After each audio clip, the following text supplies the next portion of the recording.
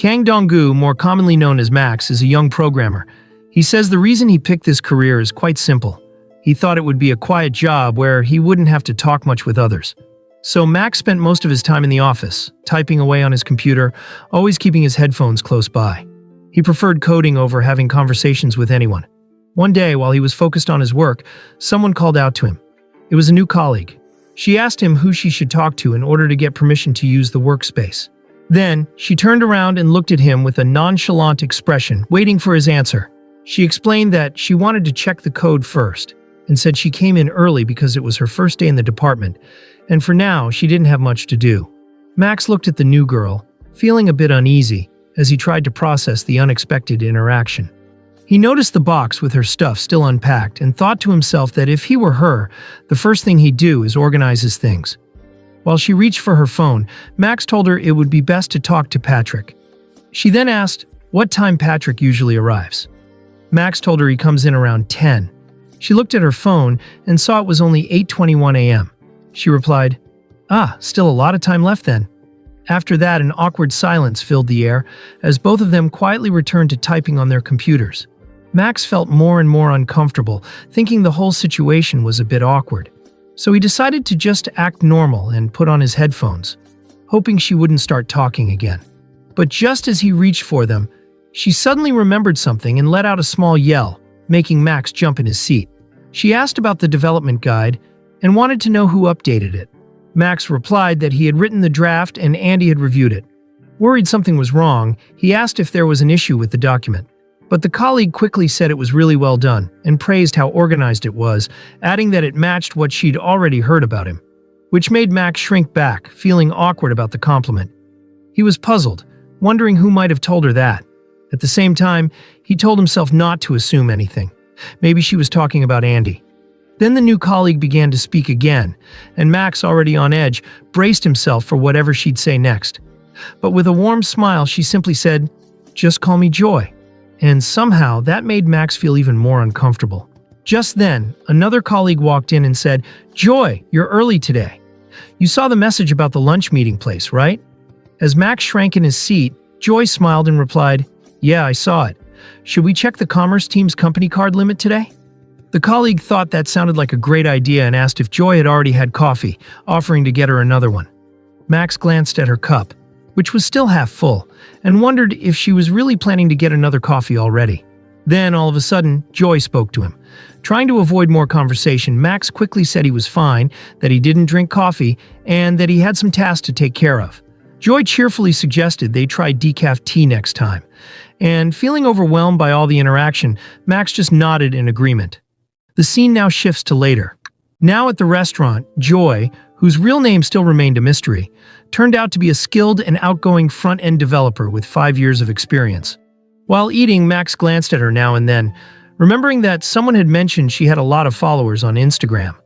That made him think she was probably someone who gave her best in everything she did. In his mind, he compared her to a cherry blossom tree in full bloom, bright, cheerful, and full of energy.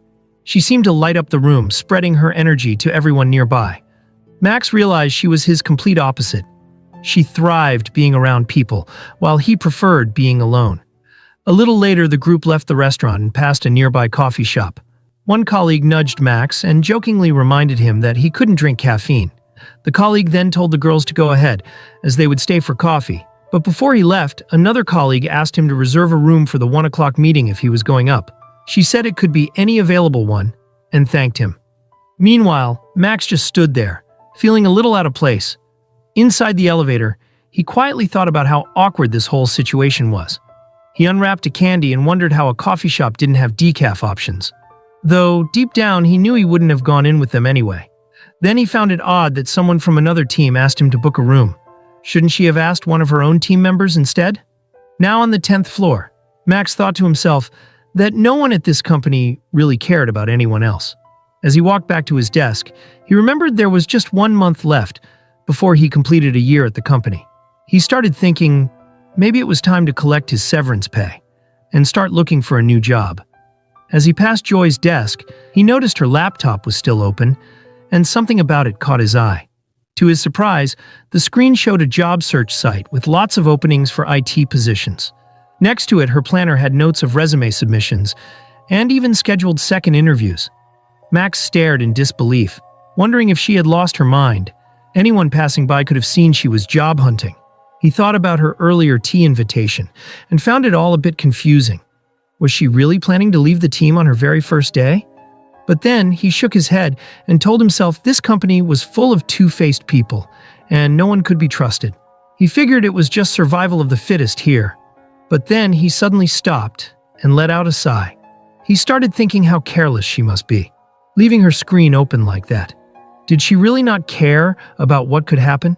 He began circling her desk, imagining what would have happened if someone else had seen the screen. Just then, he heard two colleagues whispering.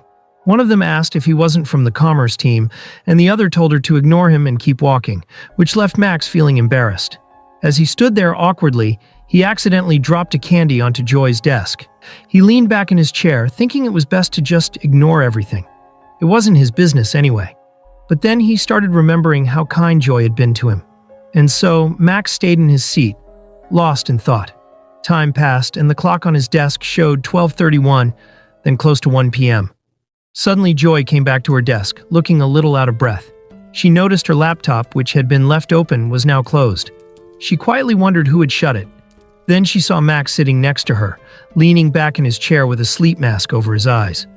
Just then, another coworker walked up to Joy and asked if something was wrong, saying she seemed to have left in a rush earlier. Joy quickly shook her head and nervously said, "No, not at all, everything's fine." Suddenly, our protagonist's cell phone alarm started to ring, and removing his sleeping mask, he grumbled that he was still sleepy, lamenting that if he had ate alone, he could have taken a nap for at least 40 minutes. Suddenly, Joy approached with a cup of coffee in her hand. She then offered it to Max. He gets surprised by this and thanks her. He then looked at the cup and saw the letter D marked on the lid, realizing it was decaf. Max, touched by the gesture, wondered if she had really thought of him when getting the drink, concluding that she was a very thoughtful person. And, well, that left him thoughtful. But he soon realized that Joy wouldn't stop staring at him, which left him completely horrified. He then started to break out in a cold sweat and wondered if she had realized that he saw her laptop screen, even though he had closed it quickly. Then, he considered whether he should be honest and say he only closed it to help her, imagining the scene in his head, but soon dismissed the idea, thinking it was crazy. He tried to convince himself that he only acted that way to avoid confusion if someone saw it, but wondered if he shouldn't have asked first. After all, she never asked him for help and might have been bothered. Soon he imagined that Joy had been very furious that he had meddled with her things, and panicked, regretting being so curious and nosy. Joy's piercing gaze made him even more tense. He bitterly regretted it, wishing he had simply pretended not to see anything. At the same moment, the girl stopped making that scary face, and to Max's total surprise, her face broke into a radiant smile, and she complimented his eye mask, finding it cute and asking where he had bought it. Our protagonist was completely stunned by the question, while Joy, laughing, asked if he could share the link. The poor guy was speechless. Stuttering, he could only manage to say he would send it through chat, and Joy thanked him excitedly. Meanwhile, our protagonist felt like he was losing his mind with all that situation. Right after, she turned to her computer and continued working. But then she notices something. It was the candy which Max had accidentally dropped. And well, after all this, poor Max had no idea how his professional life was about to change forever. The scene now shifts to the next day. Our protagonist entered the elevator and said the reason for arriving early at work was simple: to be able to leave earlier too. His smartwatch read 8:04 in the morning. He then walked through the still empty office, observing that the average arrival time for team members was between 9 and 10 in the morning. Therefore, at that moment, the office was the very definition of silence, and he took the opportunity to prepare some tea. While drinking a cup of chamomile tea to calm his mind and body before starting work, he reviewed the code he had written the day before, refactoring it. He affirmed that this calmness was exactly what he loved most. But suddenly his moment of peace was interrupted by a noise. He then heard a sound of something crunchy being chewed, and remembering that used to be his moment of tranquility at work. He saw it was Joy, who was chewing a crunchy chocolate stick like an animal beside him. She then noticed him and looked in his direction. Then the girl offered him one, but Max remained silent. Finally, completely uncomfortable, he refused the offer. And well, all that made him wonder why on earth she had to sit next to him. Soon, the clock on the desk read 12:45, and the office became bustling. Max noticed that every lunchtime, people gathered around Joy's desk. Annoyed by the noise, he put on his headphones, grumbling that he wanted to take a nap, and that if they were going to talk, they should go to the break room or the cafe. Meanwhile, a colleague asked Joy if she had been arriving earlier lately. Another colleague commented that she used to arrive at 10 o'clock when she was on the solutions team. But Joy, smiling, said she wanted to find balance with flexible hours. Meanwhile, Max thought with a certain irony that she just wanted a good-looking resume before leaving. Then another colleague asked Joy if she had taken a half-day off the previous day and questioned if everything was okay, as she had also left urgently last week. With a clearly forced smile and sweating a little, Joy tried to disguise it. She then said she was just busy with preparations for a move, and that's why things were a bit chaotic. Meanwhile, Max, upon hearing the excuse, felt a chill. He then went back to typing, wondering why on earth he was the one feeling anxious about the whole situation. The scene now shifts to later. Outside, crows flew across the sky, and Park Doyle, also known as Patrick, a veteran from the Gangdong district, appeared with a smile and said it was obvious Joy could only be leaving early because of job interviews. He explained saying, "It's transfer season these days. Taking consecutive days off at a time like this? Then it's a sure thing. If I weren't busy with wedding preparations, I'd be considering it too." Max inwardly says, "Seriously, you dragged me all the way to the rooftop just to gossip." He then says to Patrick, "Isn't that just speculation?" Joy said it was about moving. Patrick then reminds him saying, "Didn't you see Joy's face tense up earlier?" "Max, you're weirdly naive. I'm calling it 50,001 bet on whether Joy submits their resignation or not." This made Max think how childish he was. Despite this, our protagonist recognized that Patrick's instincts were indeed sharp, but before he could say anything, the colleague changed the subject and asked if he could handle the software deployment for him at 7 that evening, which left our protagonist completely shocked. His face contorted with anger as Max heard Patrick say he was busy looking for a house for newlyweds, and that a call about a good offer had just come in, highlighting the importance of timing. Only then Max understood that was the reason they had gone to the rooftop. With a cynical smile, the crazy guy offered Max an energy drink, commenting saying, "What's the point of having a great junior if not for times like this? Just help me out this once. You don't have any plans after work anyway." Our protagonist, feeling his blood boil, looked at Patrick with pure indignation. A short time later, back at his desk, Max gritted his teeth, vowing that one day he would take revenge on Park Doyle. Meanwhile, Joy watched him from the side. Noticing the energy drink can on his desk, she asked if he hadn't said he couldn't have caffeine. However, he replied that it was like a totem, just for decoration. Soon, Joy said she would get some for him whenever she saw a buy one, get one free promotion, which left Max totally terrified, almost desperately asking her not to do that. Our protagonist felt an immense urge to resign. A little later, the girl, already preparing to leave, saw a notification on the screen. Max had deployed the latest version of the admin feature at 7:41 p.m. and was requesting a Q&A session for the active server. At the same moment, she asked if the back office wasn't Patrick's responsibility, while Max internally wondered if it wasn't obvious that he was just delegating the work. He then grumbled that Patrick had said the timing with the realtor was urgent. Trying to change the subject, Max asked why she hadn't left yet, since she had arrived at 8 o'clock in the morning, and she, laughing, said she had gotten caught up with some code analysis, but will be leaving soon. Max inwardly says, acting all responsible when you're about to leave anyway. Suddenly the girl hesitated a bit and called him, asking if it would be selfish if someone changed jobs at such a busy time. That left him completely flustered, and Joy quickly corrected herself, saying she was referring to a friend's situation, not hers. Meanwhile, our protagonist wondered why on earth he was the one getting nervous, when she was the one blatantly lying. Trembling, she said that this friend was thinking of changing jobs, but the company was so busy that she felt bad about leaving her colleagues, and so she was always distracted and full of doubt. Max, in turn, remembered that Patrick already suspected her, and thought that if it were him, he would at least try not to make it so obvious. He then replied saying, "It's their career. If a good opportunity comes, it makes sense to move on."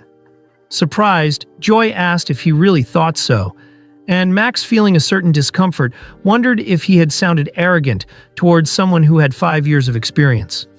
At that moment, a notification appeared on the screen, and Joy commented that the quality control was complete. She then said that he could also go home now. A little later, the two ended up leaving the building together. While waiting to cross, Joy commented that she took the bus to Jongja Station. Laughing, she asked where he lived, and he stuttering replied that it was near Ori Station. Joy was surprised, commenting that it was very close, and wondered if they would go the same way, while Max, uncomfortable, considered taking the subway. Now, already at the bus stop, Max inwardly says, "I need to casually take out my headphones as naturally as possible." But suddenly, Joy offered him some candies. She then said that this was better than his decorative decaf drink, and that a little sugar would help instead of caffeine. With that, the poor guy just thanked her. He then wondered if he had done anything good to deserve that. Then, he prepared to put on his headphones. However, he was quickly interrupted by Joy, who whispered that she had given him candies as a gift for putting up with that lazy senior. Max was completely paralyzed by the comment. However, he thought she was kind to everyone, and that it was no big deal. Even so, he affirmed that he was always receiving things from her, which intrigued him. Then he decided he had no choice, and offered her a throat candy in return, which made her immediately exclaim that she loved those little candies. She described the sensation, saying, "That intense cooling sensation is so satisfying, like my throat is burning up in magma." Even though he found her comment a bit strange, he thought that if she liked it, then it would be all right, and felt a certain relief as he watched Joy unwrap the candy. Then, she observed the square pink candy before eating it, and hesitated for a moment. Soon, while the traffic light turned red, she concluded it was grapefruit flavor. Suddenly, she called him and asked directly if, by any chance, he had seen her screen the other day. With a serious look, she awaited his answer. That question caught Max completely by surprise, leaving him speechless. Then an awkward silence settled between the two. At that instant, the bus approached the stop. Max then exclaimed that he had to go, quickly running towards the vehicle, leaving Joy alone at the bus stop. Already inside the bus, our protagonist felt completely perturbed. He ran his hand over his face, visibly distressed by the situation. Huddled in his seat, he thought to himself that he desperately wanted to change jobs. The next morning, he prepared his usual chamomile tea. His phone clock read 10 o'clock. He inwardly says, "I'm starting work a bit late. Is this the first time I did this since joining the company?" While observing Joy, he thinks to himself, "I couldn't sleep at all because I kept thinking about what happened yesterday." The girl in turn continued to work on her computer, oblivious to Max's anguish. While drinking his tea, he questioned whether he would be okay that day, and even considered taking a day off, wondering how many vacation days he still had left. But suddenly a colleague arrived, exclaiming that a problem had occurred. She explained that the order screen wasn't appearing for a new partner store, and Joy immediately stated that that was her responsibility. But she had only received the transfer documents for that section, and that it might take some time to understand everything. However, the colleague, trying to calm her, reminded her that it had only been a week since she had started working. Then the young woman asked what they would do, since the person who knew the history and was in charge of that task would only be back the next day. While the two were discussing, Max let out a cough to grab their attention. Then the two look at him.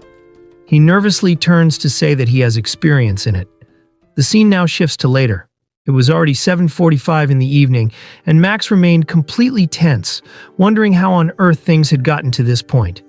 He and Joy worked side by side, and the girl, after checking the table in the SQL he had mentioned, soon suggested it could be a library version issue, and that she would also check that, remembering that a similar problem had occurred with the settlement solution, which left Max impressed with her speed. While taking another sip of his tea, he muttered that they didn't even pay overtime for him helping with that, and it wasn't even his job. But he quickly froze, saying that wasn't even the real problem. And at the same instant, the question Joy had asked him the day before, if he had seen her screen, echoed in his mind. Then he wondered if she was testing him, or if it was some kind of mind game. Our protagonist tried to convince himself to act as if he knew nothing until the end. But Joy, at the same instant, commented on what they had talked about at the bus stop the previous day. She remembered the grapefruit candy, and said that last week there had been something similar on her desk. So she thought it might have been him. Those words left him completely trembling. However, Joy, with a smile, told him not to worry about the screen story, as it was no big deal. Suddenly, Max's mug slipped from his hands and shattered on the floor. The girl gets worried and asked if he was okay. He stutters, saying that his hand had just slipped. While trying to compose himself, he wondered why he was so nervous. At the same time, Joy warned him to be careful not to cut himself when picking up the shards. Then, finally noticing his nervousness, the girl just stopped talking for a moment. Then, with a touch on his shoulder, Joy asked him to look at her eyes, which made Max look up. Suddenly, she looked him deep in the eyes with a scary face, and with a smile, she asked again if he had seen her screen. Our protagonist started to sweat coldly, feeling completely cornered. Suddenly, he cut himself with one of the shards, sending blood spurting everywhere. The girl, stuttering, asked if he was okay. A little later, while she was throwing the shards in the trash, he murmured that he hadn't meant to look, and apologized. But Joy quickly interrupted him, saying he had no reason to apologize. On the contrary, she thanked him for caring enough to notice. Then, offering a glass of water, tells him to hydrate since he had bled, and he, stuttering, thanked her. Then Max affirmed that he hadn't told anyone else about her plans, and Joy, smiling, told him not to worry. She then said that she should be the one to apologize, as everyone was desperate for more people on the team and finally felt relieved. But there she was, secretly planning to leave since the first day. She said she felt ashamed of that situation, but Max interrupted her, stating that everyone has their reasons. He then inwardly says, I was planning my escape too." Suddenly, Joy asked if he had ever felt trapped, which left him somewhat surprised. She then explained that when she was a junior, she worked overtime every day. But after 3 years, she got used to the processes and the work became easier. She felt comfortable, but at the same time restless. As her experience increased, but her performance seemed stagnant. With that, Joy felt it was time to face something new, because sometimes she wondered if she wasn't just getting too comfortable. She then concluded that she shouldn't wait any longer and seize the opportunity, but in the end, she ended up being caught by our protagonist. Laughing, she asked if it hadn't been too much information, without him having asked anything. Our protagonist listened attentively, remembering how sometimes the unknown world can seem scarier than the familiar hell one is already accustomed to. He then thought about how he had always dreamed of resigning and changing jobs. However, he never had the courage to accomplish such a feat, and he remained silent, reflecting on her words. Then Max says to her, "That's really impressive. People often say that being a developer is a job where you have to study for life. I want to follow your example. I think it's amazing. Joy, the way you never settle. Above all, the company doesn't take responsibility for your personal life. So, isn't it okay to think about yourself right now?" At the same moment, a silence settled between them, and Max wondered if he hadn't said too much. Trying to fix the situation, he stutters, saying, "Surely, with just you leaving, the company won't fall apart." But then, seeing her expression, he soon regretted saying that. He inwardly thinks, "Maybe I'm being too forward." Then the girl tilted her head down and affirmed that what he had said was impressive, and thanked him for the support. Suddenly, our protagonists shouted that he had fixed the problem. He showed it to Joy, who, surprised, asked how he had done it. He then explained that it really was a library version issue, and that her earlier suggestion had stuck in his mind. And then, excited, he asked if they could go home. Joy watched him, somewhat impressed. He then said he had already requested a Q&A session, and that the next day he would check the other library issues. Suddenly, the girl's eyes dilated. Then she smiles and calls out his name, and as he turns to her with a bright smile, she asked if they should start a job switch study group together. This left our protagonist completely speechless. Soon he wondered what on earth that woman was saying. The next day he arrived at work completely exhausted, and while fiddling with his phone, he drooled from so much sleepiness. He then wondered if he had indeed pulled 2 all-nighters in a row. As Joy's words echoed in his mind, he remained silent. At the same time, he tried to process her proposal. On his phone, he desperately searched how to politely refuse someone, trying to find a way out of that situation. Then he began to read the advice mentally. Say something first, take control of the situation, and be bold. Suddenly, the nerdy colleague from work tapped him on the shoulder, asking if he was busy, which made him scream in fright. Startled by his reaction, she asked why he was so agitated, and she questions whether those are dark circles under his eyes. Max then asks what she wants all of a sudden. Then she informed him that Donald was calling and wanted to see him for a bit, and took him to meeting room 3. Upon entering, he came face to face with Hundo Kyung, the leader of the commerce team, better known as Donald. With a smile, he commented that Max had been working hard lately and offered him a cup of chamomile tea, remembering that our protagonist didn't drink caffeine. Max, still a bit nervous, thanked him. Donald commented that he heard about Andy's day off the previous day, and that Max had resolved everything for him. Soon, the old man remembered that 2 days earlier, Max had also taken care of Patrick's deployment, stating that he must be overwhelmed with his own work. Meanwhile, our protagonist wondered what was happening there. Then, with a frightening look, Donald commented that at that rate he might end up changing jobs. Startled, Max spat out his tea, and Donald, laughing, said he was just kidding. However, he soon changed his tone, saying that if Max agreed, they would consider renegotiating his salary around the 3rd quarter. That left our protagonist completely shocked. His boss explained that since many people left the team at the end of last year, everything had become busier, and that this renegotiation was only for those who had been truly making an effort. Then the old man affirmed that the CEO had also approved it. With a smile, he says to him, "From the company's perspective, retaining skilled employees is more important than hiring new ones." He then made it clear that this was strictly confidential. Our protagonist, swallowing hard, just agreed, but he remained confused by the whole situation. Then Donald handed him a corporate card and says, "Since you worked hard dealing with the issue yesterday, go out and have an expensive meal together. Submit the receipt to the finance department." Max then gets confused and asks what he meant by together. Donald responds saying, "The one who worked with you yesterday, that was Joy, right?" Upon hearing that, our protagonist became completely distressed. Donald then says to him, "She's a talent we somehow snagged from the accounting team. Must be tough since she didn't even get a proper handover. We should at least take care of her in some way, don't you think?" Then he exclaimed that Joy and Max were the present and future of the team, and boasted that they were extremely reliable. Back at his desk, the poor guy felt even more pressured. Joy, curious about what had happened in the room, observed him. Then shyly, our protagonist approached her and asked if there was anything specific she would like to eat. Max inwardly says, "It would have been nice if they told me to spend it all myself." Suddenly, Joy picked up her phone and says, "I already have lunch plans with the finance team today. Tomorrow I have a lunch date with Esther. The day after that is the weekend, and Monday is my day off." Max then inwardly says, "What am I supposed to do?" Then suddenly he wondered if she was telling him to just take the card and disappear. However, she surprised him, asking if he would be up for dinner with her. A short time later, they found themselves in a fancy steak restaurant. Our protagonist remained silent, visibly uncomfortable with the situation. Joy, on the other hand, commented that they were lucky to have gotten a table, and he just agreed shyly. Then she mentioned she had been there before with Esther, and that it had been very good. Then suddenly she said they still had unfinished business from the previous day to discuss. Meanwhile, our protagonist wondered how on earth he had ended up in that situation. Joy examines the menu, saying that she's going to pick the most expensive things.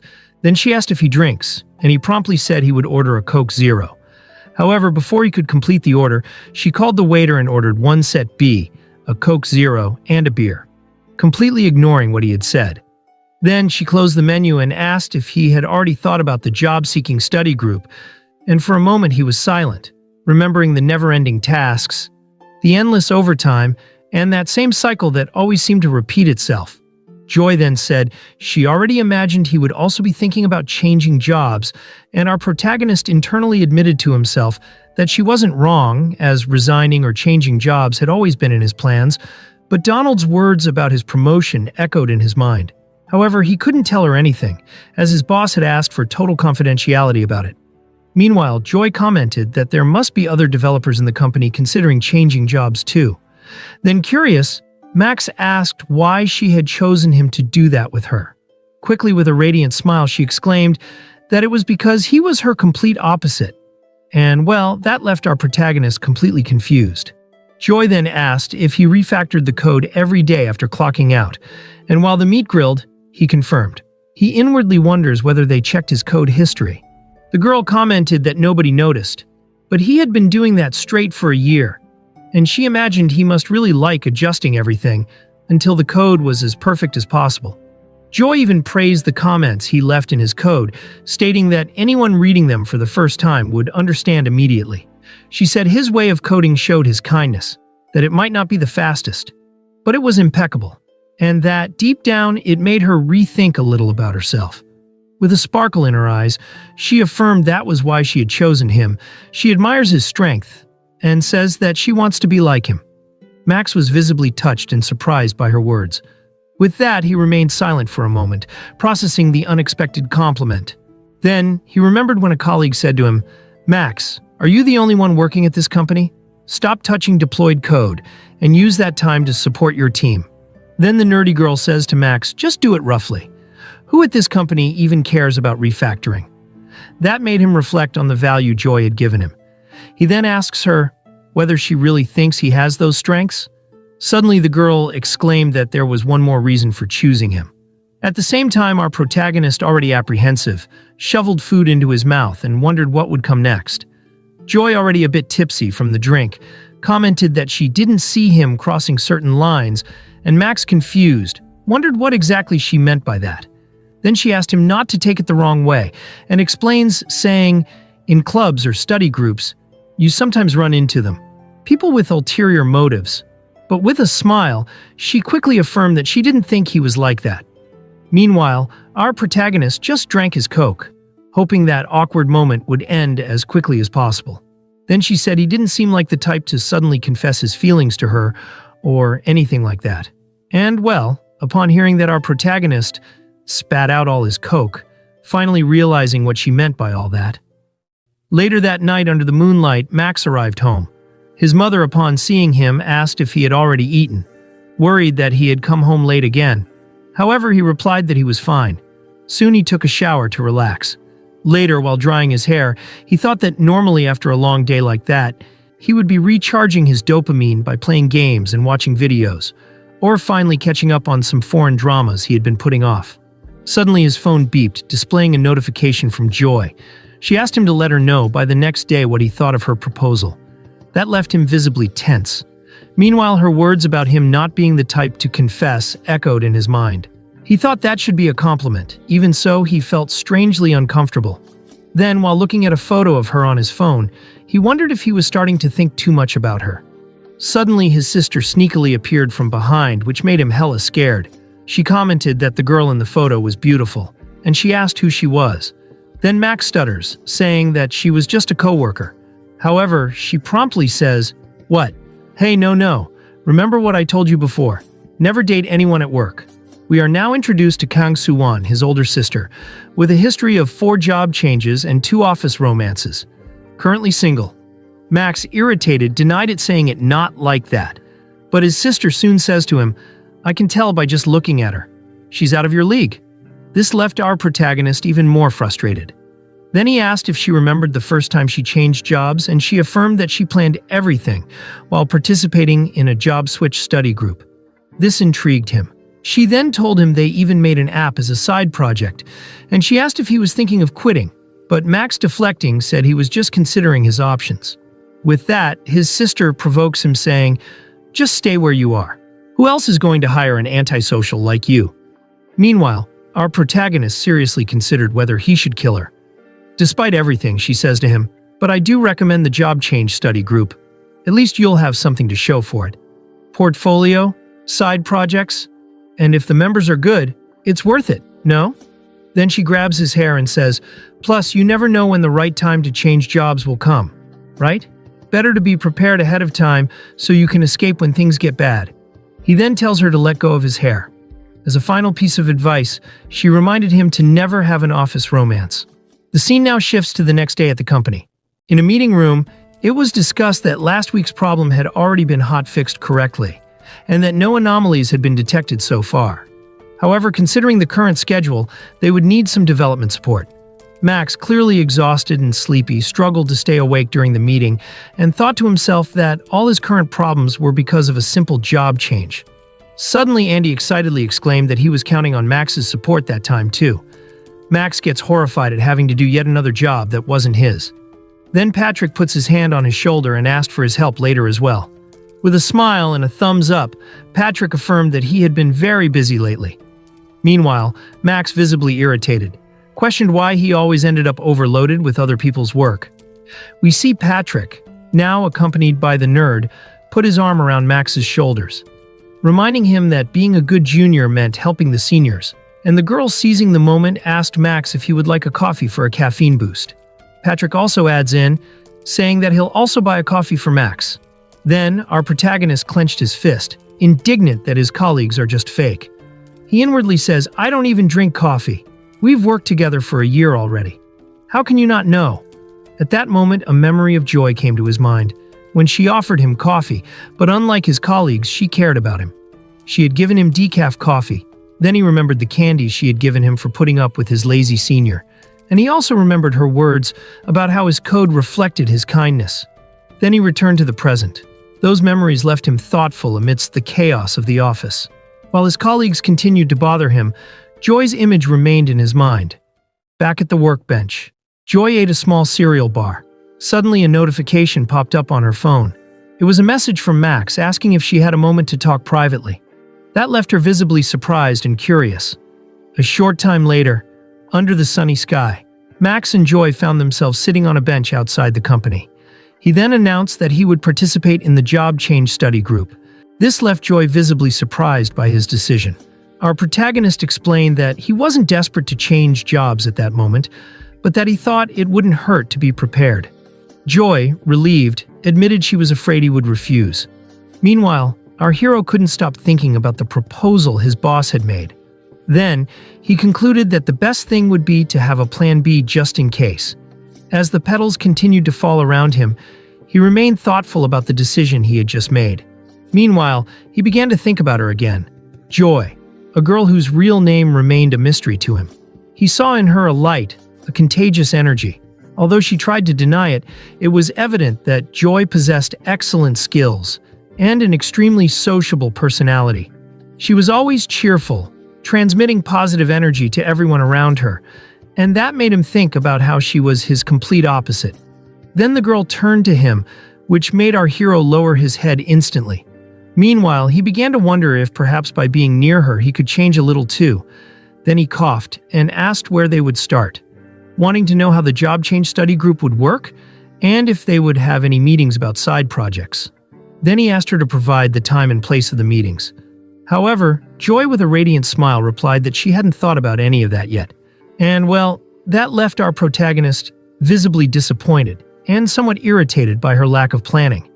And nervous, he wondered if he could really trust that person. A little later, in a coffee shop, an attendant announced that customer 147's orders were ready. And at the same moment, the blonde from the beginning of the story approached the counter and thanked them. She then left the establishment. Suddenly, she saw Max and Joy climbing the stairs towards the company building together, and for a moment she stopped. The blonde wondered what the two of them were doing together. And, well, 2 days had passed since our protagonist agreed to participate in the job switch study group. To plan everything, our protagonist and Joy decided to meet at the coffee shop on the company's first floor. While taking a sip of his drink, he asked what had happened to all those interviews she had scheduled in her planner, remembering there were many. Then, Joy, fiddling with her tablet, replied that she had passed most of them, but had declined them all, and that she had also canceled all her scheduled appointments. She then says that she's trying to aim higher. This catches Max's attention, and he asks what she means by that. She responds saying that she wants to join the Unicorn Company, a private setup valued at over $1 billion. She explains saying, "I think a trendy but well-established organization would be best for me. But of course, the salary would be higher too." She then laughs saying, "What about you, Max? What kind of company would you like to move to?" Max then lazily says, "I'm not sure yet. I don't know what kind of company would suit me. I'm going to think it over slowly as we go through the study group." Then with a sarcastic smile, she says, "I'm curious. A year from now, where will Max be working?" Meanwhile, our hero tried to stay focused, trying to convince himself that it was just a polite comment from her. Soon he changed the subject, saying they had a lot to decide, like the concept of the side project and the study location. Then suddenly, Esther, the blonde, appeared from behind them, asking what study group that was. And, well, For you to better understand who she is and what she does, Esther is the company's user experience designer. Max, stuttering, tried to play it off, trying to guess how much she had heard of their conversation. Quickly, the poor guy remembered that Joy was there with him, and hoped she knew how to cover up that situation. However, to his despair, the girl seemed to have frozen. Then Max quickly invented an excuse, saying that Joy knew someone who ran a development study group, stating that he was just thinking of asking if he could participate. And Esther, surprised, commented that she thought he was the type who only played video games after work, which left him visibly shaken. Completely destroyed by her comment, he tried to hide it with a forced smile. Soon Esther commented, surprised, that it was strange to see him there in the cafe during work hours, which made our protagonist want to disappear from there. He then said he needed to go up to work. Joy then tells Esther that she's heading to the convenience store, so she asks whether she wants to join her. Esther takes her offer, but then she calls out to Max. As he turns, she adjusts her hair, saying, "Want me to grab you something?" Max politely rejects the offer. The scene now shifts to next day. Esther says to Max, "The design itself has been approved. I think we just need to check some specifications, certain features." He then asks what kind of things they should check, and she responds saying, "I think we'll need to implement debouncing because of the number of API calls."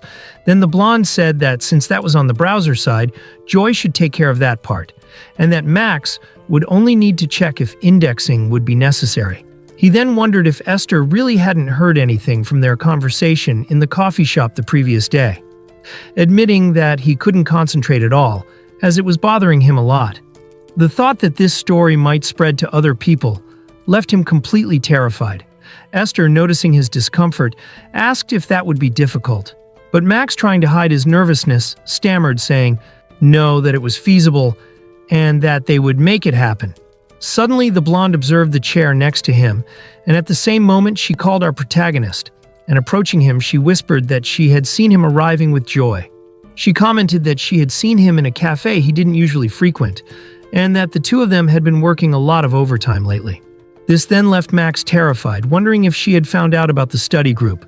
However, the blonde soon went to the romantic side of things and asked if he was also interested in Joy. However, he promptly denied it. But she, still suspicious, commented that she thought he had entered the competition like everyone else. Our protagonist, confused, asked what competition that was, and Esther, in a whisper, explained that Joy was very popular and that many people had already tried to get close to her, but ended up being rejected. He then wondered if Joy was really that popular, and Esther, counting on her fingers, affirmed that, as far as she knew, at least 4 people had already tried, and that some even resigned after confessing. This left Max truly frightened. However, shortly thereafter, he said that work was to be taken seriously, and that messing with other people's emotions wouldn't get him anywhere. Then, the blonde agreed with him. Meanwhile, the poor guy soon remembered his sister's advice about office romances. Then, deflecting the subject, he asked if there was anything else to review. And Esther replies that she didn't need anything else, and she praised his good work today. However, before leaving, she gave him a candy, wishing his afternoon would be free of emotional dramas.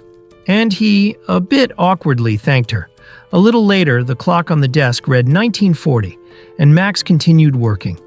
He then unwrapped the candy and thought ironically that not even a lucky candy like that could prevent overtime. Suddenly, Joy approached and asked if he wasn't leaving. However, he replied that he was still there because of a request from Patrick, stating that he should finish in 2 hours. Then, she suggested they go get some air on the rooftop. The scene now shifts to the rooftop. The girl asked if he had already thought about the study group. She suggested they meet at night during the week, maybe twice, and he agreed, stating they needed to rest on weekends. Joy then discusses about the location they should meet, and Max says to her, "Near the office feels a bit awkward. So maybe Jongja Station? 1 stop away by subway from here." She then says, "That's close to my place, so I'm fine. But is it okay for you, Max?" He replies saying, "It's on the way home, and it's just a quick cafe meeting, so sure." She takes a picture and says, "Ah, right, you said you live near Ori Station." Max then says, "Once we decide regarding the side project and which function to implement." Joy then adds in saying, "After that, we can just do progress check-ins online, right?" He responds saying, "Yeah, sounds about right." She then shows him the photo she took and says that the sky looks nice. Max nods in agreement. Then he looks at her worried and says, "Do you think we can pull this off?" A busy job, frequent overtime. Preparing all this on top of that. Joy then ponders for a moment, and with a radiant smile she replies saying, "It won't be easy. That's why we're doing it together." Max then lowers his head and remained in thought. The scene now shifts, and we see them near the elevator. Joy apologizes, saying, "Sorry, this conversation dragged on while you still have work to do." Max then says, "I'm fine, but your shift's getting late, Joy." She then ponders for a moment and says to him, "By the way, do we need to call each other by our nicknames outside the office?" Max gets confused, and she explains saying, "It's just, using Joy and Max outside the office sounds kind of funny. Should we just use real names when it's just us?" Max then unenthusiastically says, I don't really mind." She then says, "It's Donggu, right?" Our protagonist then gets a weird sensation as she says his name out loud. She chuckles saying, "Patrick calls you that sometimes." Donggu then inwardly thinks, "What the? It's just a name," but coming from her feels so weird. She then asks what's his surname, and he replies saying, "Kang." She says out his full name, Kang Donggu. Then she gets shocked and says, "Don't tell me you were born in Gangdong District, Seoul. That's where the rich live." Kang Donggu then denies it, saying, "I'm born and raised in Seongnam." She then chuckles, saying, "Somehow your real name leaves a bigger impression than Max." Then they get into the elevator, and Max inwardly scoffs, wanting her to just go home already. Then, a few moments later, they are still in the elevator, and he closes his eyes, wondering why does time feel so slow today. Then suddenly she called him by his real name again, and with a seductive look, she asked if he wasn't going to ask her name. He pauses for a bit and says, "Well, since you said that, I am a little curious." She then teases him, saying, "I won't tell you though." Donggu gets irritated and inwardly says, "Were you just trying to joke around?" He then says to her, "Anyway, our company's emergency contact list has employees' phone numbers. If you save it in Messenger, the name should show up, right?" She then realizes that and quickly uses her phone. Donggu exits the elevator with a smirk, as if he had won the battle. But then he gets shocked as she yells out saying, "How about this?" He sees her phone and realizes that she had erased her name. She teases him, saying that now he won't be able to know her name. He holds his chest, trying to recover from the scare, and he inwardly says, "Are you a grade schooler? Did you come down just to show me this?" She then leans close to him and whispers, saying, "Just kidding. I'll put it back to normal." Since we're on the topic, should we discuss the study through personal messenger? I didn't realize, but conversations on the company messenger, if you have admin rights, you can see them all. She then holds her phone towards him and says that's why they should exchange numbers now. She tells him that there's no need to check the emergency contact list, and that she'll contact him later. He agrees to it, and the scene now shifts to later. Inside his apartment, we see Kang Donggu on the bed, using his phone. He sees the girl's profile and reads her real name, Jang Charon. He then clicks on her profile picture and stares at it while inwardly thinking, exchange personal numbers with a coworker. Is this my first time since joining? He then swipes and sees her other photo. He stares at it and says, just from a glance, we live in completely different worlds. If not for work, we'd never be connected. He then remembers her saying that she'll contact him later. He then gets conflicted and then decides to just forget it and just sleep. The scene now shifts to the next day. We see that Max had gotten some messages from Sharon reading, "Since today is Friday, shall we have our first meeting after work on Monday?" Donggu then had sent a message agreeing to it, and she in turn sends, "Then let's each bring at least 2 ideas for the side project by then." Kang then walks towards the entrance saying, "Guess I'll have to look for side project ideas this weekend. This might actually be fun." Then when he enters, he sees a colleague trying to flirt with Sharon by saying, "Joy, you haven't had your coffee yet, right? I'll buy it for you." Joy then lets out an awkward laugh and tries to reject it, saying, "I have emails to check." We are now introduced to this weirdo whose real name is Jung Junho, and company nickname is Jaden. He is the service operations support. Jaden then tries to force her by saying, "Come on, just take it easy. Working so hard won't get you extra pay anyway." Max then walks past them while inwardly saying, "What a mindset." Then Joy turned towards Max as she notices him. She quickly turns to Jaden and says, "Or should we bring Max along too?" Max grits his teeth in frustration. Then Jaden cunningly says to her, "Oh Joy, you don't know, do you? Max doesn't handle caffeine well. We need to be considerate. Joy starts to sweat nervously, and Max, seeing this, he reluctantly says that he wants to have a decaf Americano. The scene now shifts to the cafe. Max inwardly says, "Why am I even doing this?" Jaden then flirts with her, saying, "By the way, Joy, have you seen the cherry blossoms this year?" She responds saying, "No, been too busy." Jaden then says, "Seokchan Lake is super popular spot. I highly recommend it." She responds saying, "Wow, sounds amazing, but it's far and probably crowded." Meanwhile, Max inwardly says, "They're obviously flirting, right? I can't watch this. It's making me sick." Jaden keeps yapping, saying, "If it rains, this year's cherry blossoms will be gone. Or I could take you sometime if you're free." Max then interrupts, saying, "The stream nearby is nice too." Then they both stare at him in silence, and he gets nervous by this and starts to yap, saying, "Since Joy lives near Jongja Station, there's Tancheon nearby. The cherry blossoms there are pretty too." He then inwardly says, "Kang Donggu, get a grip. No one asked." But he continues to yap, saying, "It's quiet, only locals go there. It's nice for a walk." Joy then holds her phone close to her mouth and looks at Max as he continues saying, "Though, because of work, I haven't had time to really enjoy it." Jaden then tries to counter, saying, "But hotspots are better." But then the buzzer cuts him off, alerting that their order is ready. Because of this, Bro ended up getting negative riz. Joy then quickly stands up, saying, "Ah, the coffee's ready. I'll go take it." Max notices this and inwardly says that she's quick to stand up. Jaden then glares at our boy as Bro got negative riz because of Max. Jaden then sarcastically says, "You must be pretty close, huh?" Max then inwardly says, "Damn it. I knew I shouldn't have come down." The scene now shifts to later. Joy takes her laptop and puts it into her handbag. She turns to Max and teases him, saying, "I went to the park earlier with Esther during lunch. The cherry blossoms were pretty, but you were eating alone, so you missed it, huh?" Max then says, "I'm working late for the study schedule next week and you're teasing me?" He inwardly says, "I swear you're getting a taste for teasing." She then holds her fist closed near him. He gets confused and keeps his hands below it. Then as she opens her fist, cherry petals falls down onto his hands.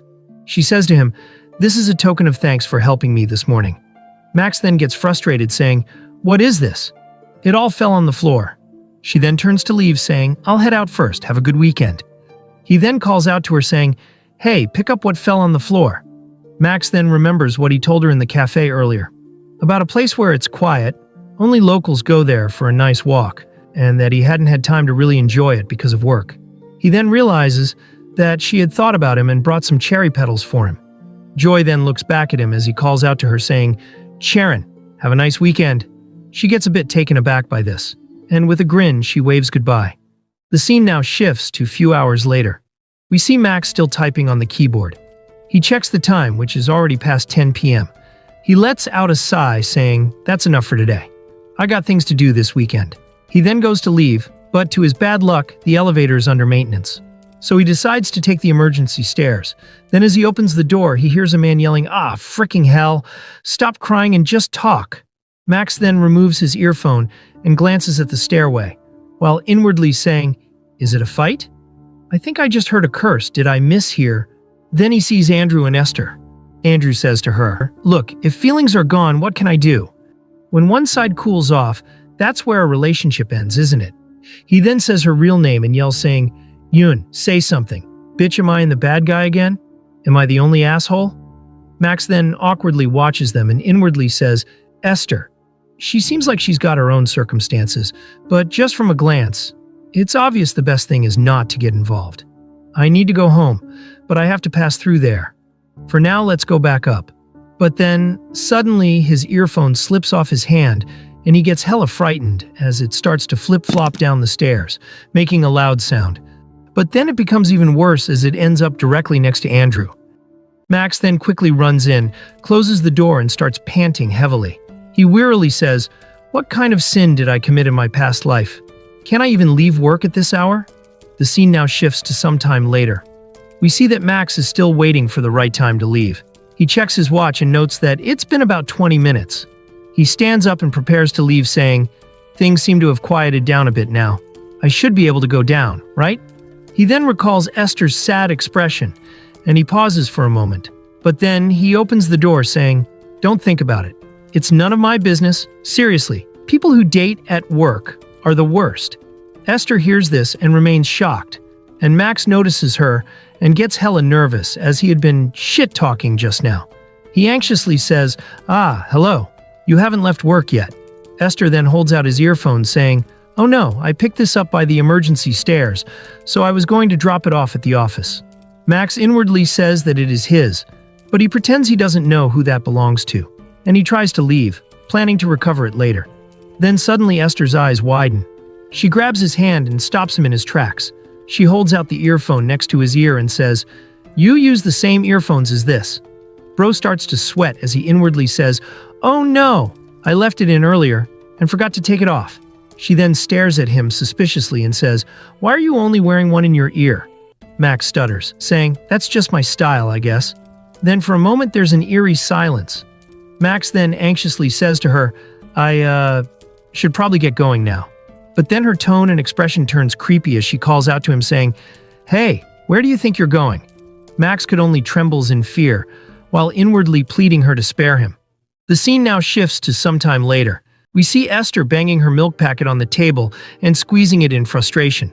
She mutters saying, "Actually, this is great. The one who witnessed my cringiest moment was Max."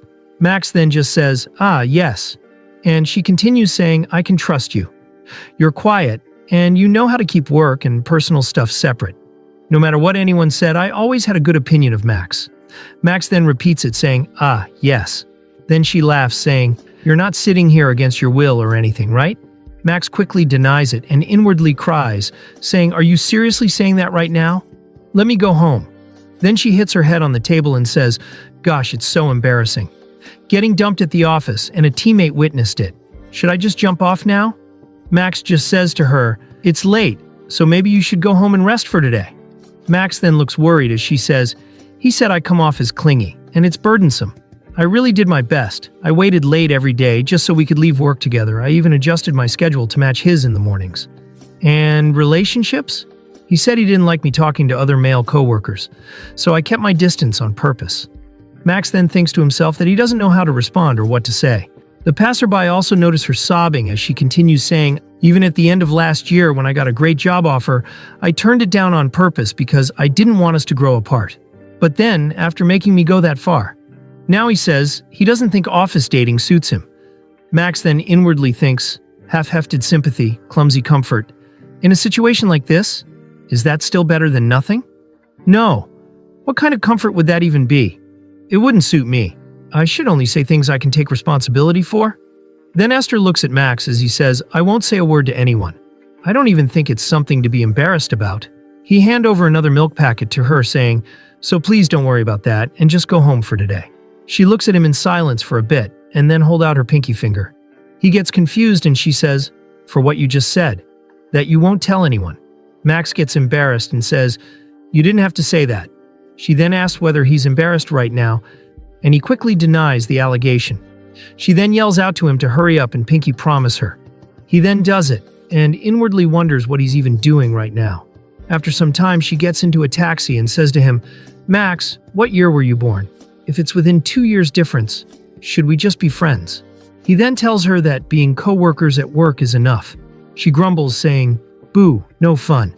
Max, the gentleman he is, takes a picture of the number plate of the taxi so he could make sure she's safe. Finally, he starts to head home, and Esther glances at him one more time. It appears that she's starting to catch feelings for our boy. The scene now shifts to later. At Max's apartment, we see our boy seriously exhausted as mutters that so much happened today. Then his sister wipes her hair saying, "Be honest, you come home late on purpose to rack up extra pay, don't you?" Max tells her that his salary is all-inclusive, so it's pre-calculated and included in the base salary. She then says to him, "Why haven't you changed clothes yet? Should I help remove them for you?" He tells her that he has to go take a wash first before he changes into new clothes. Then the hot chick says to him, "Oh right, can you do the dessert open run at Jungja Station for me tomorrow? It's not like you have plans or anything. It's a bakery cafe that just opened." Max gets frustrated saying, "Damn, sibling.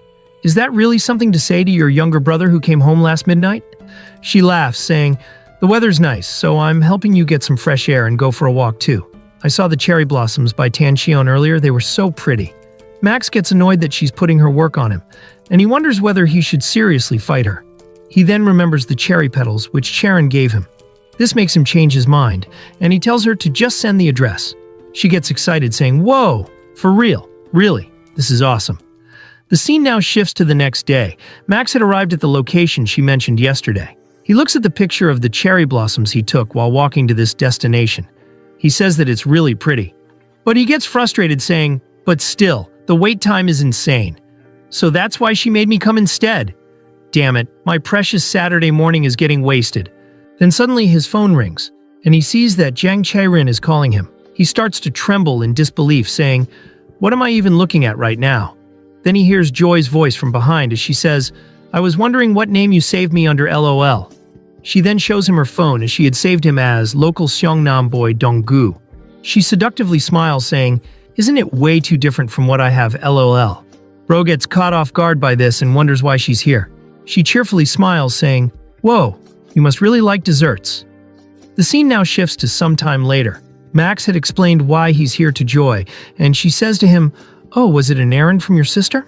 "Oh, what a sweet sibling relationship. I'd never do that if it were me." They both then pick various desserts onto their plates, and Chae-rin remarks, saying, "There are lots of events at nearby cafes during dessert festa. I thought you liked that kind of thing, Donggu.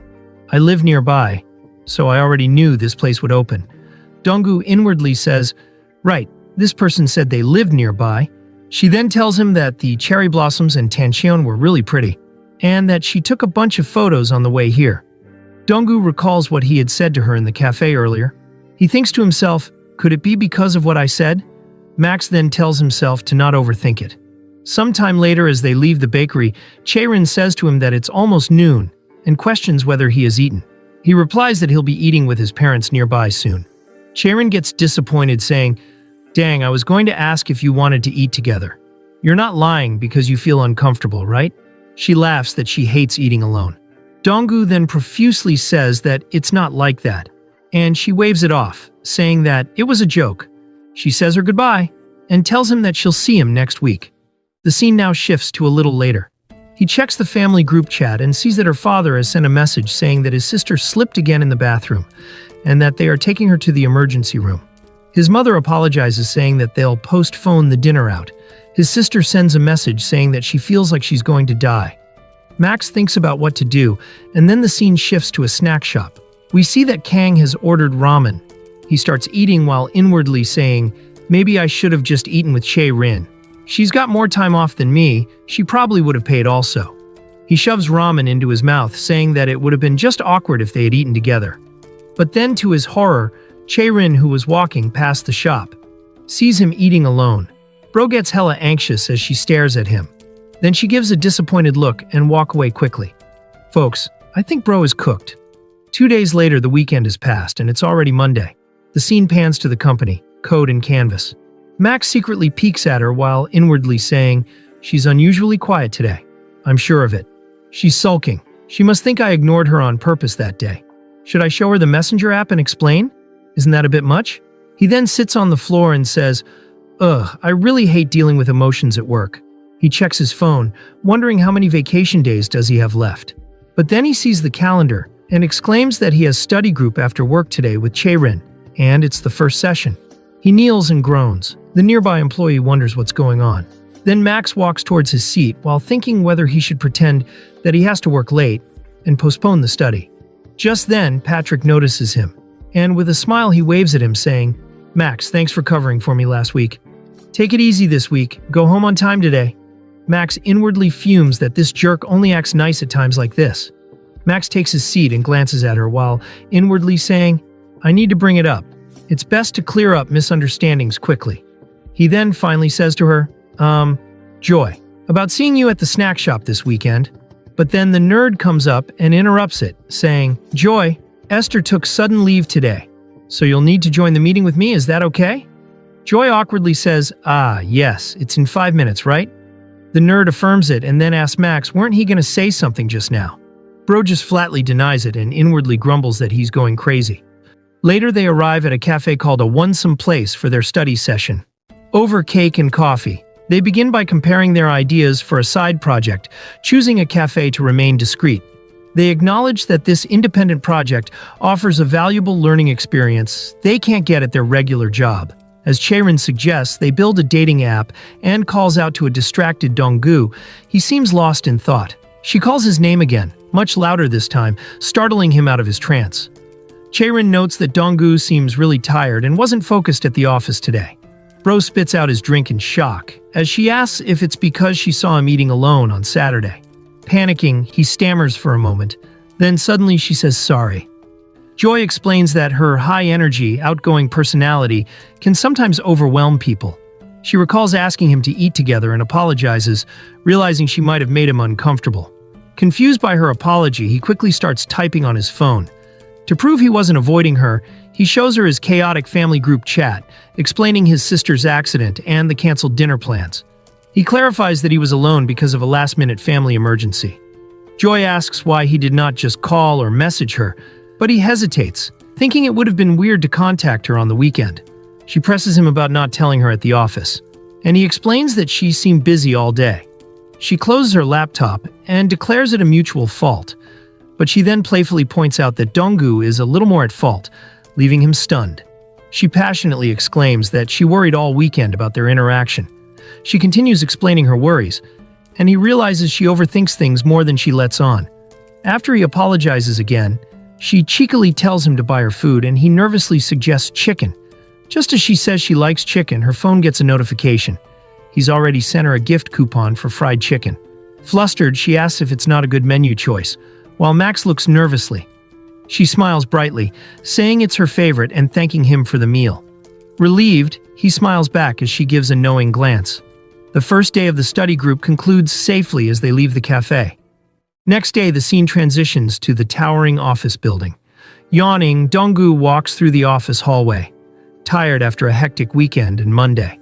As he enters the meeting room, he inwardly says that he was hoping Tuesday would be emotional-free, but nope. Their team leader Mickey praising the commerce team's hard work. Mickey reassures Donggu and Esther not to feel pressured as the real work begins in 3 weeks, much to Donggu's annoyance. He gestures saying, "Today's just a preview. If you have questions, just DM our Andrew." We are now introduced to the business dev planner, who is identified as Esther's ex. While Esther cheerfully agrees, Donggu begins typing furiously, channeling his silent rage into his work. His fingers fly across the keyboard, typing absolute gibberish out of frustration. He inwardly pleads for someone to save him. The scene now shifts to some time later.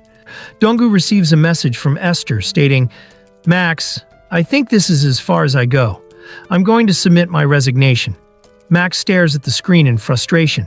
He inwardly says, "She's really quitting? Just because she broke up with someone at work? They aren't even on the same team. If their work hours don't overlap, they wouldn't even run into each other. So why bother?" He recalls Esther's pained expression and says, "I don't get it." He pauses for a moment and pulls his cheek, saying, "No, Kang Donggu, mind your own business. Stay out of other people's affairs." With resolute determination, he says that his role is to stay silent. Nothing more, nothing less. Just then, he jumps in shock as Esther suddenly appears and asks what he's doing. She asks, saying, "What the? Why are you so startled? You were pretending to work, but were actually slacking off, huh?" Max denies the allegations. She laughs and tells him to follow her. Max curiously wonders why, and the scene shifts as she leads him to a convenience store. Tada, Esther offers to buy him anything as payback, and he internally wonders if it's a bribe for his silence. He picks up a sandwich, figuring he'll save on lunch, and then asks about the message she sent earlier. Esther cryptically says that if you don't like the temple, the monk should leave, then mentions she has a meeting with Donald tomorrow. Then suddenly she gasps, covering her mouth in sudden shock. Donggu says, "Even so, quitting all of a sudden." Esther quickly puts a finger to his lips, hushing him as they see someone nearby. It's Andrew on the phone, telling someone to keep it a secret for now. This shocks Donggu. Andrew clarifies, saying, "No, it's not like that. I just broke up recently with Esther, so I should at least pretend like I'm taking time to reflect." Andrew then walks off, saying that he'll post it about it later in SNS. As he leaves, Esther collapses to the floor in silent despair. Donggu watches her, a silent understanding passing between them as he finally grasps her pain. Sometime later, Max and Esther sit in somber silence as the mood turns grim. Esther apologizes, saying, Sorry, I really meant to buy everything for you, but I kind of rushed out. Max reassures her that it's fine. Spotting a vending machine, she offers to buy a drink at least. But he declines, saying he only drinks Coke Zero. Then she buys a bottle of water from the machine instead. Now, both holding a water bottle, he remarks it's his first time getting bottled water from a vending machine. Max then awkwardly asks whether she knew about the cheating earlier. Esther responds saying, "Well, sort of." Stunned, Max asks if she kept seeing him even knowing he was cheating. She sulkingly says, "I'm not sure if you call it cheating or just rebounding. He had this female friend he was close with even before we started dating. Some junior from his old job or whatever. I just kept suspecting stuff. I had a hunch, but no real proof. I was following that girl on a secondary SNS account, and last weekend she posted a bouquet at a restaurant. Exactly 2 days after we broke up. I'm the one who told about that restaurant." She lets out a strained laugh, saying, "Crazy, right?" Max agrees, saying, "Yeah, seems like it." With a look of grim resolve, she chugs her water. She asks him to pretend he didn't hear anything this time either, calling him Max. She casually mentions their pinky promise, which catches him off guard. She looks at him with a gentle, knowing smile. He awkwardly agrees, while inwardly reflecting that, while silence is the best form of consideration, the situation still feels frustrating. Back at his desk, Max taps his fingers, internally wrestling with his frustration over the unresolved situation. Joy then notices his mood, asking if anything is wrong, and offering him a sugar recharge candy to recharge. He stares silently at the candy while saying, "It's not like I'm responsible for someone else's choices, so meddling recklessly would just be irresponsible, right?" This catches Joy off guard. Bro then gets anxious as he had said something loud which he should have said internally. Joy perks up saying, Well, if that's how Max sees it, then maybe that's just how it is." Bro gets even more embarrassed by this. Max lets out a strained laugh and tries to come up with an excuse, but she says, But I think it's okay to express your honest feelings. Like when you told me I was admirable. When you told me that you admire the way I never settle." Joy gestures, saying, "Even back then, you didn't really offer me advice or opinions, did you? I don't know what's going on, but maybe that's more than enough." Max then reflects on Esther's situation, and the scene shifts to the woman's toilet. We see a set of makeup items on the sink. Esther gets a notification in her Samsung Z Flip 6, and it appears that Max had sent her a message stating that he wants to talk to her privately for a moment. Folks, I think Esther had been crying a lot. That's why she was redoing her makeup. The scene now shifts to later in the emergency stairway. Esther calls out to Max and puts on a fake cheerful act, saying, "What's this all of a sudden? Were you bored? Want to grab a coffee with Joy? Or are you slacking off maybe?" Max stays silent, and Esther calls out his name hesitantly. He remains silent and then says, "He's the one who did wrong, so I don't understand why you're the one leaving the company, Esther." She gets caught off guard by this question and asks, "Where did that come from all of a sudden?" Max takes a step, saying, "What I mean is, getting hurt is one thing, but I just don't get why you're the one taking the loss." She gets taken aback by this. She silently mutters, "I didn't expect you to say something like this, Max." They both stay silent for a moment, collecting their thoughts. Esther says to him, "This past month, every time I saw him at the office, it felt like my heart dropped. I'd feel overwhelmed out of nowhere, cry in a restroom on a different floor, fix my makeup, and then act like nothing happened at my desk. I just started questioning if this is really how I'm supposed to keep working." Max silently listens to her, while also reflecting on Joy telling him that it's okay to express your honest feelings. Max then says to Esther, "Honestly, it doesn't matter to me what you decide. It's your career and your life. I just hate how that shameless, selfish guy gets to benefit from your sacrifice, Esther. Even if he doesn't get punished for it, I just hope you end up doing better than him, in every way." He then finishes saying, "That's all there is to it." Esther, with a strained tone, asks, "Why? Why go out of your way to say all this?" Max recalls the interactions he had with her in the office, and he says to her, "UI designers who understand dev language aren't exactly common. No, I just believe you're really good at your job." Esther gets taken aback by this compliment and starts to sniffle. Max gets a bit confused by the sound, then his eyes widen as he sees tears pouring down from Esther's eyes. Bro gets anxious and says to himself, "Didn't I do exactly what Joy told me to?" Bewildered, he stares at her at a loss for what just happened. He panics internally, wondering if he did something wrong. As he awkwardly tries to get her attention, overwhelmed with embarrassment, he inwardly screams about how annoying the situation has become. She explains that it's annoying because she feels comforting by his words. Meanwhile, Bro inwardly says that she scared him for a moment. She wipes away her tears and mutters, saying, 2 weeks. As she walks off, Esther declares she'll resign in 2 weeks if she still feels the same, leaving Max stunned. She turns back with a playful wink, cheerfully asking if they should head back up. Flustered, he reluctantly agrees. Walking back, he sighs in relief, thinking he can finally focus on work again. As they head near the office, they see a group of co-workers waiting by the elevator. The co-worker spots them together, and Max and Esther freeze in shock at being caught. They call out for Esther and Max, and Esther quickly covers her face. This leaves Joy unsuspicious. Even the other co-workers watch them in confusion. The nerd then tells Esther that she's going to a cafe and asks whether she wants to join her. But Esther runs away hurriedly, saying that she can't join today. This leaves Max shocked as he inwardly groans that she's seriously escaping alone like this. Joy then asks whether Max wants to join them, but Jaden weighs in that Max can't drink caffeine. Max inwardly fumes, wondering whether he should kill him for real. Max then escapes the situation, saying, I have to check some work too. Then, see you later. As he leaves, Joy watches him in a pensive manner. Oh no, folks, is there going to be another misunderstanding? The scene now shifts to later, as the clock on a desk reads 3:10. At his desk, Max finds himself unable to focus. Though his fingers type on autopilot, he imagines his coworkers gossiping about him and Esther at the cafe. His anxiety spirals as he pictures them calling him a creepy stalker who confessed to her.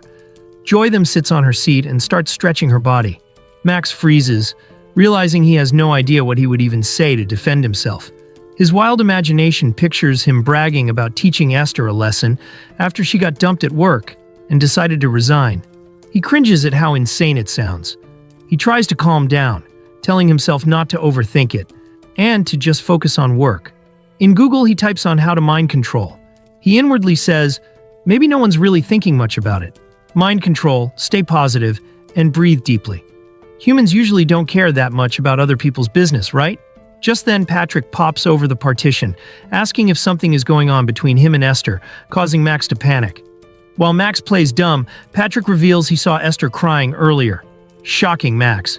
Patrick cheerfully guesses they just fought over a delayed file, and Max silently fumes at his loud speculation.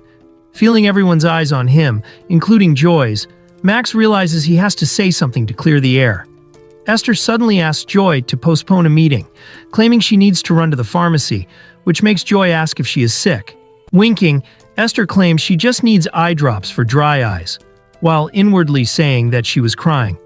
Esther then loudly thanks Max for helping her find her access card, and he awkwardly plays along.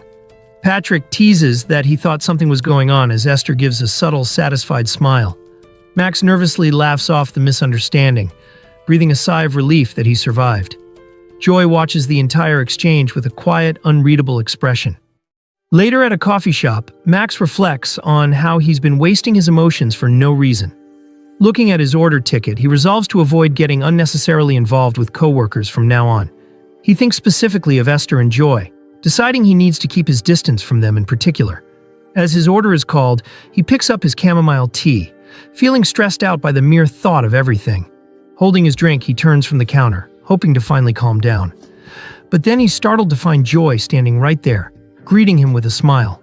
Stunned, he asks why she's there, and she playfully questions why he bought tea when he could have made at the office.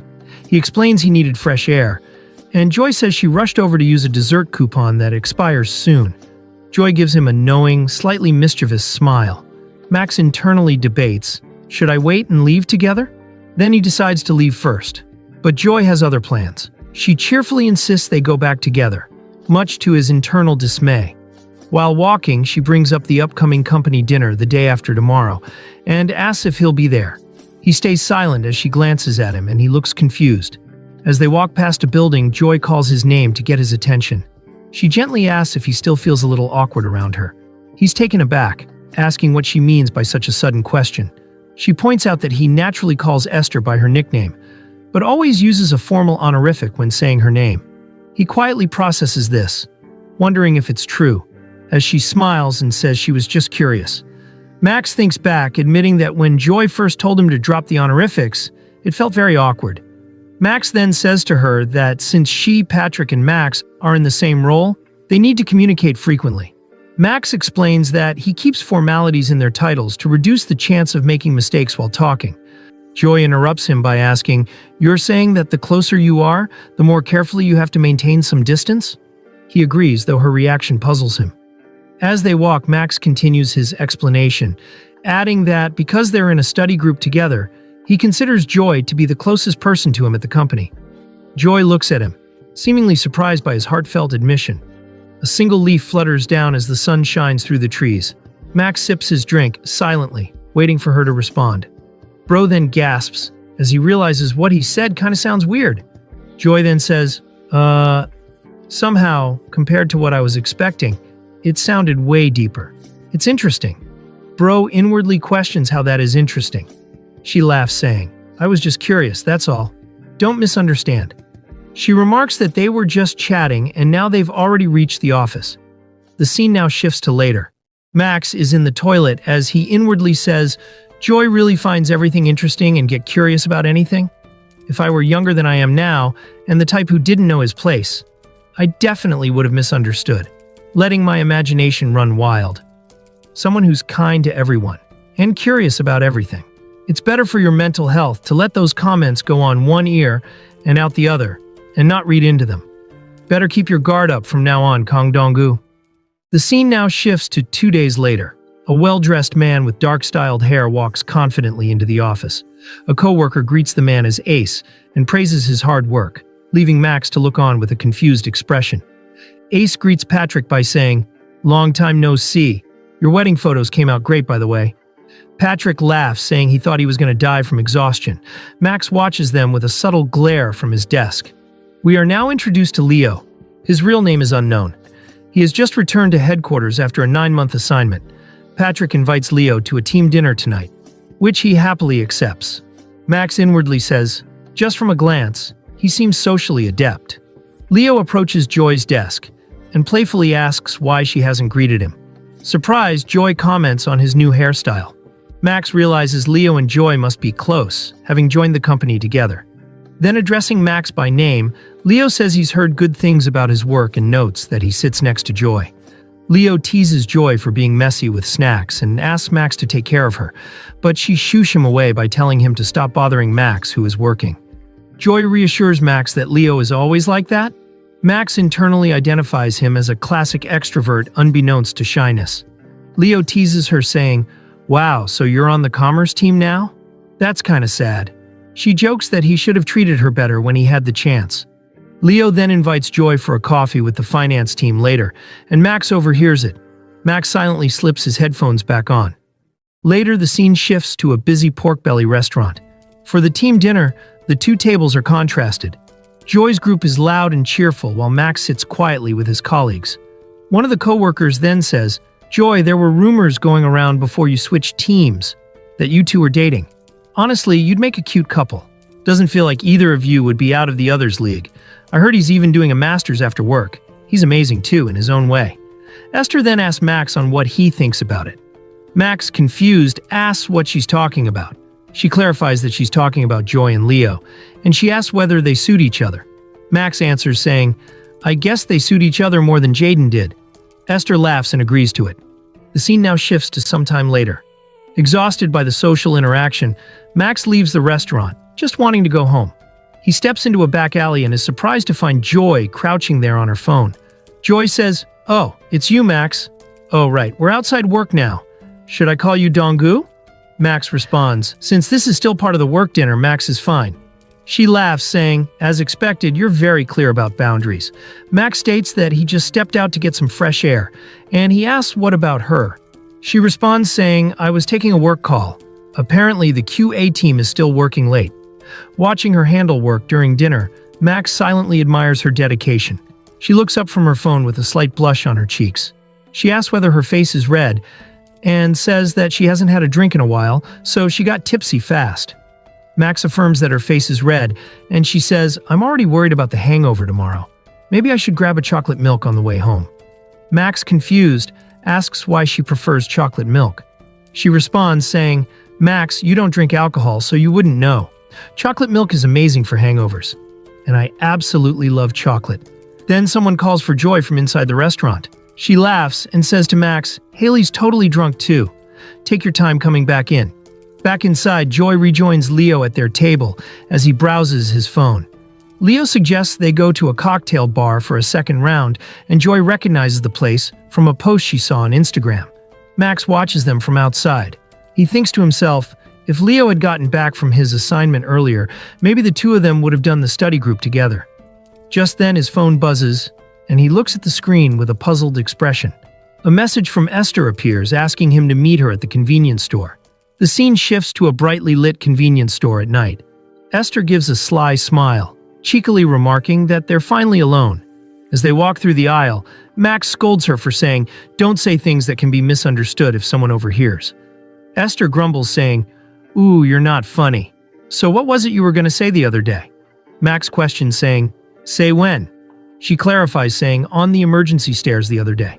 About developer terms, UX UI designer. You said something like that." Max responds saying, I said that like Esther. It's rare to find a UX UI designer who understands developer terms. That's basically what I meant." She then teases him saying, why does that compliment sound so Max-like? It's hilarious. Max internally wonders, what does she mean? A Max-like compliment? Max then questions whether she dragged him to the convenience store to ask him that. She answers saying, "Well, I was buying hangover drinks for everyone anyway, and there was something I wanted to ask." Max then asks what she wants to say, and she thanks him for the other day. She clarifies that she doesn't think she got the chance to thank him properly. Max inwardly says, I hadn't really been thinking about it much." Then she places her hand on his shoulder saying, "If you ever have a tough time, come to me, okay? I'll gladly be your trash can." This makes Max finally crack up. Flustered, she insists she's serious, but Max, holding back laughter, asks if she means an emotional trash can, which she sheepishly confirms. He laughs, saying, "Not that you'll fix the problems or anything, just that you'd be my emotional trash can." That's kind of weird. Esther questions, saying, "You find that funny? I didn't know your sense of humor was so unique. I mean, solving things is your job, but having someone just be there for you can be enough sometimes." Then she stares at him. This prompts him to ask whether there is something on his face. She observes in surprise, saying, "I think this is the first time I've seen you really laugh, Max. Even though we've worked together for a year now, I had never seen you laugh." As he becomes flustered, Esther cheerfully tells him he looks much better and less gloomy when he smiles. He blushes quietly, repeating her gloomy comment to himself. Esther then cheekily teases him that he's embarrassed. Max fumes inwardly that she's definitely teasing him right now. He says to himself that he knew he shouldn't have followed along. Meanwhile, back at the restaurant, Joy notices that Max is missing. Oh no, folks, this look she's giving is kinda implying that some misunderstanding is brewing up between them. The scene now returns to the convenience store. Esther leans in close, laughing and teasing Max for being so shy. Max becomes furious and says, "You said you came to buy stuff for everyone. Hurry up and choose something." She contemplates what to get besides boring hangover drinks. She mumbles about ice cream or sports drinks, lamenting her major decision paralysis. Max points to a shelf, suggesting an option for her. The scene now shifts to later. Back with the group, Esther cheerfully hands out cartons of chocolate milk for everyone before the second round.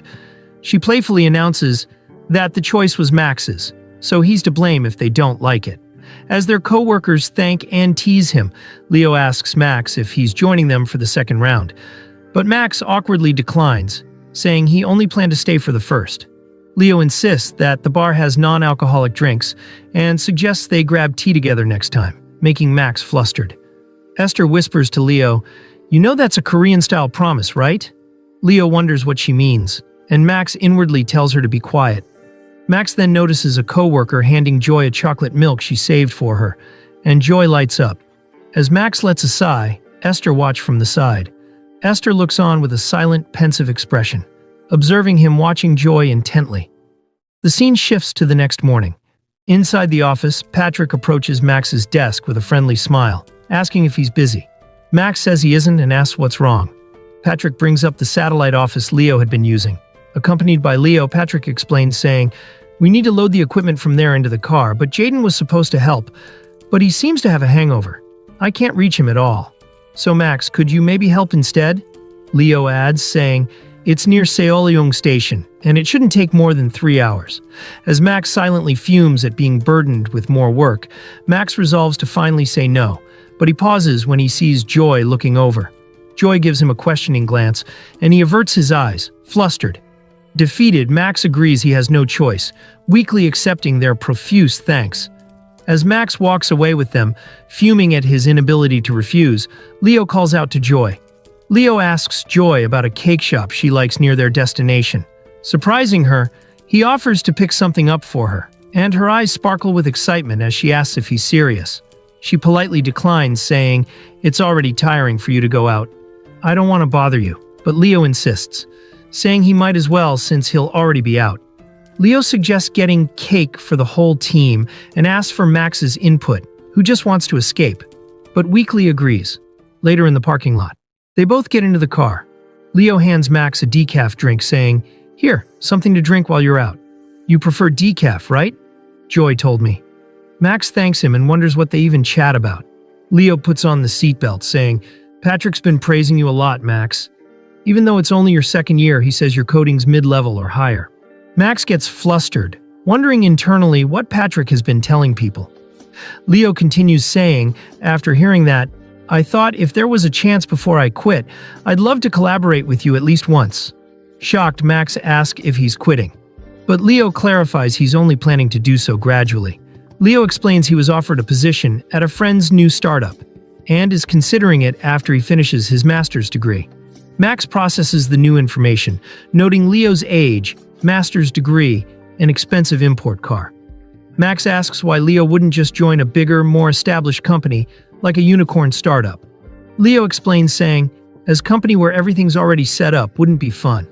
Rather than just windows or chimneys, I want to help build the pillars, you know?" Max gulps and inwardly says that he's even cooler than he looks. Leo then asks, "What about you, Max? What kind of environment do you want to work in later?" Max gets surprised by this question and says, "Honestly, after building some experience, I'd like to freelance. I don't want to be tied down by any organizations or people." Then he inwardly says, "Wait, did that make me sound too much like a social misfit?" To his surprise, Leo calls his ambition admirable. Leo adds that talented freelancers can name their own price. Leon quietly says thank you. And Leo with a smile says, "Let's keep today's talk a secret, okay?" Especially from the commerce team. Though confused by the request, Max agrees. Max then reveals that they've been driving in circles, stating that they have already passed the same alley 3 times now. Leo panics, saying, "Wait, that building, we saw it earlier? What the heck?" The scene now shifts to later. After many twists and turns, they finally loaded everything into the car and made it to the dessert cafe. Inside the cafe, Leo notes Joy isn't answering her phone and wonders if he should just buy whatever's the most popular cake. Max steps in and points to a specific cake, confidently suggesting it's the best choice. The chosen dessert is a beautifully decorated cookies and cream cake. Later, back at the office, Joy gasps at the sight of the cake. With delight, she explains, "It's always sold out when I come on weekends. How did you get one?" "I couldn't call because of the meeting." Leo expresses his relief and says, "Your colleague must have really good instincts, or he's very thoughtful." Joy gets confused, and Leo reveals that Max was the one who picked it. Surprised, she glances at Max and smiles. Meanwhile, while Max is working, a paper cup filled with a slice of cake appears on his desk. Max questions what it is, and she says, "Cake for you, Max. I only had a paper cup to put it in." She then apologizes for spilling some powder, but Max says he doesn't mind, and that he'll clean it up. She cheerfully offers him a fork, saying good things should be shared, and a flustered Max thanks her. As he takes a bite, Max notes that the cake isn't as sweet as he expected. Joy glances at him and recalls the moment where her colleague gave her chocolate milk. Joy, thrilled to receive it, exclaims that she loves chocolate milk. The colleague laughs that Max was the one who chose it. Surprised, Joy asks whether he's leaving. She looks at the packet and inwardly says, "Chocolate milk is a perfect hangover cure, and I'm totally a chocoholic." Then she glances at Max, who is preparing to leave. Meanwhile, Esther secretly sees that Joy is observing Max. Joy's eyes sparkle, and the scene returns to the present as she mumbles, saying, "I think he's more thoughtful than he lets on." Max hears it and looks at her confused. She quickly covers her mouth. Then she smiles gently and playfully points to the cup saying, "Can I eat this snack or what?" The scene now shifts to later. Max feels unwell, narrating that he's extremely sensitive to caffeine. He clutches his chest, feeling his heart begin to race. A sudden realization dawns on him, and he looks in panic at the coffee cup he was given. He frantically checks the lid and confirms his fear. There's no decaf label. Patrick leans in, realizing their drinks got switched, and laughing that his coffee tasted unusually weak. Joy looks over with concern, reminding him he can't have caffeine, and Patrick apologizes. Max tries to brush it off, but internally panics as his heart continues to pound. He inwardly says that today is a rough start. Overwhelmed, Max is bombarded by a flood of messages from Haley, Jaden, and Patrick about work issues and bugs. Max lets out a silent, furious scream at his desk, while Joy watches that he's overstimulated from the caffeine. Noticing his distress, Joy kindly offers to split the workload with him. Max quickly refuses her help, insisting it's his own responsibility to handle. Joy watches him with a sad yet understanding smile. Leo then asks Joy about her lunch plans, inviting her to join the old settlement team for lunch, and she nervously agrees to come later. Joy looks over at Max with concern, and the scene shifts to later. Max sighs that he has put out the biggest fire. He checks the time and notes that it's lunchtime already. He walks towards the cupboard, saying that the whole morning was a blur. He tries to calm himself with chamomile tea, but when he opens the box, it is empty. Bro gets frustrated by this. He then decides to go to a cafe instead. He collects his apple chamomile tea and turns to leave. He feels like he got a headache, and he blames the caffeine for it. He looks at the gloomy sky and notes that didn't bring an umbrella. He hesitantly wishes that it won't rain. The scene now shifts to later inside the office. Two women walk by. Then, they notice a dark aura. Then the woman gets terrified by Max's state. Max checks the time and inwardly says, "I spent the whole day just handling cross-team requests. And the day's gone. Considering the caffeine crash, it's more efficient to tackle my main tasks tomorrow." Then, announcing he's heading out early, Max walks past Joy's desk. In the elevator, he rationalizes that adjusting his schedule to match his energy is a crucial office survival skill. He is thrilled to be leaving early for the first time in ages and plans to rest with all his might. Stepping outside, his plans are ruined by a sudden heavy downpour. He laments that it had to rain today of all days, since he has plenty of umbrellas at home. Suddenly, Joy appears beside him, offering to share her umbrella. She opens the umbrella with a smile, catching him by surprise. Walking together, she explains she's been practicing small talk. She says that she feels like she could use another skill besides the side project. Meanwhile, Max wonders how he ended up in this situation. He mutters that he was totally fine alone. She cheerfully tells him it's just a short walk to the stop, but he can only respond with a groan. He inwardly says, "I feel like I'm bothering her. Maybe I should have just walked in the rain." Joy then remembers something and says, "Oh, thanks for the chocolate cake yesterday. You picked it, right?" Max responds saying, "The clerk said it was a bestseller." She then laughs saying, "I thought you chose it because I like chocolate," he exclaims, and she laughs that she's just kidding. Then with a serious tone she says, "But Donggu, hold the umbrella better. I'm getting wet." He holds it toward her, and she laughs saying, "That's a joke too. The umbrella's a bit small for two." Donggu realizes she's enjoying teasing him. They continue walking in silence under the pouring rain. Donggu grows anxious. He holds the umbrella even more towards Chaerin and wonders when they'll finally reach the bus stop. Later, they finally arrive at the bus stop and sits down to wait. Max inwardly grumbles that the buses all are late. Joy notes he was busy all day and worked through lunch, which he tiredly confirms. Shocked that he skipped a meal, she regrets not getting him a sandwich, but he insists he was fine. In a brief flashback, Joy watches as Leo waves to her in the office. Max thinks for a moment and asks her, "Have you and Leo been working together since the settlement team?" She affirms, saying, "Yes, we joined the company together. It's been over 3 years." The flashback now ends, and Max inwardly says, 3 years, that's a long time. Then suddenly Joy asks why he asked about Leo. Max also wonders why he asked about Leo. Then he says to her, "Oh, we chatted in the car last time. He seems amazing in many ways." Joy agrees with him, saying that Leo's definitely different. She then holds her chin, saying, "He works out, super social, great reputation, no rough edges. He's kind of everyone's ideal." Then she says, "Personally, I like the opposite type. Someone soft, but he doesn't show it. stronger on the inside than the outside. She ponders for a moment and then says, "Someone like you, Donggu."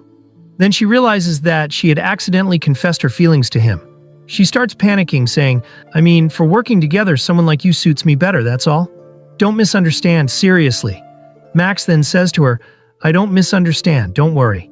He inwardly says, "It's not inner strength, it's just too much worry. And I keep things in because there's nothing to show. My inside isn't much different from my outside." The bus then arrives and he stands up saying, "Thanks for sharing your umbrella. My bus is here, so I'll head off first." Thinking of the words, he inwardly says that he'll probably never be able to say this. Joy waves him off, wishing him a good day and saying she'll see him tomorrow. Then as he leaves, her unspoken thoughts reveal her true feelings. Later in the bus, Donggu thinks about Joy's confession, that she doesn't prefer Leo, and that she likes someone like Donggu. Max inwardly says, "It feels like a weight just lifted from my chest." He wonders why. Then he notices that the rain had stopped. He looks lightheaded and holds his chest saying, "Compared to most people, I'm ridiculously sensitive to caffeine." His heart starts to beat faster and insists that this is because of caffeine and not because of Cheiron. The scene now shifts to next day.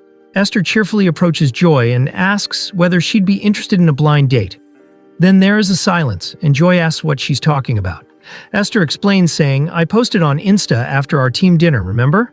Joy remembers saying, "Oh, yesterday's post." Esther then says, "A senior from college saw it and asked about you, if I could introduce him to Joy." She tells her that they'll talk about the details over lunch later. Meanwhile, Donggu listens to it silently. The scene now shifts to later. A couple walks passes Joy and Max. The boyfriend then turns to look at Joy, who is super stunning. Then his girlfriend notices this and kicks his leg in anger. Seeing this, Max inwardly says, "If you got the looks, I guess people will reach out one way or another." Joy then gives him directions from her phone. She explains they're heading to a cafe run by her friend, noting it's a bit far from the station. As he watches Joy talk to her friend, Donggu wonders if she's used to getting attention from photos online. Joy playfully asks her friend for a special service, while two guys whisper about how stunning she is, which Donggu overhears. Max thinks to himself that if not for their study group, he would never be in a cafe with someone like her. Later, their table is set with ice cream, a rich-looking cake, and toast. While working, Joy agrees with Donggu's suggestion to make the design files open source. As she reviews the requirements, Max inwardly says, "So is she going to go on the blind date or not? I'm kinda curious." Joy sends the document and says, "I think we just need to break down the points I sent through Messenger." Meanwhile, Max inwardly continues saying, "It's normal to be curious as a teammate, right? It's just simple curiosity, nothing more. I'll just ask casually, act natural." Joy's attention then shifts as he calls out to her saying, "Oh, earlier, I think I heard you and Esther talking about a blind date?" Max inwardly convinces himself that this isn't too random to ask. Joy then laughs, saying, "What? Out of the blue? Were you curious?" Max gets stunned as he had gotten caught. Joy continues saying, "So Donggu, you heard that too?" Donggu panics as she laughs and asks if he was curious. She adds that she thought he couldn't hear anything with his headset on, leaving him speechless. In a tense silence, Donggu internally begs for the verdict while she quietly eats her dessert. As he nervously asks if she decided to go on the date, she looks at him thoughtfully. Sparkly, she admits the guy was good-looking and she considered it, but ultimately turned him down. This relieved Donggu. Donggu thinks to himself that it's a lame outcome as things were just getting interesting. Joy explains, saying, "Right now, self-development and job hunting are more important to me, and I'm still all about natural encounters." Then Donggu chokes on his drink when she clarifies, saying, "Not after sleeping together, you know what I mean? Spontaneous meetings, right?" Max agrees. Then wiping his mouth, Donggu questions if it's even possible to balance work, job hunting, and dating. Joy agrees that it's tough, unless it's an office romance. That idea makes Donggu visibly cringe. Seeing his reaction, Joy eagerly asks if he's against office romances, and he wonders why she seems to enjoy the topic so much. Donggu explains, saying, "Office romance is hard to keep it secret. Your focus might drop, and if you break up, the aftermath is messy." Then recalling Esther's breakup, he says to her, "So I think it's more efficient to avoid it." He inwardly thinks, office romance aside, I don't even know if I could date at all. Joy then asks what he'd do if someone at work caught his eye. A flustered Donggu stammers as Joy cheerfully suggests it could happen while they work together. They fall into another awkward silence, unsure of what to say next. Donggu quietly admits he doesn't know what he'd do, as he's never had that kind of experience. He states that he sees work as just work, and doesn't believe other types of relationships are necessary there. Chaerin listens, saying, so that's how you think. As Donggu types, he wonders whether was being too serious on his own. He then says to her, what about you, Chaerin? How do you feel about office romances? Chaerin gets a dreamy look, saying she thinks it sounds fun and romantic. She leans in to whisper that above all, it sounds thrilling, leaving Donggu utterly shocked. Panicked, Donggu assumes she must either be secretly dating a coworker or has never dated one before. Chaerin adds that since she hasn't been drawn to anyone at work yet, maybe her standards are just too high. Remembering the guys who were admiring her, Donggu inwardly says, come to think of it, didn't she say she got hit on a lot at work? Honestly, it'd be weird if her standards weren't that high. If Joy ever started dating, her partner would totally be on another level, right? He then recalls her saying that she prefers someone like Donggu as her partner. He then brushes his thoughts away, saying, Kang Donggu, you idiot. Why would you think of that here? That was just a compliment as a colleague. Donggu then says to Joy, I think we've wrapped things up for today, shall we head out? Chaerin insists, saying, what? But there's still so much desert left. You didn't even get to eat. Donggu tells her that he's fine and that she can take it home. Later, as they walk, Donggu silently wonders what's been wrong with him lately. Chaerin notes that Donggu looks pale and asks if he's cold, but he brushes it off, saying, yeah, Will, it's still chilly in the evening, aren't you cold? Chaerin replies, saying, I'm fine. I had sweets, so my blood must be flowing well. Donggu internally says, does that really make a difference? Then she asks if he is heading to the bus stop. He says that he'll be taking the subway today, while he inwardly says that he doesn't want to go together, and that's why he's not taking the bus. Then as they leave, he asks about her availability for their next study session, and she tells him she's taking Wednesday off. She excitedly shows him her phone, explaining, saying, I want a ticket to a book signing by my all-time favorite author. I've been a fan since high school, and now I finally get to see them in person. Isn't that amazing? Max observes it while thinking, so she likes reading, huh? That's unexpected. Chaerin excitedly smiles, saying, they just released a new book, and it's so good. Donggu stares at her excited expression and thinks, I've seen her smile a lot, but I think this is the first time I've seen her this happy. She snaps him out of his thoughts by saying, it's one of my favorites. Do you want to borrow it? His eyes widen by this. Then he looks away and says, oh, sure. This leaves her to look at him with a curious expression. She smiles and waves, wishing him well until they see each other tomorrow. Donggu stands alone at the station entrance, watching her walk away into the sunset street. Lost in thought, Donggu stands speechless. Later, the scene changes to the next day, where a masked Chaerin sits at her desk looking unwell. Haley approaches and asks if Joy is sick, noting her unusual hat and mask. Joy confirms she's felt under the weather since morning. Haley exclaims that she should take half the day off and rest and that she doesn't look well. But Joy jokes that it might just be because she's not wearing makeup, adding that she plans to see a doctor at lunch. Meanwhile, Max listens to it silently. Sometime later, a coworker tells her that some partnered vendors aren't applying the coupon discount. He asks whether she could possibly look into the issue. She wearily accepts the work, and he says, the regular deployment is on Thursday. Would it be okay to get it done by tomorrow evening at the latest?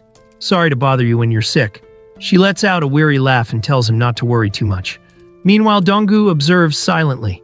He recalls Joy excitedly telling him that she won a ticket to her favorite author's book signing on Wednesday. Donggu realizes tomorrow's Wednesday and asks Joy if she already submitted her leave request. Determined, Joy states she'll try to finish everything today, but if she can't, she'll have to cancel her day off tomorrow. Donggu falls silent, looking down at his desk as he processes her words. Max hesitantly says to her, if you don't mind, I could. But then before he could finish his words, Jaden barges in saying, that part where the issue happened, Max, you and Patrick were handling it before Joy came, right? Patrick replies saying, that's true, but Jaden cuts him off saying, well then, no problem. Joy, don't stress yourself when you're sick. I get that building new features is tricky, but for reviewing existing source code, this two are quicker at it anyway. Right, Patrick? Patrick hesitantly agrees, and Max inwardly says that he's not wrong, but he wonders why he's placing his hand on his shoulder. Then Jaden winks at him, saying, "How about you two take care of the issue today instead?" Max internally says, isn't he being way too casual offering other people up as tribute? Joy then insists, saying, "It's really okay. I took medicine, so I should be fine soon." Jaden argues, saying, "If you push yourself too hard, you could spread it to the person next to you, so you gotta be careful." He further reassures her that they'll explain everything to the team leader properly. Joy remains thoughtful, and Patrick gives a thumbs up, saying, "Yeah, Joy, don't worry too much. Trust Max and me today, and go home early." Max lets out a sigh, and the scene shifts to later. Patrick apologetically tells Max he has 2 wedding invitation gatherings to attend that evening and asks for his understanding. Outside on a bench, Max wonders whether this guy's insane. Patrick adds, saying, "We only need it done by tomorrow evening anyway. So how about you handle it alone today? If it doesn't get resolved today, tomorrow the 3 of us, Joy included, can really focus and finish it together." Max internally says that it's about a wedding, so he can't really argue. He reluctantly accepts it. Then Patrick thanks Donggu enthusiastically, calling him the team's ace, but Donggu coldly tells him to get off. Startled, Donggu has a sudden realization. If he doesn't finish the work today, she'll cancel her day off and come on tomorrow. The scene now shifts to later. Back at his desk, he sees that it's 6:26 p.m. already. Chaerin had sent him messages saying, "Donggu, don't overdo it and leave work on time. I'll recover today, then come in early tomorrow and take care of it." She sends a sticker saying that Max should leave work on time. Meanwhile, Max is caught in a dilemma on what's really the right thing to do. Esther prepares to leave and asks Max whether he's not going home. He quietly says that he plans to stay a little longer. She tells him she overheard everything and advises him not to take on the task alone, as it isn't his responsibility. And she suggests him to do it together when others are back tomorrow. Max internally says, "That would be easier, but I'll just try a little more." The scene now shifts to later. It's already 9:40 p.m. Still in the office, Max says to himself, somehow it's already this late. I'm slightly feverish, with a bit of pressure behind the eyes. Could it be the onset of a cold? Well, we do sit next to each other. I can't rule out that I caught it. Still, I feel like I could solve this if I push a bit more. What should I do? Should I just go home and rest now? He then concentrates, saying, "No, I've come this far, so let me just try a little more. For now, as an emergency measure, I'll try that forbidden method." The scene changes to the cafe, and the cashier questions if he's serious. Max, determined, says, "Yes, 1 iced Americano. With an extra shot, please." He inwardly says that he got no choice but to borrow forbidden power. The scene now shifts to some time later. We see that the cup is empty. Max starts to sweat, and he says that it really was a cold. But still, he recalls Joy's excitement on getting a chance to get an autograph from her favorite author. Max remains thoughtful and says, "She really looked like she wanted to go." The scene now shifts to later. Max is still in the office. He sends a message saying, "Issue has been resolved and applied to the dev server. Please quality assure it." Max clicks send and says, "It's done. I can barely move my fingers. Even calling a cab feels like too much. Maybe I should just sleep at the office." He then sees a chocolate on his desk. Max remembers it, saying, "The chocolate Chaerin gave me before. I took it, but just left it on my desk." He remains thoughtful and says, "Damn. Ever since she showed up, my work life's been getting weirdly chaotic. I'm pulling an all-nighter for something that's not even my job. Plus I caught a damn cold and can't even go home. Even started drinking coffee again." He then eats the chocolate, saying, "Why does she like sweet stuff like this? It's obviously the worst, and yet." He recalls her happy expression, and he inwardly says, "Why do I feel relieved?" He starts to sweat a lot and mutters, saying, "This is bad. Get it together, Kang Donggu. Pull yourself together." He starts to recall her happy face again, and he covered his face, saying, "Could it be that I like Joy?" The scene now shifts to later. It opens up with Max internally saying, "There are people like that sometimes." We then see Joy saying to Patrick, "You haven't sent the stats the business development team asked for, right?" He replies saying, "I was planning to handle it this afternoon. Why?" The narration continues, people who are kind to everyone and always willing to help. Joy cheerfully says, "I also have some materials to send them. If it's okay, I could take care of it for you. It'd be more convenient for them to get everything at once, right?" Patrick thanks her, saying, "That would be awesome. That's our team's ace." The narration continues. Someone who genuinely likes people. We see Joy calling out to Andy saying, "It's your birthday this weekend, right? I sent you a coupon on Kakao Talk." Andy gets excited and thanks her. The narration continues. Someone who shines wherever they go. A colleague calls out to Joy and asks whether she wants to go to the cafe to drink coffee. Joy accepts the invitation, and the other co-workers also join in. The narration continues. Their positive energy draws people in. A colleague asks Joy whether she changed perfume. Esther sniffs her and affirms that Joy had changed it. Joy giggles, saying that it tickles. Max continues the narration saying, "There's always a crowd around them. There's no room for loneliness there. But sometimes there's a downside." We then see that Jaden asking Joy on what she's holding. Joy ends up sharing her dessert. Max continues saying, "People like that one, and me too. An unfortunate mishap. No one's fault." Joy then notices Max and waves at him, saying that she brought some dessert and asks whether he wants some with her. Max politely declines her offer. He inwardly says, "We throw ourselves into the net willingly. I fell into a net she never even set. Fish like us meet the same end. We struggle alone and die a slow, painful death. I tried to stay on guard. I swore to myself over and over. Still, in the end, I fell for her." The scene now shifts to later. Joy thanks Max for sharing the AI prompt this morning. Max asks whether she wants the blog, which he used as a reference. She thanks him, and he internally says, being recognized as a good coworker and being recognized as a guy she could actually date are two completely different things. He secretly gazes at her and thinks, she seems to be in a good mood today. Realistically, someone like me could never end up with someone like her? False hope only eats you alive. Joy then suddenly rolls her chair close to him and whispers, saying, "Donggu, when should we have our next study session?" Startled, he looks away, saying, "This weekend is tough. How about next week?" Joy remains silent by this. Then she cheerfully asks when would be good next week. He nervously responds, saying, "Tuesday or Wednesday, maybe." She tells him that she'll check her schedule and let him know. Meanwhile, he inwardly says, falling for someone who's basically impossible to get with. That's not an incident, it's an accident. The scene now shifts to later. In the toilet, he wipes his hands, saying, "Come to your senses, Kang Donggu. The accident has already happened. Now the important thing is clearing it up. I can't let myself get struck and wither away in these useless feelings. These pointless emotions need to be deleted permanently. To do that, I need to start by changing my environment. She's tied to so many things in my life. The team, our desks, work structure, and the study group. I need to slowly start pulling away from her. Distance will definitely make my feelings fade." The scene now shifts to the evening. Max gets into the elevator and clicks the lower floor. Then he sees Joy approaching the elevator. She waves at him, saying, "Oh, hey Donggu, are you heading home?" He hesitantly replies, saying, "Ah, yes." Then in the elevator, he remains silent. He wipes the sweat and notes that he's still running a bit of a fever. Joy then breaks the silence, saying, "You've been quiet today, or is it just me?" He lets out a strained laugh, saying, "Maybe." She adjusts her hair and states that she owes him a meal. Confused, he asks, "Why?" She responds saying, "You worked through the night until 4 a.m. instead of me. That's the least I can do to pay you back.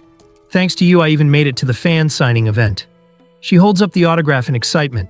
Donggu inwardly thinks, so that's why she seems so happy all day.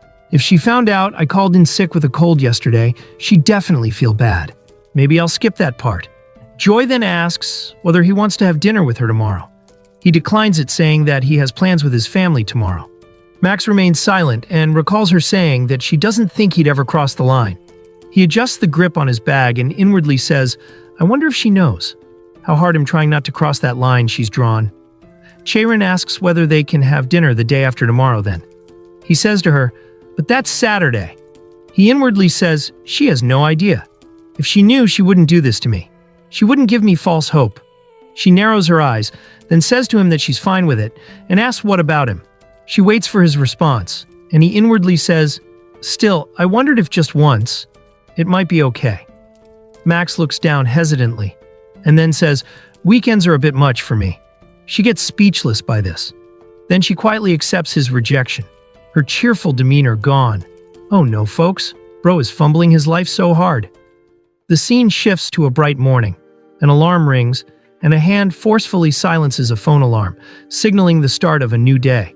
Still in bed, Donggu dreads going to work. His sister then tells him to just quit already. Then he angrily tells her to mind her own business. The memory of Joy's disappointed expression in the elevator weighs on his mind. He worries that if he arrives at 8, it will just be the two of them. His sister then nags him saying, "It's cold today. Wear the clothes I bought you last time. You're always fiddling with the same thing." Max then decides to change his start time. Later, as he enters the company, he checks his watch, which indicates that it's 9:50 a.m. Patrick then asks, "Max, you always come on at 8 o'clock. What's up? Did you oversleep?" Donggu claims he's sleeping in for his health, while Patrick remarks on his recent overtime, which Donggu internally blames him for. Patrick greets Joy, saying, "Looks like you'll be lonely in the mornings for a bit." Max just declared he's coming in at 10.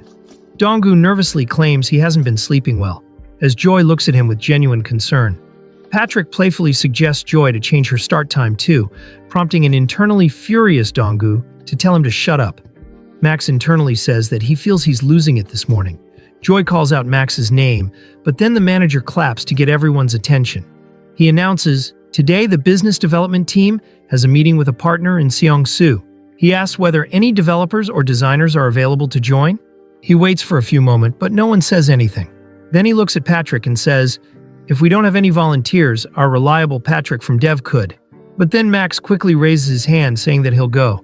He inwardly says that this is his chance to escape from Chaerin. Patrick gets delighted by this and hugs him, saying, "Knew we could count on our ace. Love you, Donggu." Donggu tells him to let go of him, and the manager chuckles, saying, "Truly, the present and future of our team. Max, we're counting on you." Joy observes this silently and looks away in disappointment. The scene now shifts to the meeting room. An employee says to Max, "Then the API spec will need an update, right?" Max agrees and states that he'll organize it separately and share it with him. Meanwhile, he inwardly says, supporting another department and even going out for work. Normally, I'd absolutely want to avoid this kind of stuff. And Seongsu, that's an hour by subway from my place? I really hate this.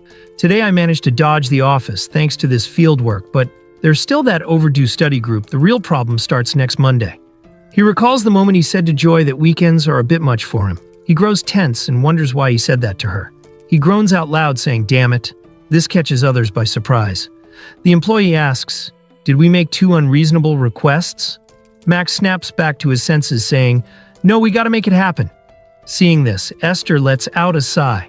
As the meeting ends, the colleague thanks them for their hard work and tells them that they don't need to return to headquarters and that they can head home directly, mentioning that he already informed Donald separately. At the subway entrance, Esther asks Max if he's taking the train, and he responds saying, "Yes, I'm transferring at Gangnam Station." Discovering they're going the same way, she cheerfully suggests they travel together, and he reluctantly agrees. Later, the scene shifts to the train. Donggu and Esther sit in a quiet, nearly empty train compartment. He feels awkward, realizing that despite what happened with her in the past, they've never really talked outside of work.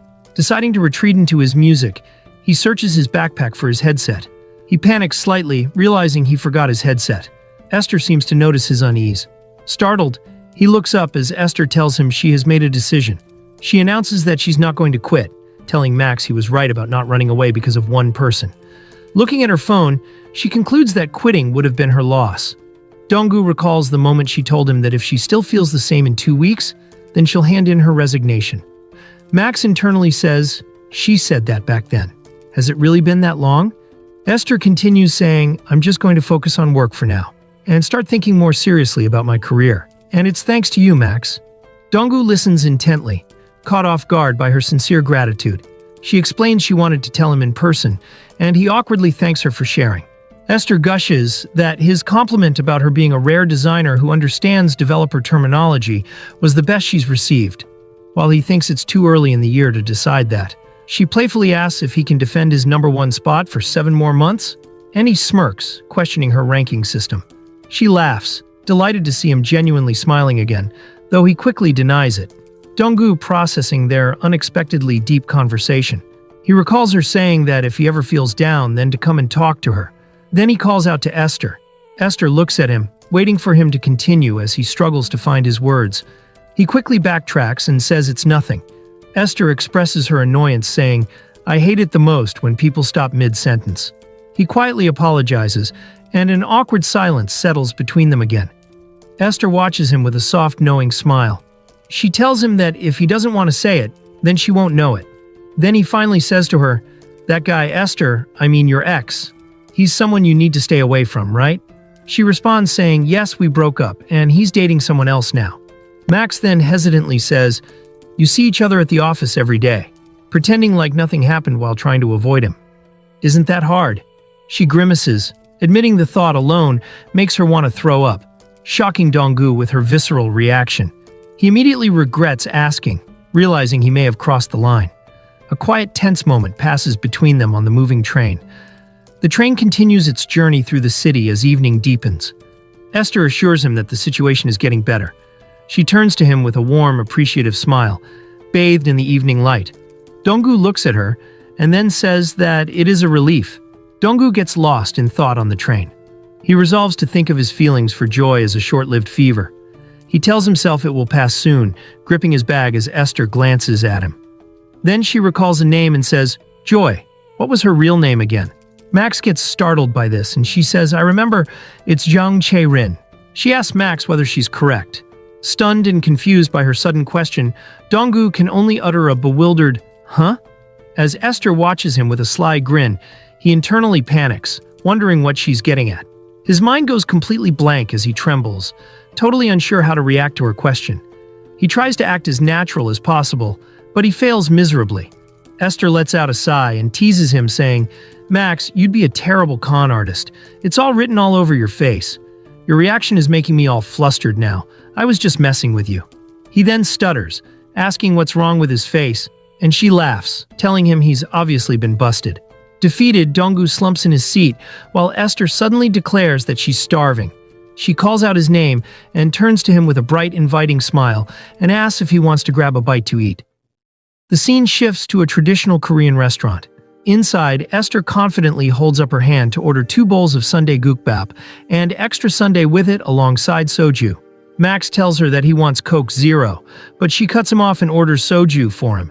He inwardly asks whether he gets no say. Esther explains to Max, "This place is my go-to spot from back in my college days. A real local gem." Donggu grumbles that he thought they were getting food, not just drinks. She beams, holding up a soju bottle and insisting it's just food with a little soju on the side, as he thinks she's being bossy. As he pours water, he asks her how she knew. She laughs, saying, "If you kept playing dumb, I was going to pretend I didn't notice." He then tells her to just answer the question already. Esther teases him, saying, "Can a person really hide how they feel just by trying to? Your expressions have gotten so much richer, you know, ever since Joy started sitting next to you." Max questions what she means, and she explains, saying, "At first, I just figured you two had gotten closer, but then on Wednesday I became pretty sure." Max then thinks if it was Wednesday, that's 2 days ago. That was the day Joy took time off to go to a fan signing event. "After pulling an all-nighter, I just slept at home all day on my compensatory day off." He then gets startled as she suddenly points out, saying, "The takeout coffee on your desk." Someone who hasn't touched caffeine in the entire year since joining the company. Drinking coffee while pulling an all-nighter for work, that isn't even theirs. Isn't that true love? Admit it. Max replies, saying, "It could have been decaf, you know." She insists, saying, "Come on, who on earth drinks decaf coffee while pulling an all-nighter? Unless you're some kind of weirdo." Max groans and inwardly says, "I should have just denied it to the end and pretended I didn't know." She wouldn't demand money in exchange for her silence, would she? Tying her hair back, she asks if he's sure about the Coke Zero, offering to order it now. Resigned, he decides to play along, while Esther smugly tells him he had his chance and can't complain now. Sometime later, we see Esther drunk. She looks at him impressed that he can really hold his liquor. Meanwhile, Max thinks to himself on why on earth do people drink this awful stuff. Suddenly, she slams her glass down, declaring that Joy is also partly at fault. This makes Max flinch that she's going to break the glass. Esther lectures that attractive people should set clear boundaries to avoid misunderstandings, but notes that Joy is completely clueless about it. She explains that Joy doesn't realize the ripple effect her actions and words have on the opposite sex. Then suddenly she asks Dong why he's running away. She bluntly accuses him of blatantly avoiding Joy and points out that Joy is completely unaware of how he feels. He looks down, inwardly admitting that while he lacks the courage to win her over, he has more than enough strength to run away. He tells Esther that they just don't match. She then asks what's wrong with him. He looks up in confusion. Softening her tone, she says, "I don't think you're lacking in any way. You're a perfectly good person." Max remains silent, then asks what she even knows about him to say that. She then claps back saying, "How much do you know about Joy then? You only just found out her real name, right? Do you even know her age? How many times she's dated? Her hobbies, favorite food, hometown, or even her MBTI? Without even knowing her properly, thinking she's too good for you, that you don't match. Deciding things all on your own like that? It's really freaking, truly, extremely. Damn, she's hella drunk." Max thinks for a moment, and then tells her that she's drunk, and asks whether they should get going. Later, as they walk to the subway, he says to her, "The fact that I won't cross the line, she likes that in a colleague. Since I heard her say that, of course I had to back off, as far away from that line as possible. I don't have the courage to cross it in the first place anyway." Esther looks at him with a soft, concerned, and thoughtful expression. Esther explains, saying, "I had a lot on my mind until recently, you know? Whether to quit, or if I wanted to get back together with that person. But it turned out to be neither. I just wanted to do my job, at my current company. So what I'm saying is, you should take this time and think about it too. Whether you really want to distance yourself from Joy, or if you want to take things further. No one's rushing you to decide."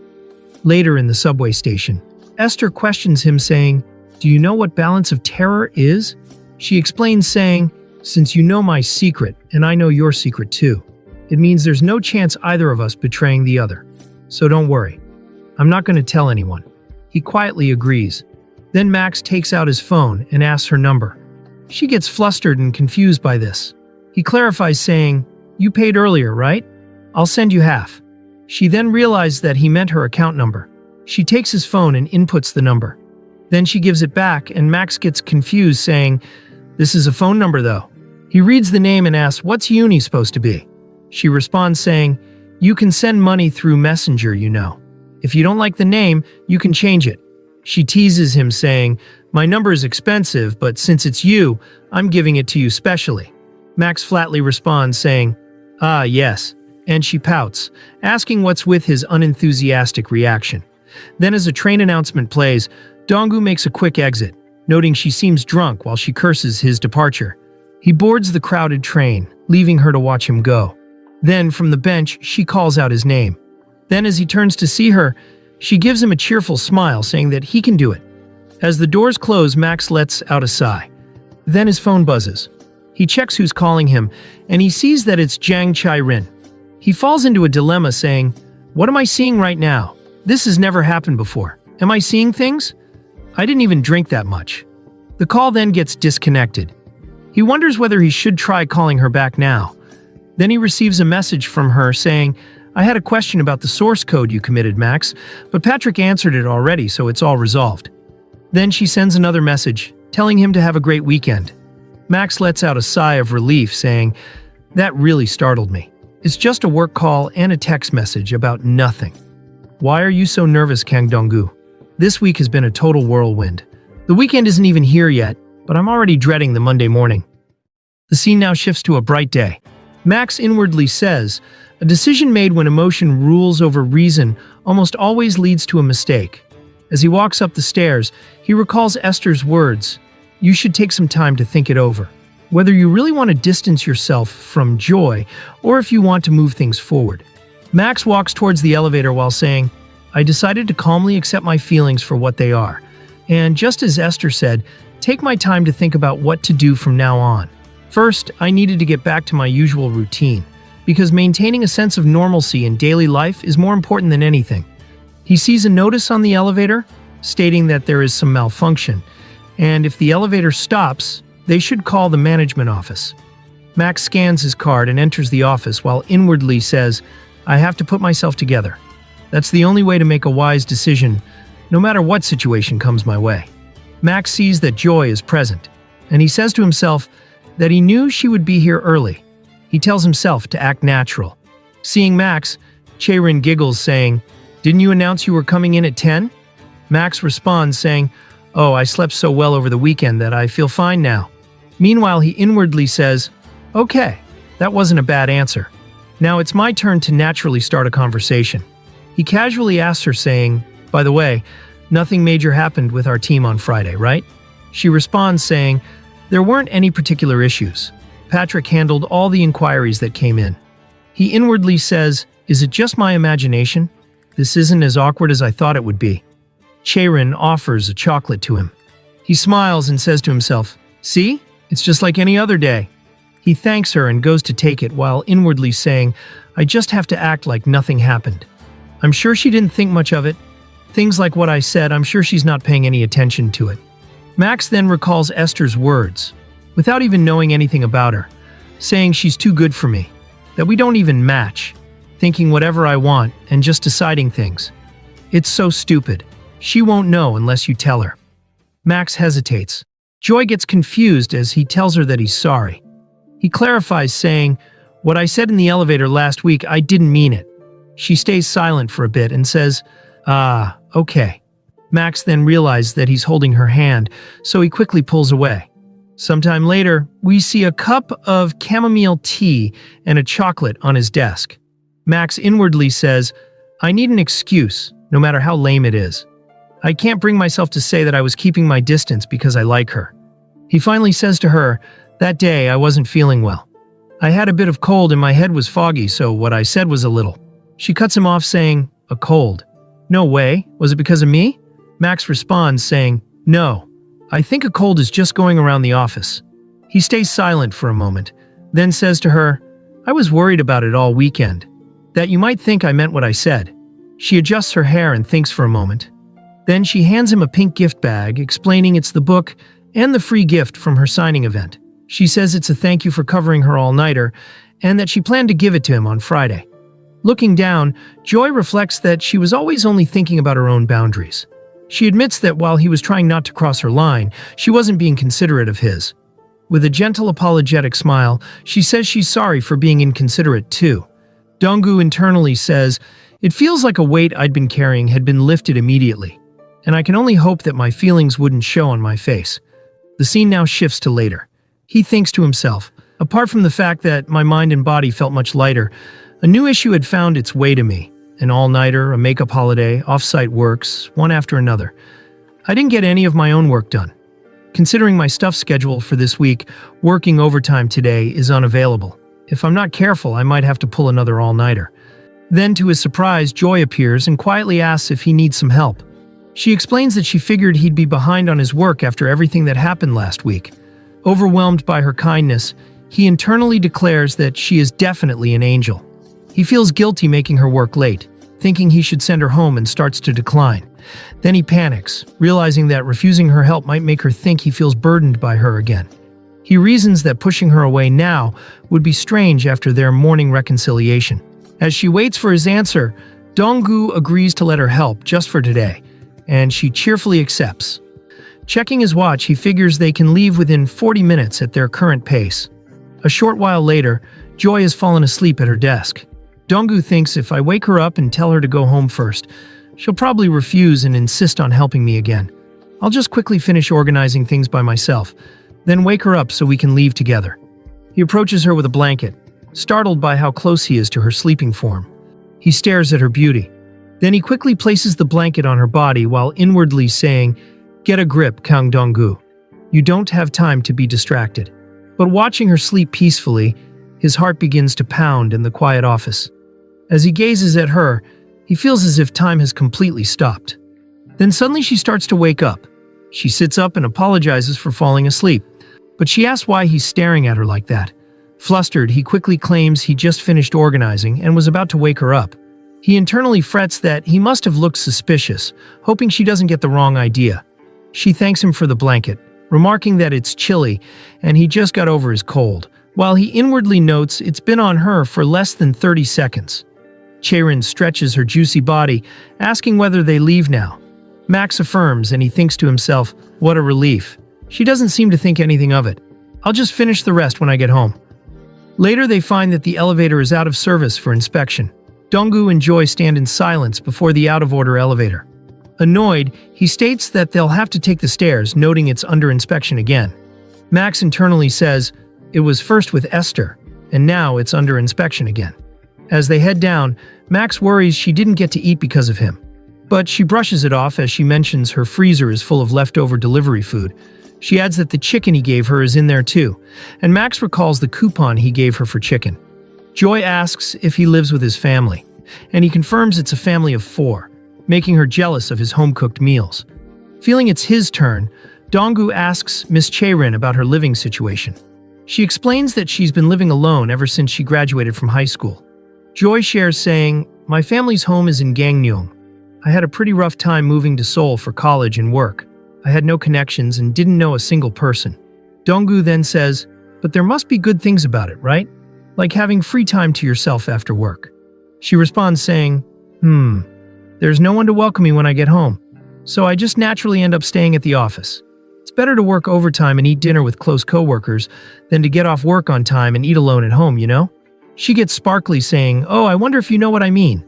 Max tells her that he doesn't know, and she explains saying, "My 1.5-room apartment is already enough, and being alone just makes me feel more depressed and lethargic, like I'm being consumed by negative energy." She sighs, saying, "I should have left work on time and dated more back then." She then laughs, saying, "Wow, that was way too much information for your question, wasn't it?" But he tells her that it's fine because it was interesting. She questions what was interesting about it, and he responds saying, "I was just surprised you had a backstory like that. The Miss Chae-rin I've seen at work always seemed so bright and strong." She gets surprised saying, "Huh, no way. I'm actually really sensitive and worry a lot about what others think. Do you know how long I hesitated because I was worried you'd think the book was too much of a burden?" Max then gets gloomy and apologizes for that day again. She laughs, saying that she was just kidding. Max then gets curious as she says, "This is just between you and me, Mr. Donggu. The truth is, I'm someone who worries a lot and hesitates a lot." Donggu quietly says, "Okay, I understand." Then suddenly the staircase becomes dark as the lights are not working. Max says to her that the sensor light isn't turning on. She looks worried and says, "You're right. I wonder if the sensor is broken. Be careful on the stairs." Max affirms and tells her that it would probably be a good idea to on my phone's flash. Just then Chae-rin missteps and falls directly onto Max. Bro lands on the hard floor, and Chae-rin nicely gets to land on his cushiony body. Still on top of him, she asks whether he's okay. Bro, still in pain, just tells her that he's fine and asks about her condition. Then suddenly she quickly covers his mouth and tells him to be silent.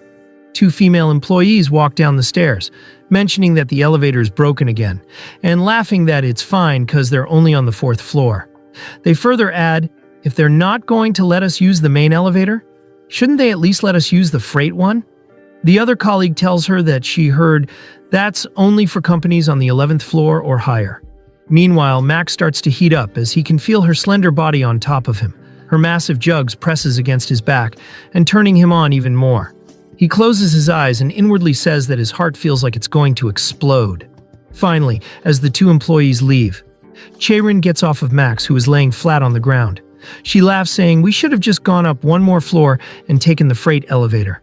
Max agrees and inwardly says that he thought he was going to die in many different ways. Later at the bus stop, Max thanks her for helping him with work today, and for the book she gave to borrow. She smiles, saying that it's her favorite poetry book. She asks him to read it and tell her later which poem he found the most impressive. Donggu agrees and promises to read the book she gave him. Later, the scene transitions to a quiet apartment building at night. Donggu lies on the bed and begins reading the book, feeling that her taste in poetry is unexpected. Just then, his hot sister with a cast bursts into his room, frantic that her ex is in a new relationship. Max yells at her to get out, and she places her head on his bed and starts sobbing. She questions why he can move on, and she can't. Max groans in frustration, saying, "Then why did you date him in the first place? You're the one who shudders at the very thought of office romance." She tearfully explains she would have regretted it more if she hadn't dated him. Max inwardly says, "What does she want me to do?" He gets frustrated as she says, "Little brother, let's go have a drink. There's no way I can sleep tonight if I stay like this." Max yells at her to get out since he's trying to read, and she starts hitting him, saying, "You're a good drinker. Why do you always ditch me?" Max groans, saying, "What's that rotten smell coming from your mouth?" She yells that it doesn't smell and asks whether he wants to die. Then suddenly a note falls from inside the book. Max notices it and picks it up, wondering what it is. Stating that it was tucked inside the book, he opens it, and his sister also joins in curiously. The note reads, "By the way, this page is my favorite poem. What about you, Mr. Donggu?" Reading her personal message, he stares in wide-eyed shock, breaking into a cold sweat. He frantically flips through the book, desperately trying to find the page the note came from. As his sister watches, completely baffled, oblivious to what's happening, she rubs her head in silence. Then she excitedly says, "I don't know what the deal is, but the weather's nice, so let's just go have one drink outside."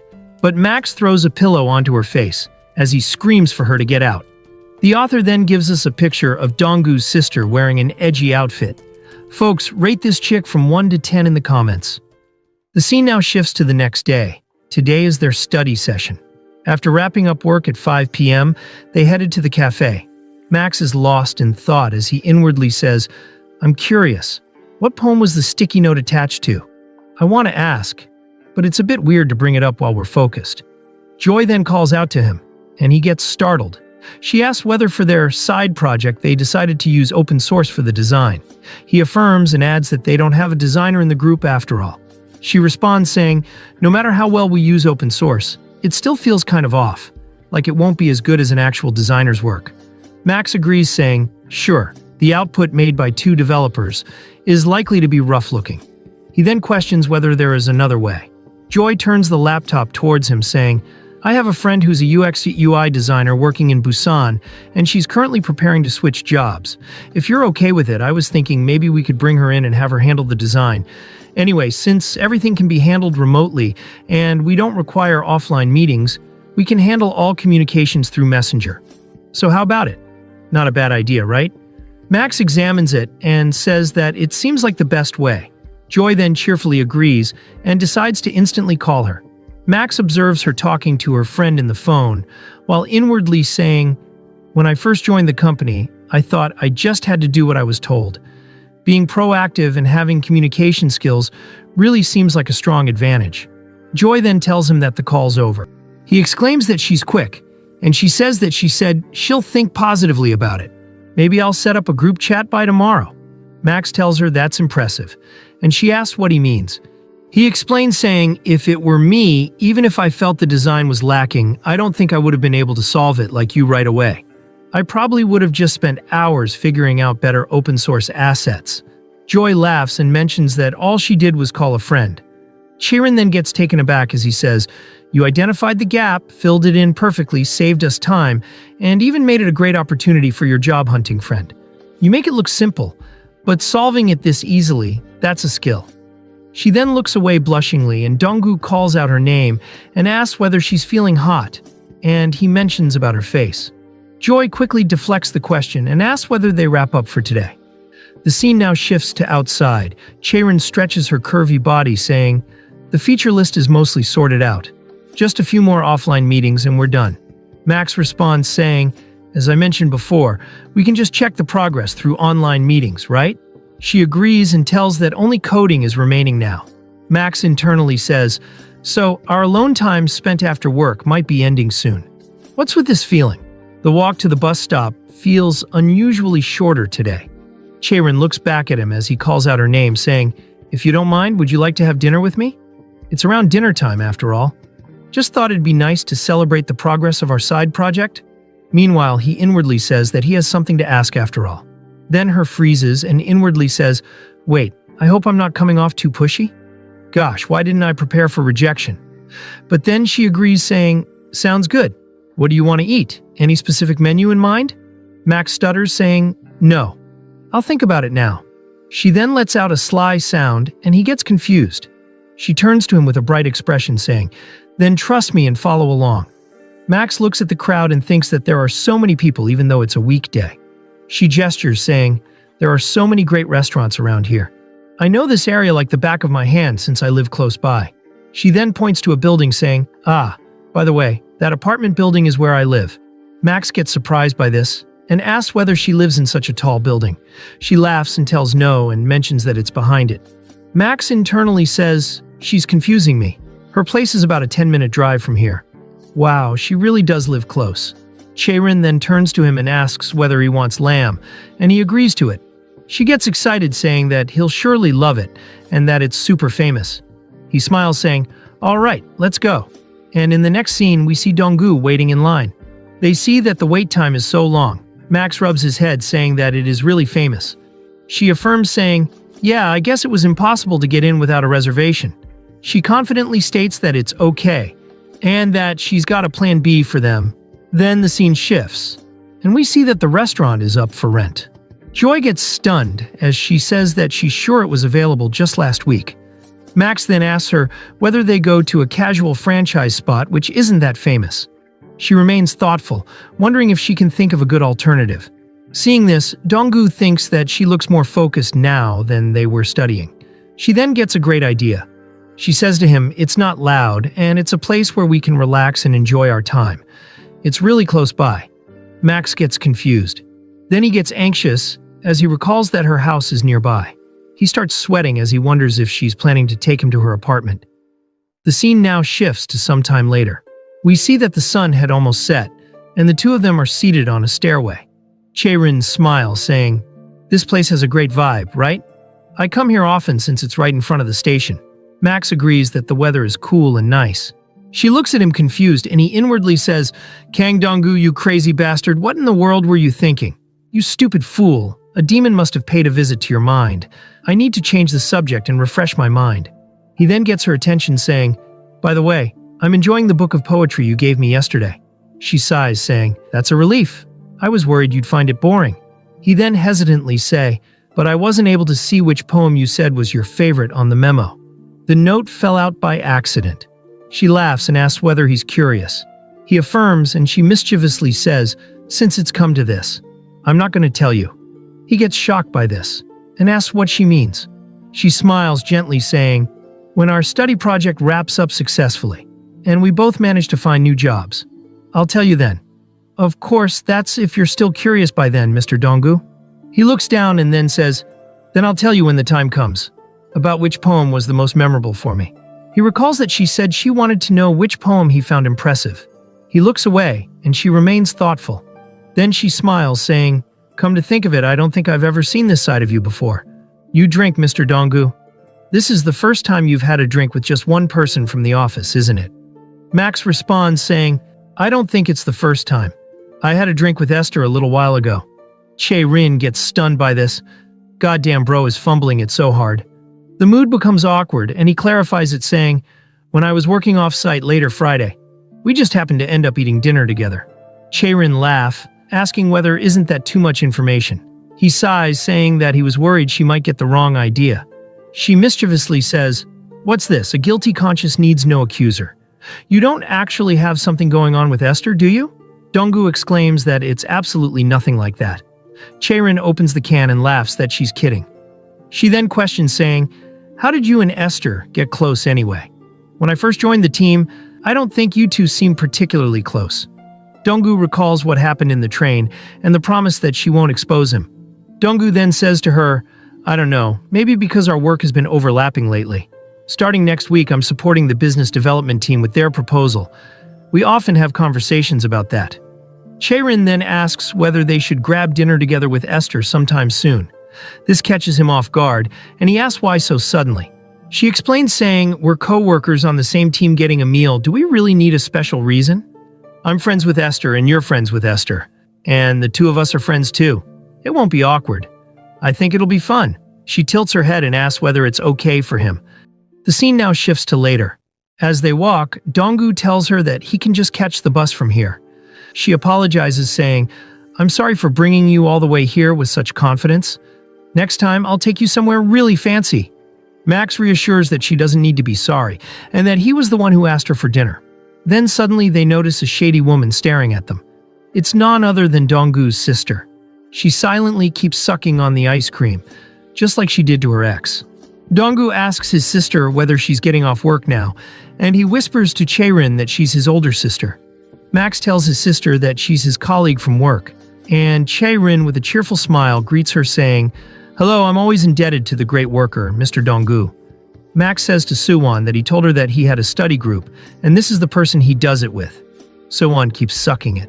She closes her eyes as cold sweat runs down.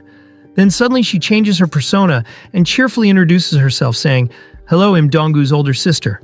You're working so hard so late." "This is ice cream. Would you like some?" She offers a cone, and Chaerin thanks her. Donggu cringes from the sight of his sister's persona, witnesses a family member's social mask for the first time. Chaerin licks the cone, saying, "Well, I'll be heading off then. See you tomorrow." They then say their goodbyes and Max remains thoughtful. His sister then observes him silently as she licks the ice cream with her soft, delicate tongue. She then calls out to him saying, "Hey, tomorrow is Buddha's birthday. You don't have any special plans, do you?" Max replies saying, "No, but why?" The scene then changes to the next day. We see his goth sister saying to him, "You cannot deceive my eyes, Maximus." Donggu then questions who the heck is Maximus, and she tells that it's his company name.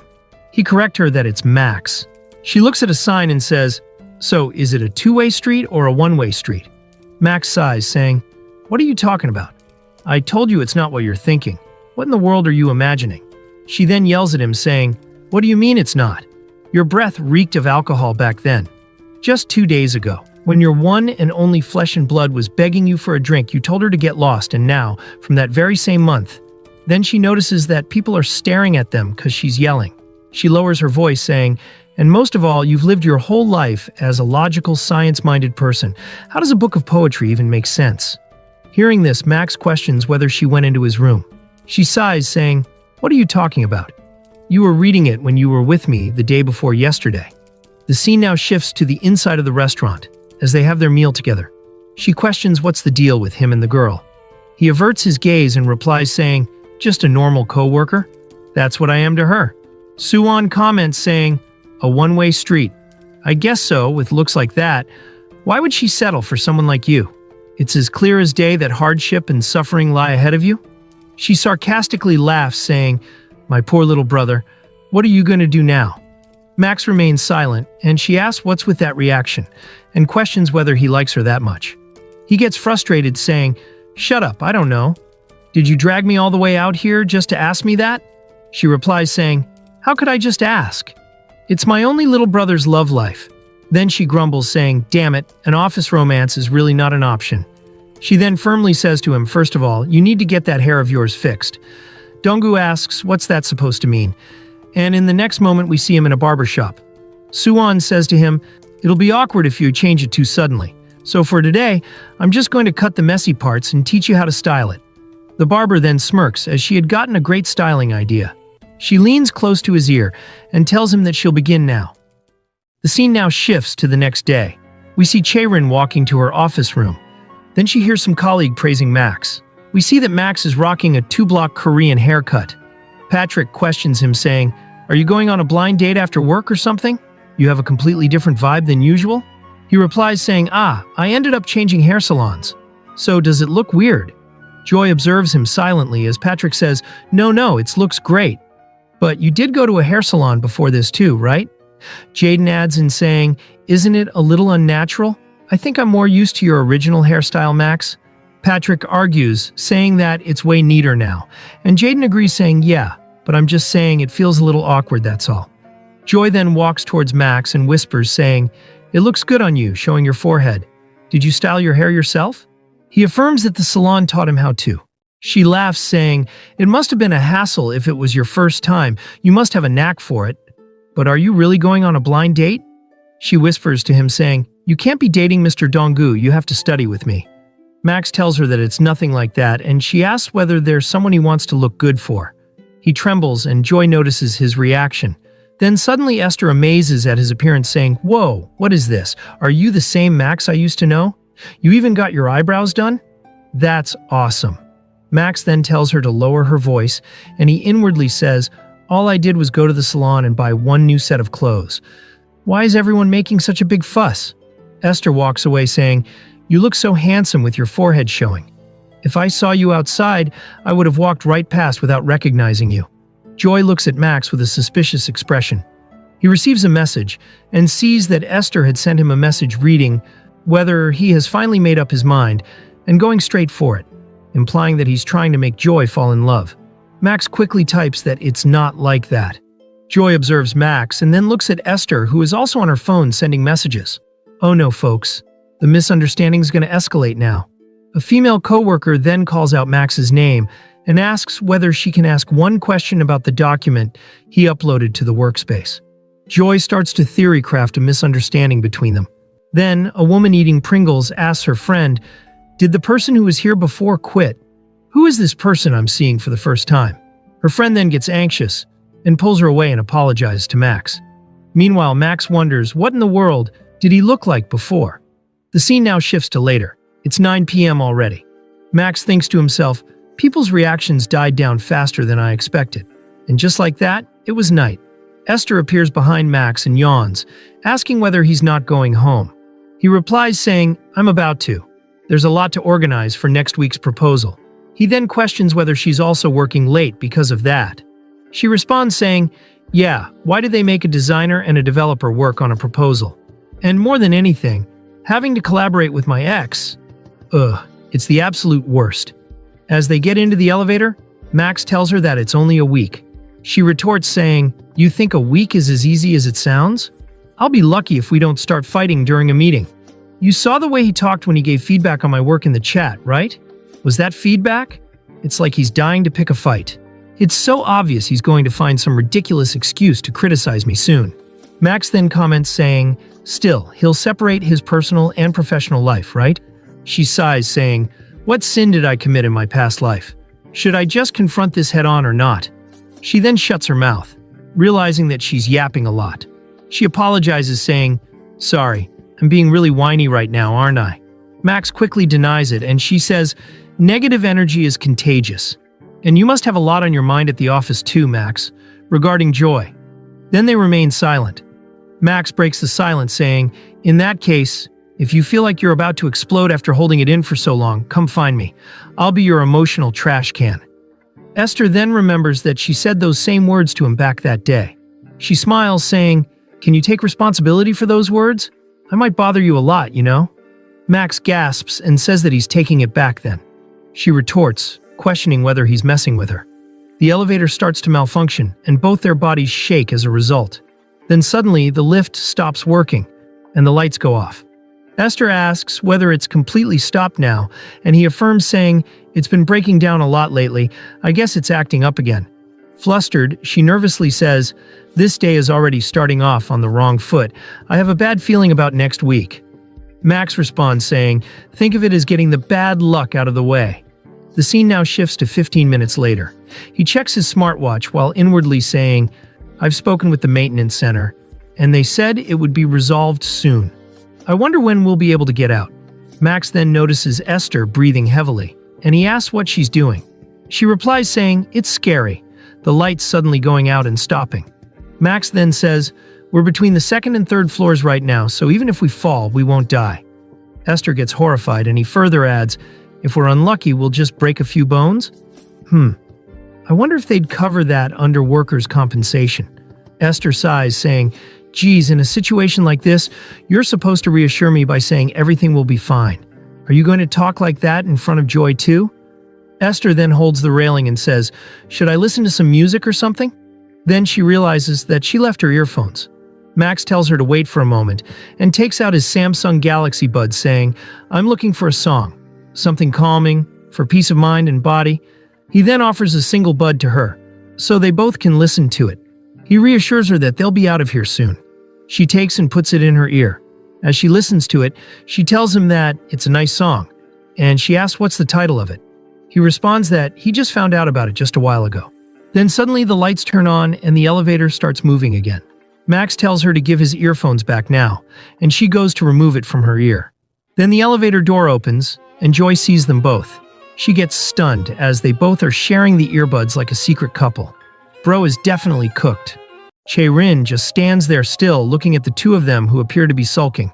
Esther in a surprised tone says, "Oh Joy, I thought you already got off work." Joy replies she forgot her wallet. Esther adjusts her earbud, and we see that Max forgot to remove his buds. Esther announces she is heading home first due to the subway schedule, and Joy wishes her a safe trip, while Max internally laments losing his earphones. It would look bad if Esther gave him his earbud.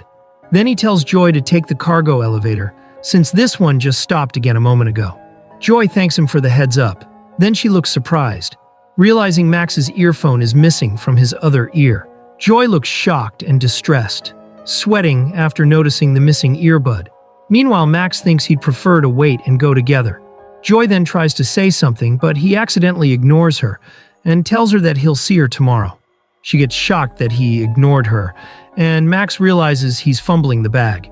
He quickly asks whether she said something, but she just laughs it off, saying it was nothing. She gets into the cargo elevator and warmly waves goodbye. Later, the scene shifts to outside the building. Esther looks back confused as someone calls her name. We see Donggu all gassed out from running here. He urgently tells that she needs to return his earphones. She then scolds him, saying, "Are you crazy? Now's the time to go up together and make that sweet after-work moment happen. I couldn't have obviously given it to you tomorrow." Donggu takes it back, saying, "How many times do I have to say I'm still thinking about it?" She gets frustrated, saying, "If you keep hesitating like that, don't blame me when someone else snatches her up." He retorts that she was the one who told him to not rush and take his time. She sighs, saying, "So basically, moderation in all things," but before she can finish her words, she hears a train honking. She holds up her phone, saying that her subway is arriving soon and that she'll be heading down now. She then asks how he's heading home, and he scratches his head deep in thought. Later, in the crowded train station, Donggu thinks it's quite a walk to the bus stop, and the subway would be more efficient today. As Esther stands beside him, looking at her phone, she glances at Donggu, who is lost in thought. She then decides to speak her mind. She coughs and gets his attention, then says, "Whether you decide to move toward Joy or away from her, it's your choice. But if you ever choose to distance yourself, I hope the reason isn't because you think you're not enough."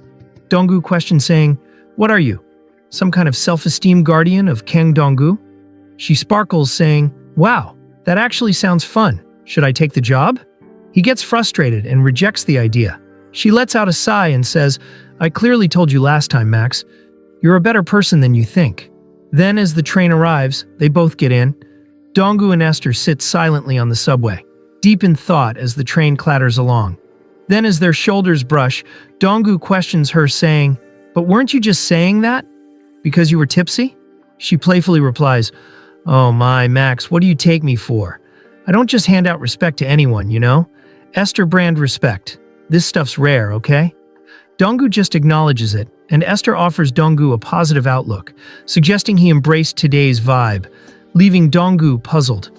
Esther smiles, considering that the chance isn't exactly zero. As the train clatters, Donggu looks serious as he calls out Esther's name. Esther looks at him curiously, and Donggu confronts her about her inconsistent mix of formal and informal speech, causing her to look surprised. Esther laughs, saying, "Friendly, right? I keep saying, let's just reveal our ages, and if we're within a 2-year range, we become friends."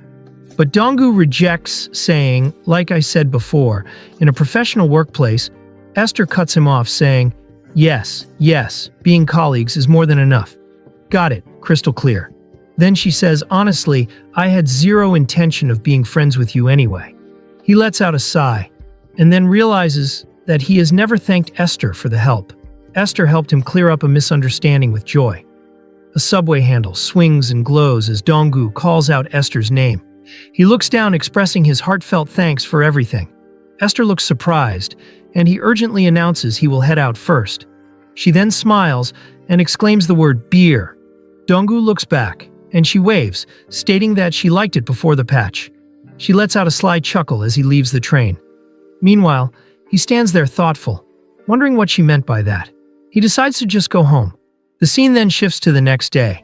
In the restaurant, Esther stands lost in thought, wondering which drink she should choose. Just then, Joy greets Esther, asking why she's in early today, to which Esther happily replies that it's Friday after all, so gotta get off at 5 and enjoy the weekend. Esther picks the iced chamomile tea while telling Joy to pick anything, and that she'll pay for her. Sharon, with a faint knowing smile, lost in a silent thought, she picks the hot chamomile tea. Joy thanks her for the drink, and both the girls chuckle.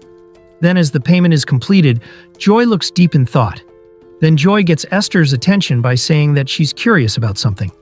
She goes to ask her question, but she sees Max enter the building. This causes Joy to hesitate. She looks away thoughtful, then she giggles, saying, "Never mind. Next time." Folks, it appears that Joy thinks Esther is secretly dating Max. The scene now shifts to a few days later. Patrick looks at Max's hair and asks why he came with a bedhead. Max just says that he's lazy to style it every morning. Later in the meeting room 3, Andrew, Esther's ex-boyfriend, sternly asserts that not submitting the design drafts will cause problems, claiming he requested them ages ago. Esther shouts furiously, blaming Andrew for suddenly asking to revise and apply the function specs and starting the entire mess. Andrew criticizes the time taken and passing blame, while Max sips his drink, realizing it's a terrible start to the morning. Later in the toilet, Max stares at his reflection, silently, vowing to endure the week, believing this too shall pass. Just then, Andrew exits the stall after taking a big dump. Our boy is caught off guard by this. Andrew walks up to him and says, "Your name's Max, right? Do you smoke?" Max says no, and the guy washes his hands saying, "Really? Then let's go get some fresh air. You're not busy right now anyway." Max agrees, but feels a troubling bad premonition washing over him. In a few moments later, we see a sign stating not to smoke in this area and to be mindful of others. But we see a massive amount of smoke clogging the area as Andrew yaps, saying, "This is exactly what's wrong with our company's designers." Work skills aside, her sense of task prioritization? She just doesn't have it. If she worked like that, she'd get bad reviews somewhere else. If you're hiring experienced people, at least hire from a reputable place. That's why you shouldn't start your career at a crappy company. Meanwhile, Donggu internally complains about being forced into secondhand smoke and remembers Andrew's misleading fresh air comment, realizing Andrew just speaks whatever's in his mind. Andrew asks Donggu for confirmation, and Max offers a non-committal laugh, while his thoughts drift to their relationship. Max internally thinks, this bastard, even if they dated, does he really want to say that much?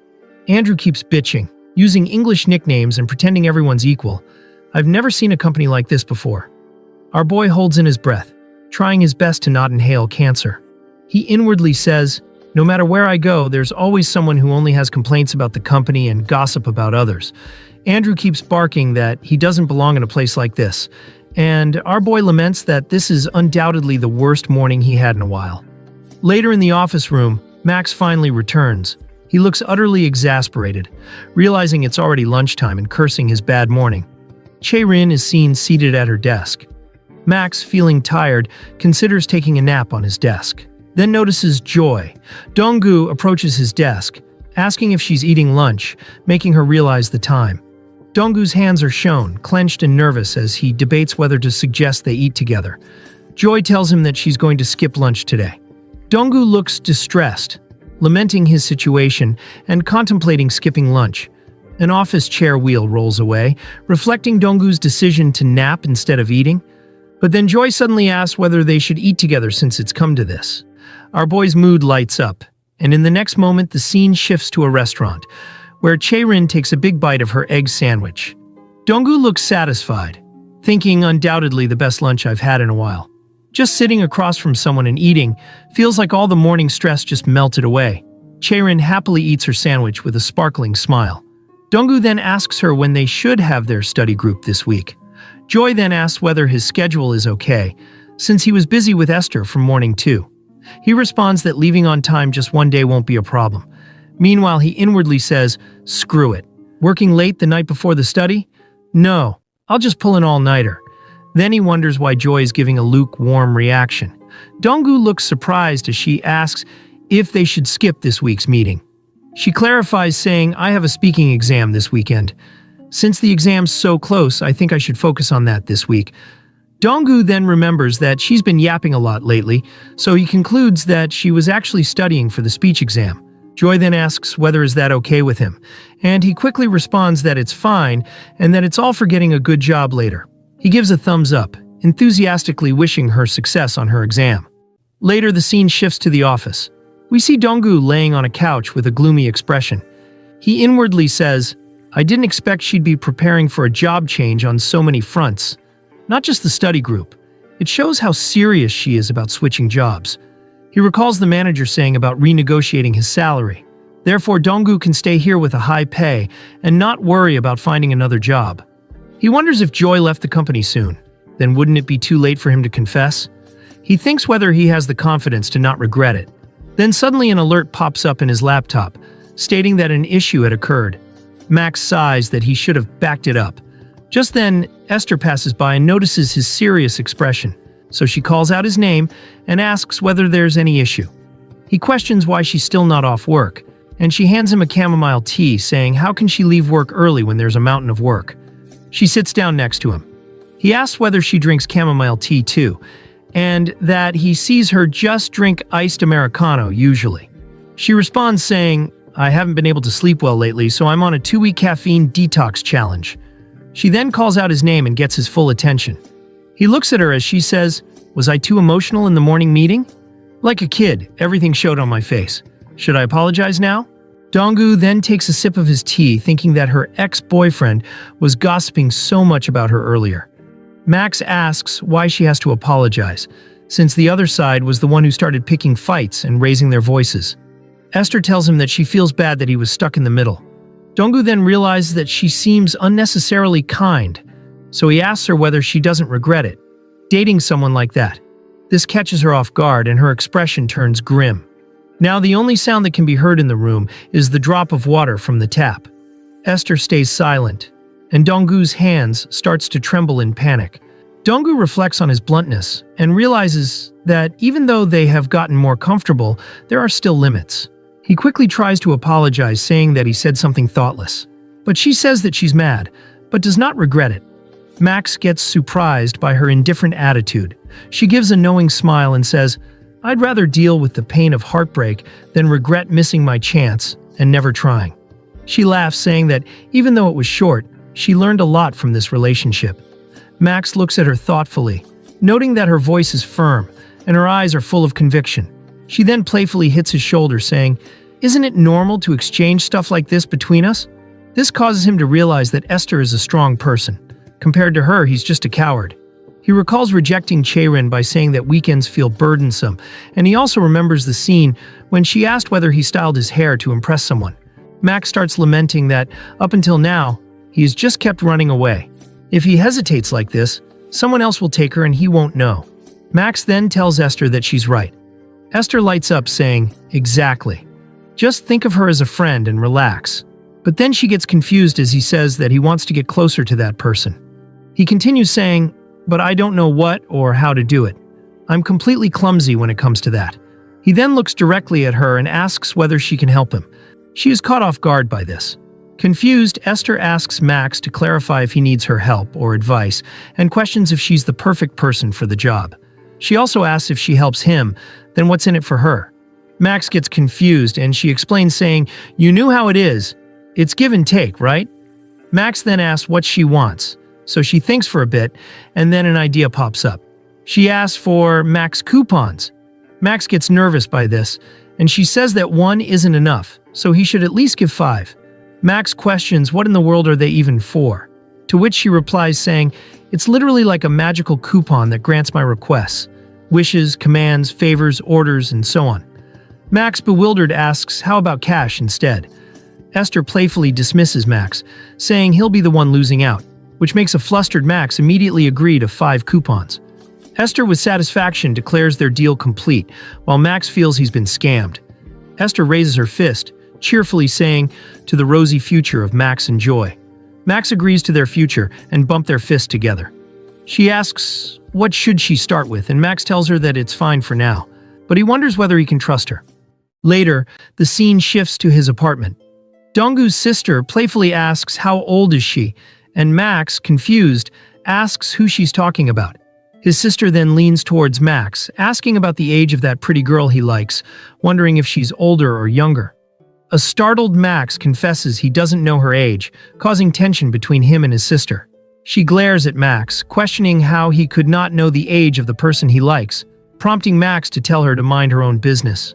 She then sighs and gives up, saying, What's the point of spending all that money taking you to the salon and buying you clothes? You're hopeless. Just give up and live like you always do.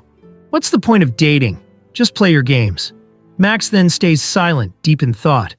The scene shifts to the next day. Max recalls the words Esther said, that he doesn't know much about Chaerin at all. Max internally agrees, saying, Just as Esther said back then, I still don't know much about the person named Jang Chaerin. We see Max is seated near his desk, and he hears a guy trying to flirt with someone by asking whether she had gone to the new desert cafe that opened up front. The girl laughs awkwardly and says no. Then we see that the pest is none other than Jaden. He laughs, saying, "I went once before, and it was pretty good. If you're free for lunch, maybe we could go." Meanwhile, Max gets pissed that this jerk is supposed to be working. Why is he loitering around here? But just in time, Esther comes and pulls him by the shirt, saying, "Can't you see Joy's busy? Stop slacking off and get back to work." Jaden reluctantly agrees and retorts that she's stretching his clothes and that it is expensive. Esther then winks at Max and then says to Jaden, "When are you going to grant the project access I requested the other day?" He walks away grumbling that he was going to do it after lunch. Esther scolds him that she told him it was urgent. Meanwhile, our boy wonders whether she just helped him right now. Max then locks in thinking, "With Esther supporting me like this, I can't just stand by and do nothing." Max, mustering his courage, hesitantly asks Joy if she is busy, but she says that she has time to grab some coffee. Max, looking curious and a little flustered, awkwardly offers to buy Joy a coffee. Joy looks at Max with an unreadable expression, pausing to consider his offer. Max stares intently at Joy, waiting for her response. Then the scene shifts to the cafe. Max thinks since there's no study group this week, there's significantly less time to build a bond with Joy, so this moment right now is a crucial opportunity. Max asks her what she wants to drink, and she chooses to have the same as him. Max, holding a slip of paper, takes a moment to gather himself before asking something he's been wondering.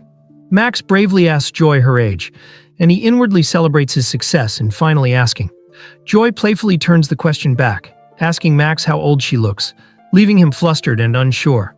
Max calculates Joy's age, saying, "Since this is your 5th year, Joy, if you joined right after graduating from university, are you at least older than me?" Joy smiles, amused by his flawed calculation, as Max realizes he screwed up. Max mentally scolds himself for his idiotic response and thinks he should have just said she looks young no matter what. He then stutters, saying, "No, you look my age, but you also have a lot of experience. So, should I say it's hard to guess?" Max then inwardly laments that he shouldn't have said that either, while Joy pouts that he needs to broaden his thinking. Joy clarifies, saying, "Like you said, I could have a 4-year bachelor's degree, but I could also have an associate's degree or just a high school diploma, right? On top of that, I could have spent a few years looking for a job." Max lets out a strained laugh and agrees, while thinking, now that she said that, I've got even less of a clue. She then asks, "Donggu, do you prefer older women, younger women, or someone your age?" He gets confused and asks what she means. Then he is startled as Joy clarifies she's asking about his personal preference. As they walk, Donggu tells her that he haven't really thought about it, so she tells him to think about it now. Max wonders why she is suddenly curious about that. He then replies saying, "For me, age doesn't really matter, as long as it's someone I can grow with." Joy smiles warmly, seemingly pleased with Max's thoughtful response. She teases Max for skillfully dodging her question, while a flustered Max admits it's true. Sometime later, they have already collected their drinks. As they walk back to the office, Joy asks Max if he is still curious about her age, and Max affirms with a nod.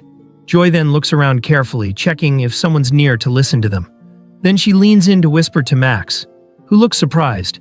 Joy playfully whispers into Max's ear, revealing her age as 20, which leaves him with wide eyes. But Joy doesn't reveal her exact age. She playfully teases that she's not going to tell him. Later, the scene shifts and we see a soda can rolling down the vending machine as Esther picks it up, saying, "I saw you went to the cafe with Joy earlier. Why do you look so drained?" Max, feeling pathetic, says to her that he asked her age and got totally wrecked without learning a thing. He feels pathetic for not even knowing the age of the person he likes. But then, Esther dismisses Max's problem as not a big deal, expecting something more serious.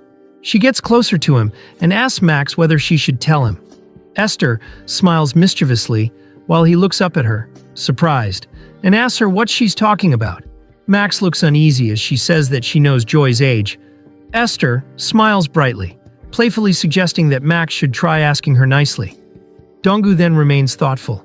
Then he politely declines, saying, "No, it's all right, since it seems like Miss Joy doesn't want to talk about it. I don't think it's right to go behind her back and find out from someone else." Esther then sighs, saying, "Ugh, so frustrating. What's the point of having that mindset? It's not like anyone will know about it." Max then points to her saying, "You know, Esther? I think I'm glad you're the one who knows my secret." Esther listens intently as he says, "You just listen to my story like we're sharing confessions, but it feels like a weight has been lifted off my shoulders." She sighs, saying, "I don't know. Just don't come back asking me to tell you again later." The scene shifts to the office building. We see Max seated deep in thought. He imagines Joy calling out his name, and when he looks, he sees a hot older version of Jiang Chai-rin saying to him, "Is there anything you want to eat today? Just say the word. Your big sis will buy you whatever you want." Then he imagines another scenario of her calling out his name, and when he looks, he sees a cute younger version of Jiang Chai-rin saying to him, "How about malatang for dinner? I'm so hungry." Then he imagines another scenario of her calling out his name, and when he looks, he sees the same age version of Jiang Chai-rin saying to him, "You don't have anything to do after work, right? Let's grab some chicken and beer." Max gets frustrated that either one seems possible. Then he gets startled as Joy calls out his name suddenly. She asks what was he thinking about so seriously. He quickly comes up with a lie, saying, "I was thinking about the impact of rapid AI development on the developer job market." She laughs, saying, "What's that about? By the way, you asked about my age this morning. Instead of my age, I'll tell you something else." Max gets curious. He gets caught off guard when she says that she'll tell her birthday. Max thinks that he was also curious about her birthday. Joy gestures him to come closer, and as he does, she shows him the marked calendar on his phone. Max notes that it's on May 27th, but then he realizes something. He exclaims that her birthday is next week. Joy nods in affirmation and cheerfully says, "I'm going to plan a birthday party. You're coming too, right, Max? Since we're on the topic, let's add it in your calendar now." Meanwhile, Max just remains anxious. Later, the scene shifts to the emergency staircase. We see Max desperately begging to Esther, saying, "Please help me, I've never given a proper gift to a girl before. Please help me pick out a gift." Esther responds, saying, "It's particularly difficult. But Kang Dong-gu, you're a surprisingly high-maintenance type, huh?" Max wonders why she's suddenly using his real name. She then says, "Well, since I've decided to help, I should do it properly. It's a promise. In that case, I have one question before we choose a gift. If it were just you, Max, what kind of gift would you give Joy?" Max takes out his phone and wonders, saying, "Well, since she has a gift coupon wish list, I would have just picked the most practical one from it." Esther leans closer and asks whether it's the coupon page on his phone right now, and he affirms. She notices a lot of coupons for healthy stuffs and says that Joy really cares about her health. She then says, "Well, giving Joy something she needs right now is good, but I think there's something more important than that." Max anxiously asks what it is, and she responds saying, "The fact that Kang Dong-gu has feelings for Jiang Chai-rin is something Joy needs to feel. Simply put, it's flirting in a way that isn't overwhelming. But it has to feel natural. But if you're exchanging a green juice set through a gift coupon, will that even work?" Max questions whether she would not like it, and she realizes that he has no clue. She then sighs, saying, "This won't do. Max, after work on Friday, you're coming with me to the department store. Let's go pick out Joy's gift together." Max nervously agrees to it. Meanwhile, he internally wonders why she suddenly got so serious. And so, a few days later, on Friday afternoon, we see Esther inside a department store, wearing a cap while waving at Max. Dong-gu says to her, "We could have just left the office together.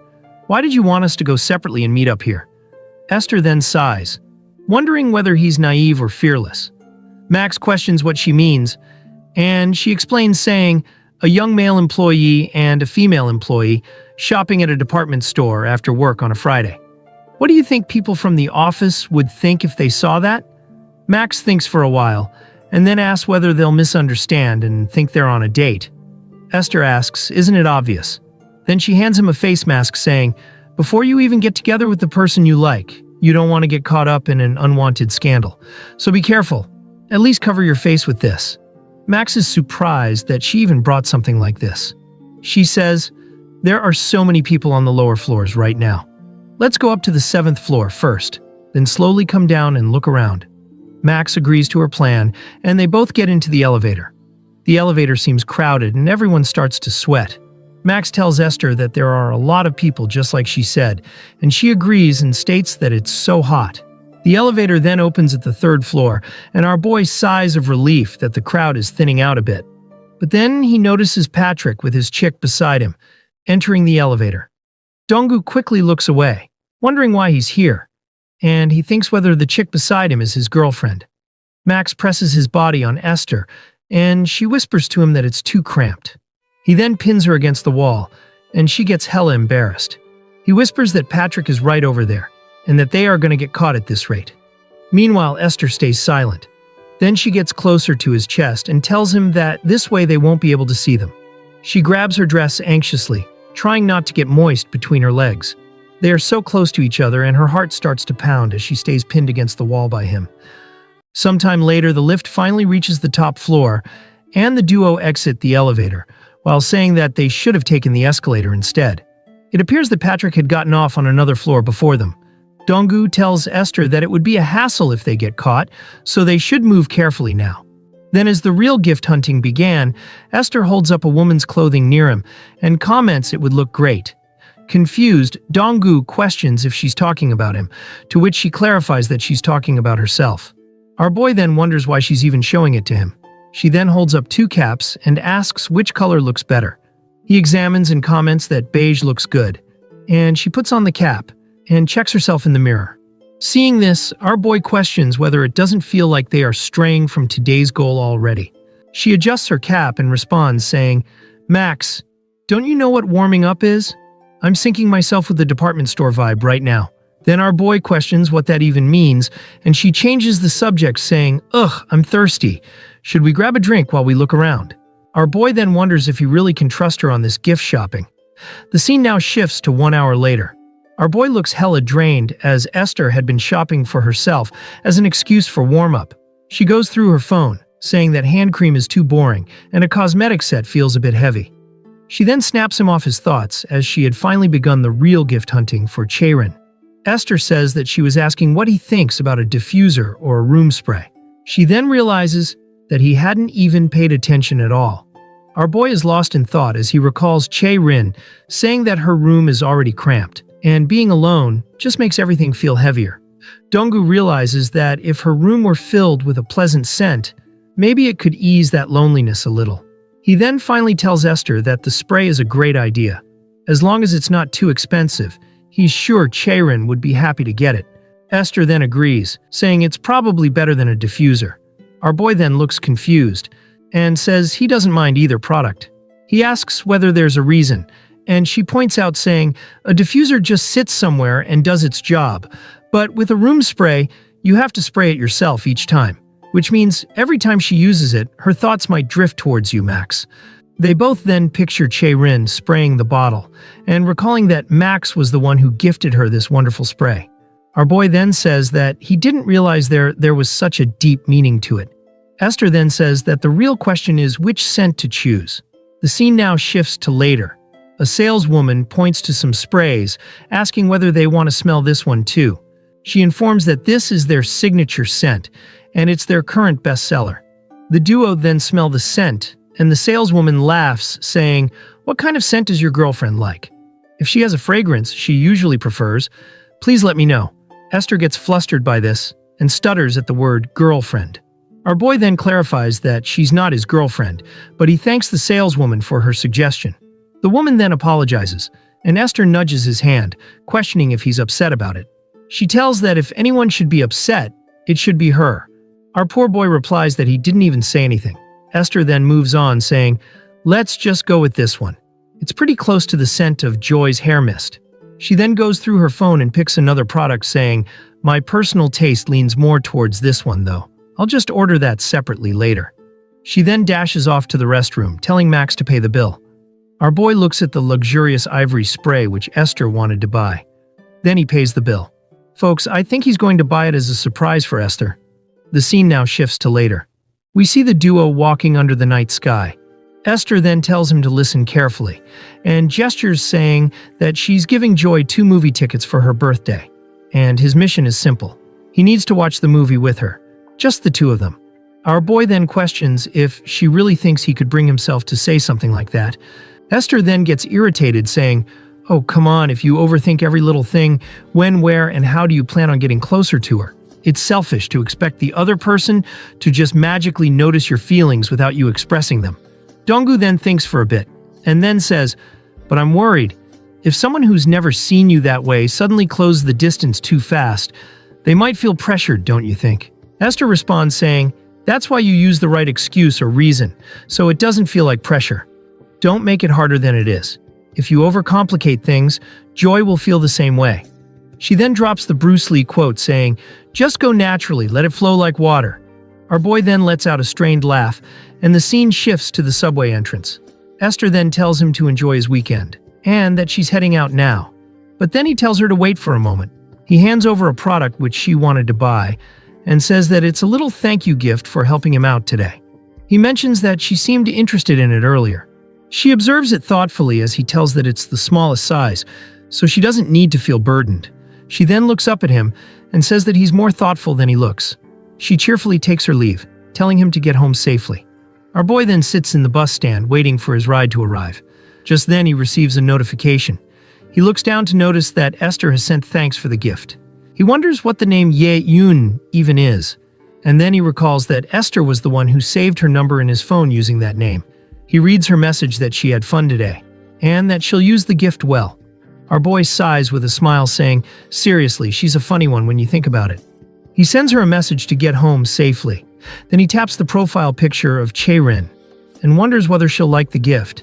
He recalls Esther saying that it's selfish to expect the other person to just magically notice your feelings without you expressing them. Our boy then inwardly says, "My heart pounds faster." Not quite excitement, but closer to anxiety.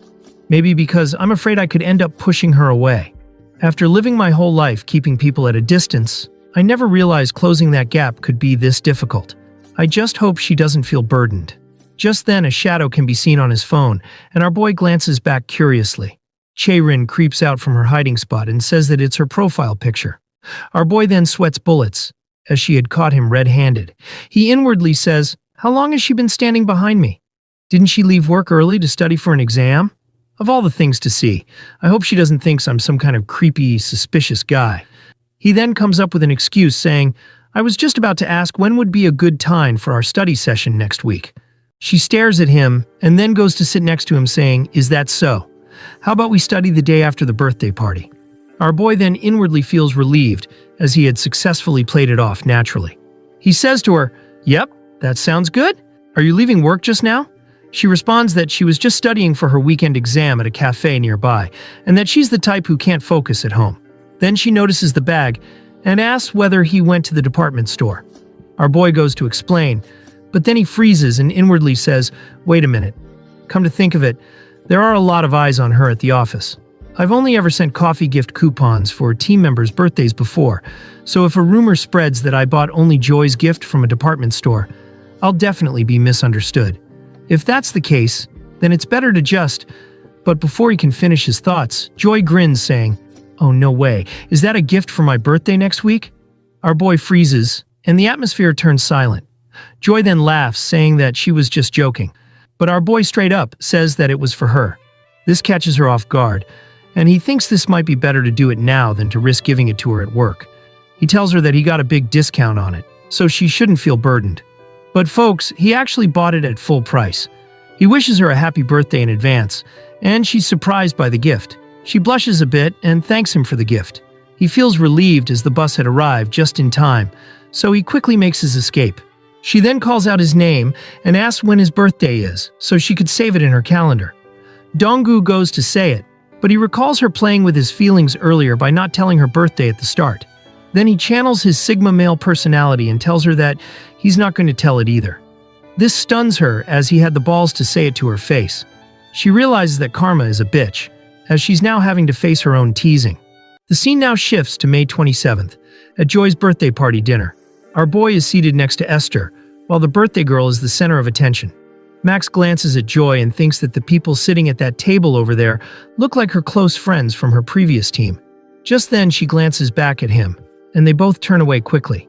Our boy wonders whether it's his imagination that their eyes are meeting more often than usual. Esther playfully teases him, saying, "We came all this way, and it looks like we're going to leave without exchanging a single word. Are you just going to keep eating like this?" Our boy keeps hesitating, and she sighs, saying, "Geez, Max just can't survive without me, can you?" She gets closer and whispers saying, "This isn't my usual character, but just know I'm doing this because of what you did for me last time." He questions what's that supposed to mean, and she raises her hand saying, "Should we mix up the seating a bit? It looks like we're only sitting with the people we're close to." Leo agrees to the idea, and so Esther says, "Let's have Max and Jenna switch, and Leo and Andy can switch." Jaden then asks Andy if he could switch places with him since he anyway doesn't like sitting on the end, and Andy reluctantly agrees. Then a few moments later, we see Jaden yapping about his vacation to Maldives with a friend's older brother's acquaintance. Meanwhile, our boy glares, wondering why this weirdo is yapping at Chaerin. Just then, Max gets a message, and he sees that Chaerin has sent a message stating that she did well all thanks to him. He glances up at her and she smiled at him. Seeing this, he wonders what she means by she did well thanks to him. Leo then calls out to Max and asks whether he's going to the second round. Jaden sarcastically laughs, saying, "Come on, Max never drinks. It'd be a pain to drag him along. That's why you didn't go to the last team dinner, right?" Donggu then considers about staying for round 2.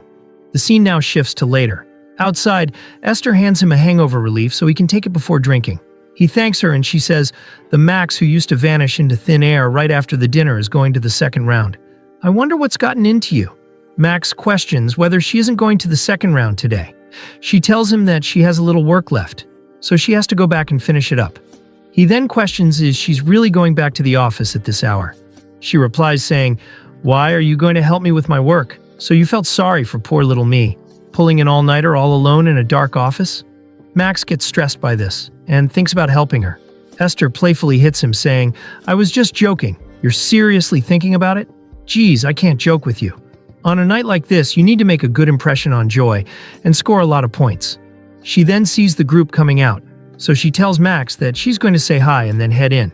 Max then tells her to take it easy and wishes her good luck.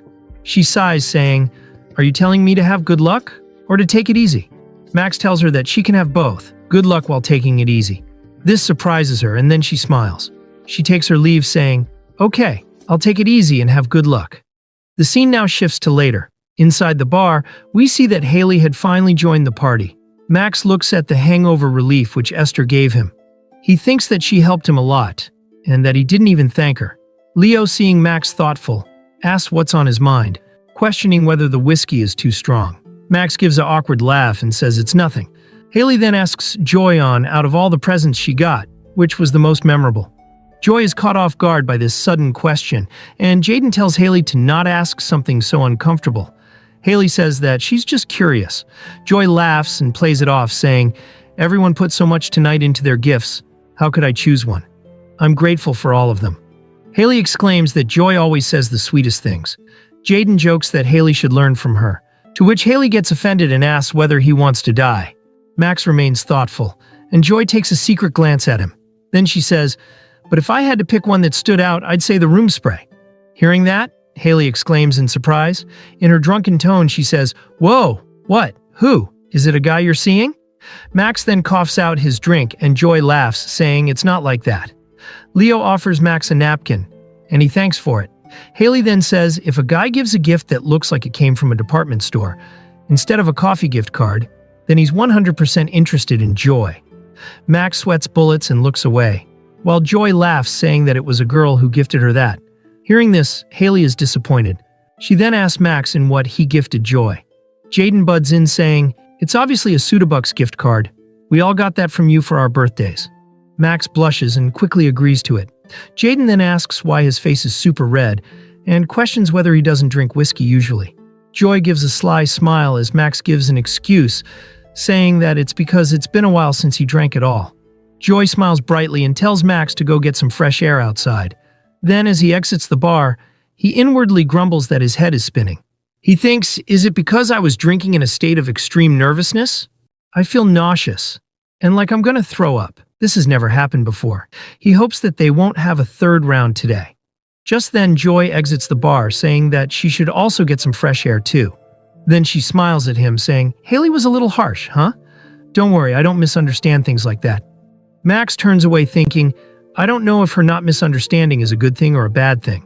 Then Joy says that Jaden wants to go for a third round. She asks whether Max wants it. Max thinks that it's that guy again, and he wishes to just go home and sleep, but he tells Joy that he'll join. Hearing this, Joy exclaims, "Really? If you weren't going, I was just about to suggest we call it a night." Meanwhile, Donggu thinks that he should have just been honest, so he could have gone home. But then he cups his cheeks while inwardly saying that today's a good day. Since it's come to this, he must see through it to the end today. Then the scene shifts, and we see Donggu waking up on the bed. His clothes and bag are both scattered, and he groans thinking, "Ugh, my head feels like it's going to split open. How did I even get home last night?" He opens the fridge thinking, is this that homing instinct I've only ever heard about?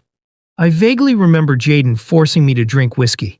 Donggu then checks his phone, noting that it's 9:21 and that if he just wash his hair and take a taxi, he can barely make it on time.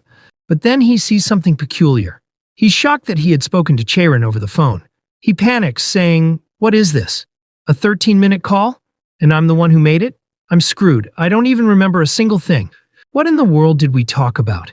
He scolds himself, saying, "Kang Donggu, you crazy bastard. What kind of trouble did you cause?" The scene now shifts to later, and we see that it's raining. Inside the office, Max drinks a hot cup of chamomile tea while thinking, in the end, I still couldn't remember. I didn't make a mistake, did I? Like a sudden confession? Max stares at Joy, who's sucking on a 6-inch. She notices him staring, and our boy starts to panic, hoping he didn't confess his feelings to her. Joy then gives a chocolate milk, saying that she bought it at the convenience store, and that it's buy one, get one free. Max thanks her and accepts it. Then he stares at her thinking, she seems the same as usual for now. If I had made a mistake, she wouldn't be acting like this, would she? No, that's not it. If it's her, she might be pretending like nothing happened out of consideration. Ugh, my head is going to explode. Let's just be honest and ask. He then goes to ask her about yesterday. Then she cuts him off saying, "Oh, when would be a good time for what we talked about on the phone yesterday?" Max starts to tremble, wondering what he did yesterday. Joy whispers saying, "Or should we talk about the details after work today? Today is our study day. How about it?" Max stares at her for a moment, wondering what to say. Then he reluctantly says, "Yes, let's do that." Meanwhile, he inwardly says, "Idiot, you don't even know what she's talking about." The scene then shifts to later. In the bus, we see that Max and Joy are heading to their study spot. He calls out to her hesitantly and says, "I didn't do anything embarrassing yesterday, did I? I had too much to drink for the first time in a while." Joy assures him that he's totally fine, to which Max sighs of relief. Just then, Joy spots a vacant seat and asks Max if she could sit. He affirms, and while she sits down, she remembers something and says, "Oh, and about what I was trying to say earlier. When is a good time for you, Donggu?" Hearing this, Donggu stutters, saying, "What? When?" She clarifies that she's free all this week, and next week also she's free except for Monday and Tuesday. Max tightens the grip on the railing and inwardly says, "Calm down, I can figure out what she's talking about from the context of the conversation. It seems like she's trying to set a schedule. Could it be about our study session?" Max then nervously asks if she's talking about their study session. Joy laughs and clarifies that she's talking about what they discussed on the phone earlier this morning. Donggu then nervously asks what they talked about today, and Chaerin looks confused by this. She asks whether he doesn't remember. He affirms, saying that he blacked out. Chaerin then stays silent, and Donggu anxiously awaits her answer. Then she laughs, saying that it's hilarious. She had spent all that time talking to someone who doesn't even remember. Max then asks if she could tell him what they talked about, to which she takes a serious tone and says, "Excuse me, Mr. Kang Donggu, you asked me to go to the movies together, to celebrate doing well on my speaking test, and to celebrate our study project sailing smoothly." Donggu's brain freezes as he wonders if he really said that. Seeing him frozen, she sighs, saying, "What? You really don't remember? I guess you just said it because you were drunk." She then looks surprised as he says that his true feelings came out because he was drunk. Then she looks away. Donggu wonders if what he said just now was too weird. He tries to clarify what he meant, but Chaerin cuts him off by asking if they are going or not. Max thinks for a moment, and as the bus stop arrives, he agrees to go to the movies. The scene now shifts to the next day. In the meeting room, Max sees that Joy had sent him a message stating that she'll book the tickets for a movie after work this Friday. Max had asked for her bank account number so he can send her the money for the ticket, but she had insisted that he can buy dinner for her instead of paying for the ticket. Max gets excited that they are going to watch a movie together the day after tomorrow. He inwardly says to himself to not get excited and that it's just a movie. He should focus on his work for now. But then he wonders why on earth did they suddenly ask them to gather in the meeting room. The team leader, Mickey, asks Max whether Esther is still not here. Max looks at his watch and says that it seems like her design-related meeting is running late. Then Andrew, the scumbag, sighs, saying, "Geez, always acting like she's the busiest person in the world. Why don't you just start without her?" Max wonders why this bozo is always so angry. Mickey starts the meeting saying, "The reason I asked you all to gather here is because of the proposal we worked on together last time. Unfortunately, we lost to a competitor by a narrow margin.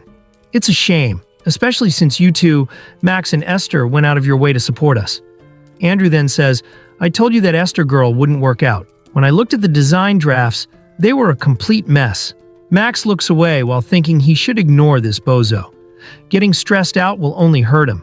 The scum then continues to ramble, saying, "I was so embarrassed during the presentation when it was compared to our competitors' design drafts."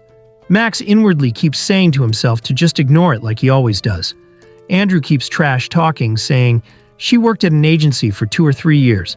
If that's all she can do, isn't there a problem with her skills?" Max just stays still, advising himself to let it go in one ear and out the other. Nothing good will come from getting involved. He recalls Esther saying that she at least learned something from this relationship. Max remains thoughtful, and Andrew continues saying, "The designers at this company are the biggest problem. There has to be a certain level of skill for any real synergy to happen." Just then Max tells him to stop right there. Andrew looks confused and asks what he just said. Max inwardly thinks that now he can't take back what he crossed. So he says, "If you wouldn't say it to someone's face, then you shouldn't say it behind their back either." And the Commerce Team's app won an award at last year's JF Design Awards. Andrew asks what his point is, and he replies saying, "Esther, no, our company's designers are skilled." Mickey then anxiously tries to de-escalate the situation, saying that there's some kind of misunderstanding. Max apologizes and asks if they could continue the meeting in 30 minutes.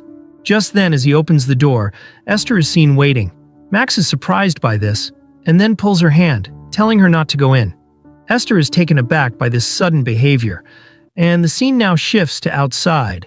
They both sit on a bench, and Max inwardly says, if she finds out what they were talking about in the conference room, she'll definitely be upset. Just then, Esther asks, "What is it? Why did you bring me all the way here? What about the meeting with the business development team?" Max then tells her that it was nothing important, and that it was just news that the proposal was rejected. Esther then tells him that she heard it from outside. This catches Max by surprise, and she laughs, saying, "I thought it would get super awkward, so I was trying to figure out when to go in. I was timing it. It was a bit weird to go in when they were openly bad-mouthing me." Max then wonders whether she had heard everything he said earlier. Max then tries to leave, but she holds his t-shirt and asks why he did it. Max stutters and asks what she means. She questions why did he confront him like that. It's so unlike Max. She reminds him that getting involved with people like that just makes you tired. Max stays silent for a moment, then says that it's because it made him angry. He sits down and says, "I heard they kept asking for revisions right up until the day before the proposal was due. For them, it's just sending a few carelessly written lines. But what about for you, Esther? Because of those few lines, you worked late, pulled all-nighters. You went through a lot, didn't you? They should have just communicated the requirements clearly from the beginning." Max crashes out saying, "Seriously, why are there so many rude people? Is it that hard to be respectful and considerate? Why don't they think from the other person's perspective? You are trying to remember him in a good light. Why is he—" Max then stops as Esther just stares at him.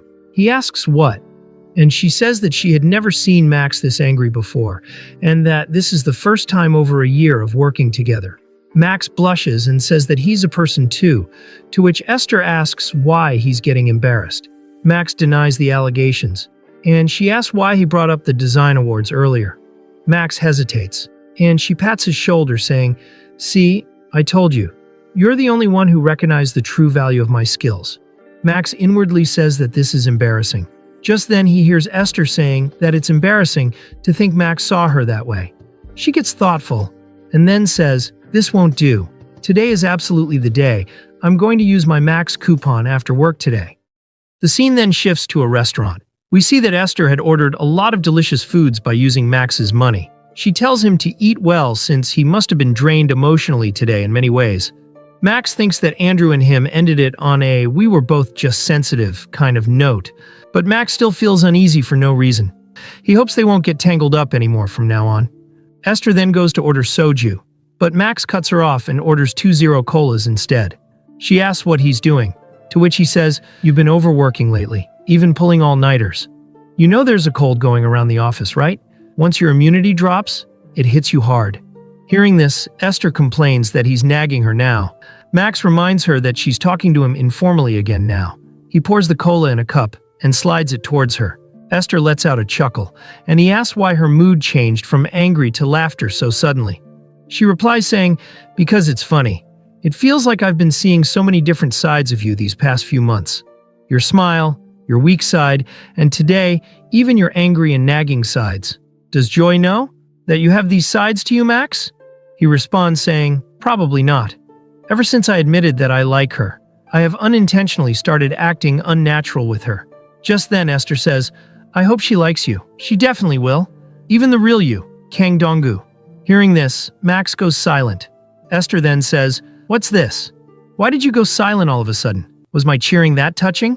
Max responds saying, "It just felt a bit weird hearing you use my real name all of a sudden. You always call me just Max."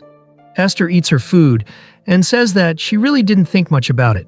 Then she remembers something and says that he hadn't said her name properly. Max just responds that there's no need for that, and that he's used to her nickname. Esther then asks if he doesn't know her name, to which he quickly says, "It's Yeyun, Seo Yeyun. We've worked together for a year. What do you take me for? Especially when you even saved your contact under your real name last time." Esther then starts to feel hot as she gets moist between her legs. Seeing this, Max asks why her ears are a little red, and questions if she has a fever. Joy stutters saying, "What are you talking about? Of course not, it'll get cold. Let's eat." After a while, we see Joy exiting a building. She sees Max and Esther walking together while chatting friendly with each other like a couple. She overhears Max offering to buy Esther a coffee, and this causes her to stay stunned as her thoughts spiral into more misunderstandings. The scene then shifts to the next day. At the office, the only sound is the quiet tapping of keyboards as Max and Joy work at their desks. The room feels unusually tense. Max awkwardly thinks, seems like she's talking less than usual, or is it just my imagination? Joy then suddenly asks Max a loaded question. Who on the team is he closest with? Max hesitates. He inwardly thinks, this out of nowhere? What's the intent behind that question? Is it just small talk? I've never really thought about that before. If I say, I guess I'm closest to Joy here, that would sound too forward, wouldn't it? Max finally tells her that he's close to Patrick and Andy since he has worked with them the longest. Then he remembers about Esther and says that he's gotten close with her also. This makes Joy stay silent, and she just stares at Max. He drinks his tea while wondering why the sudden silence. She cuts to the chase, asking if they're in the talking stage. This causes him to spit out his tea. He frantically denies it, asking why on earth she would think that. But Joy's skeptical look says she's not buying it. She points out saying, you two have been getting closer. It seems like you're spending a lot more time together than before. It feels sort of professional, yet kind of personal. This leaves Max a sweaty, nervous mess. He realizes this isn't the first time he's been asked about him and Esther. Max then places his cup on the table, and he gets her attention saying, if I really were in that kind of relationship with Esther, I wouldn't have asked to watch a movie with you, Joy. His words make her look at him with an intense, unreadable expression. He immediately panics, realizing his defense just made his movie invitation sound way more romantic than he intended.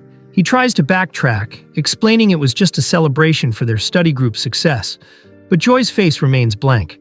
Max then tells her that the point is that Esther and him are absolutely not a thing. Joy smiles and nods her head saying, got it, I won't misunderstand LOL. Sorry for interrupting you while you're working. I just got curious all of a sudden. Max tells her that she's acting kind of strange today, and that her questions are so out of the blue. She laughs saying, really? I guess I've just had a lot on my mind lately. He flinches and asks what's on her mind, to which she just stays silent. Then she shouts saying, I can't take this anymore, I'm gonna head down to the cafe for a bit. Do you want to come with me? Max decides to tag along. Later in the cafeteria, he tells her that he'll pay today, and that usually she treats him anyway. She thanks him excitedly. Max remembers her usual order, asking if she wants her standard iced Americano. She surprises him by ordering an iced chamomile instead, making him wonder if it's some new trend. As he looks at the receipt, his attention shifts, as Joy tells him that he seems to be drinking chamomile a lot lately. Then she goes through her phone saying, "Work suddenly piled up, so I think I'll have to work overtime on that day." Max flinches by this and wonders if she's going to cancel the movie plans. But then Joy tells him that they'll have to change the time a bit for the movie and asks if he's okay with it. Max inwardly lets out a sigh of relief that she was not going to cancel it. He agrees to next week and asks about her availability. As she checks her phone, she notices something. She stays hesitant. Then she throws him a curveball, suggesting they go this weekend instead. Max's eyes widen and he exclaims. She teasingly asks if this weekend is too much of a burden for him. He recalls that he said the same line to her on the elevator last time. He just tells her that it's fine this weekend. He then asks if she's free this Saturday evening. She replies that it sounds good, and then whispers that Haley's coming later, so he shouldn't be too surprised. Just then, Haley approaches them with a yawn, greeting both a good morning. Joy tells her that she came earlier than usual today, to which Haley says that Esther suddenly took a day off, so she figured she should come early to cover her work.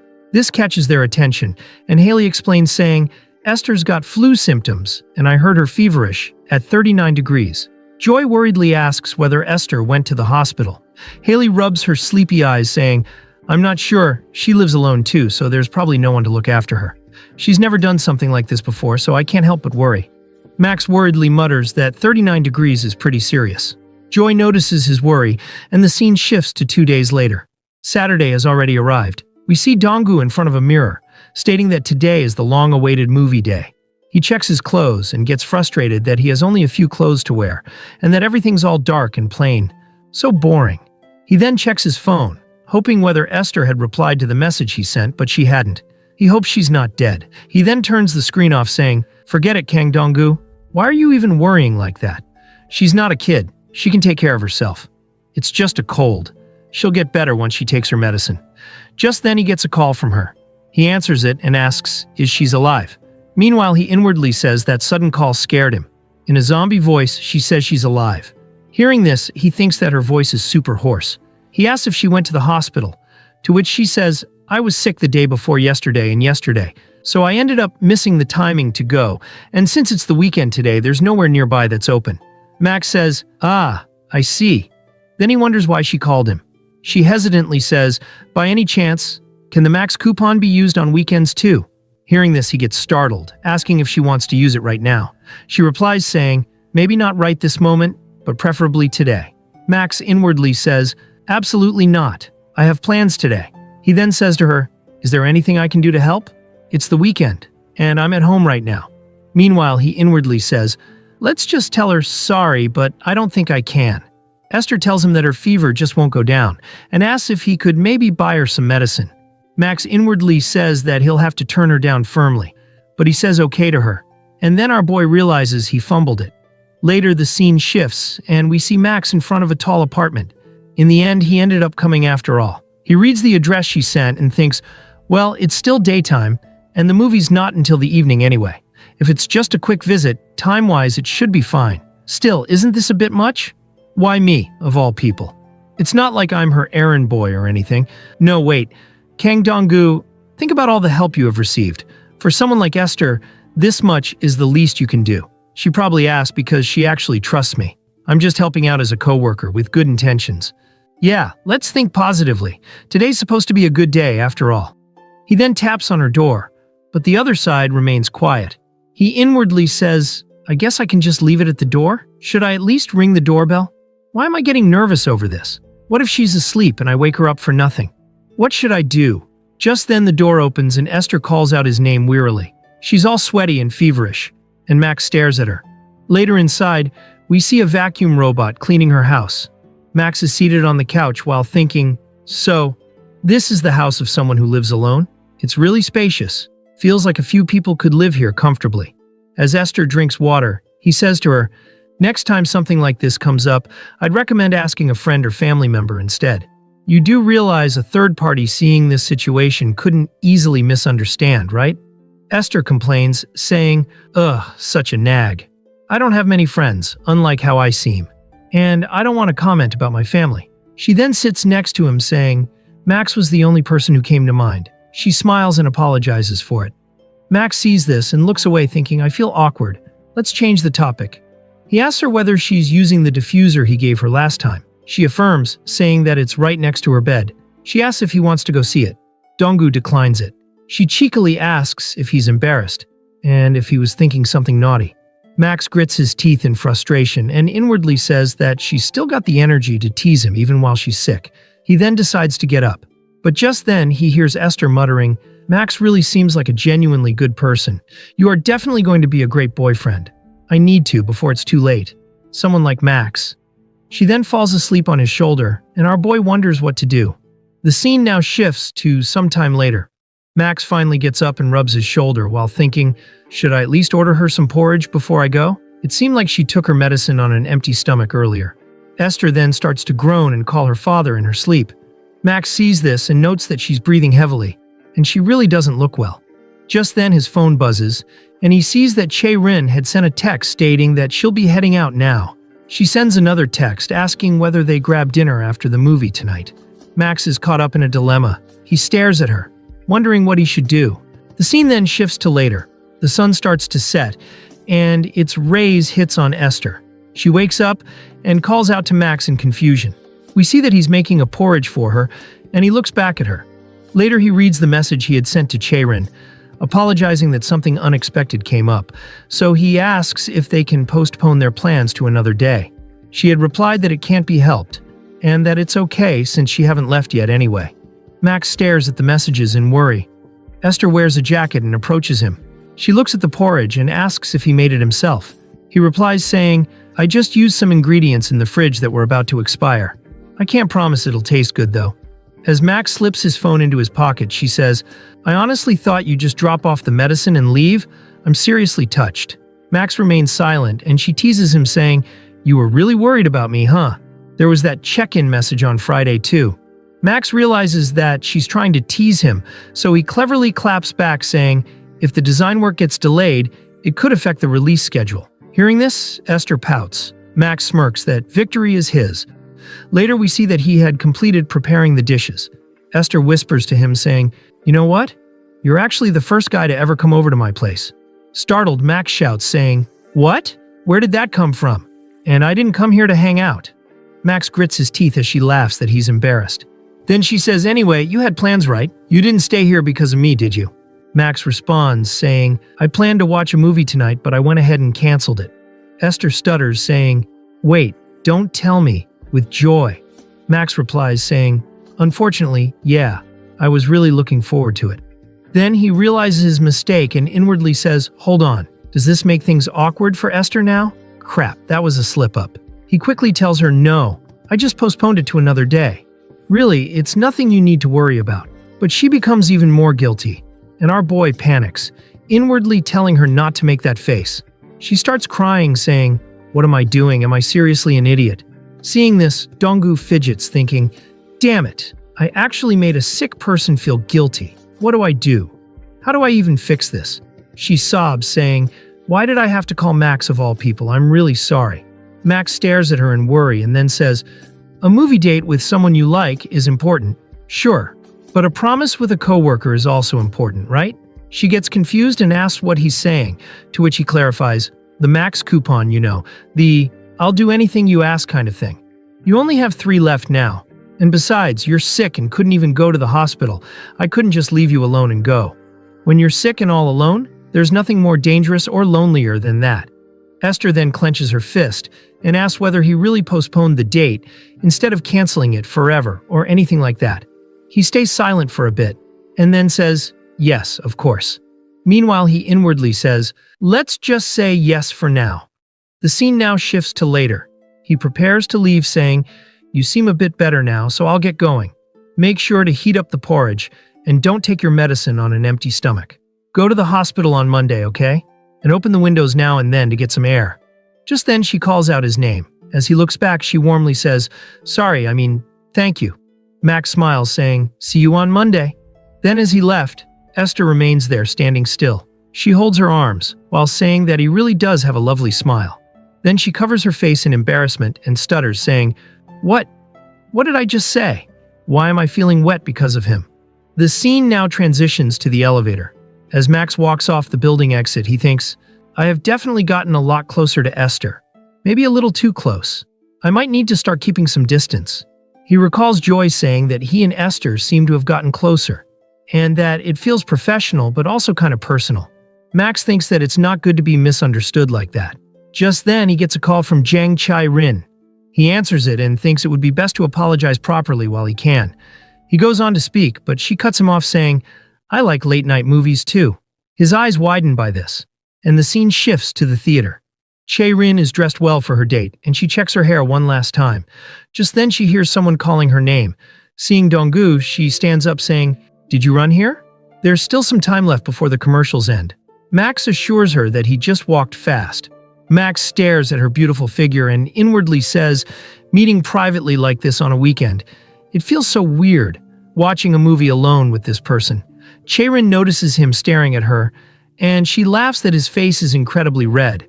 He tells her that he'll buy popcorn and drinks for them, and she tells him to buy caramel flavor with the biggest size, and also a zero cola for the drink. Inside the theater, we see a movie playing as a judge says, Mr. Dupré, please tell us what happened. What were you doing on the night your wife was murdered? Dupré replies saying, I scolded her harshly. I didn't like her sneaking around having an affair, so I thought it served her right. As the movie continues to play, Dong-gu enters the theater, wondering if it's almost empty due to it being late at night. We see him carrying the popcorn while Chae-rin is holding the drinks. She looks around, searching for the seat they booked. Meanwhile, Max inwardly says, It's darker than I thought. One wrong step and I might trip. He decides to turn on his flashlight, since there's no one around, so it should be fine if it's just for a moment. Just then, as he turns it on, Chae-rin closes her eyes as the lights is directed at her. He tells her to watch her step on the stairs. Since it's dark, she might trip. But unironically, he himself trips, and the popcorn scatters as he braces for the fall. But to his surprise, he lands on two soft pillows. Chae-rin's eyes widen as she realizes that his face is snuggled into her jiggly puffs. A popcorn falls onto the ground, and we see our boy trembling awkwardly as he can feel the softness. Chae-rin tries to act calm and asks whether he's okay, but our boy remains frozen on her chest.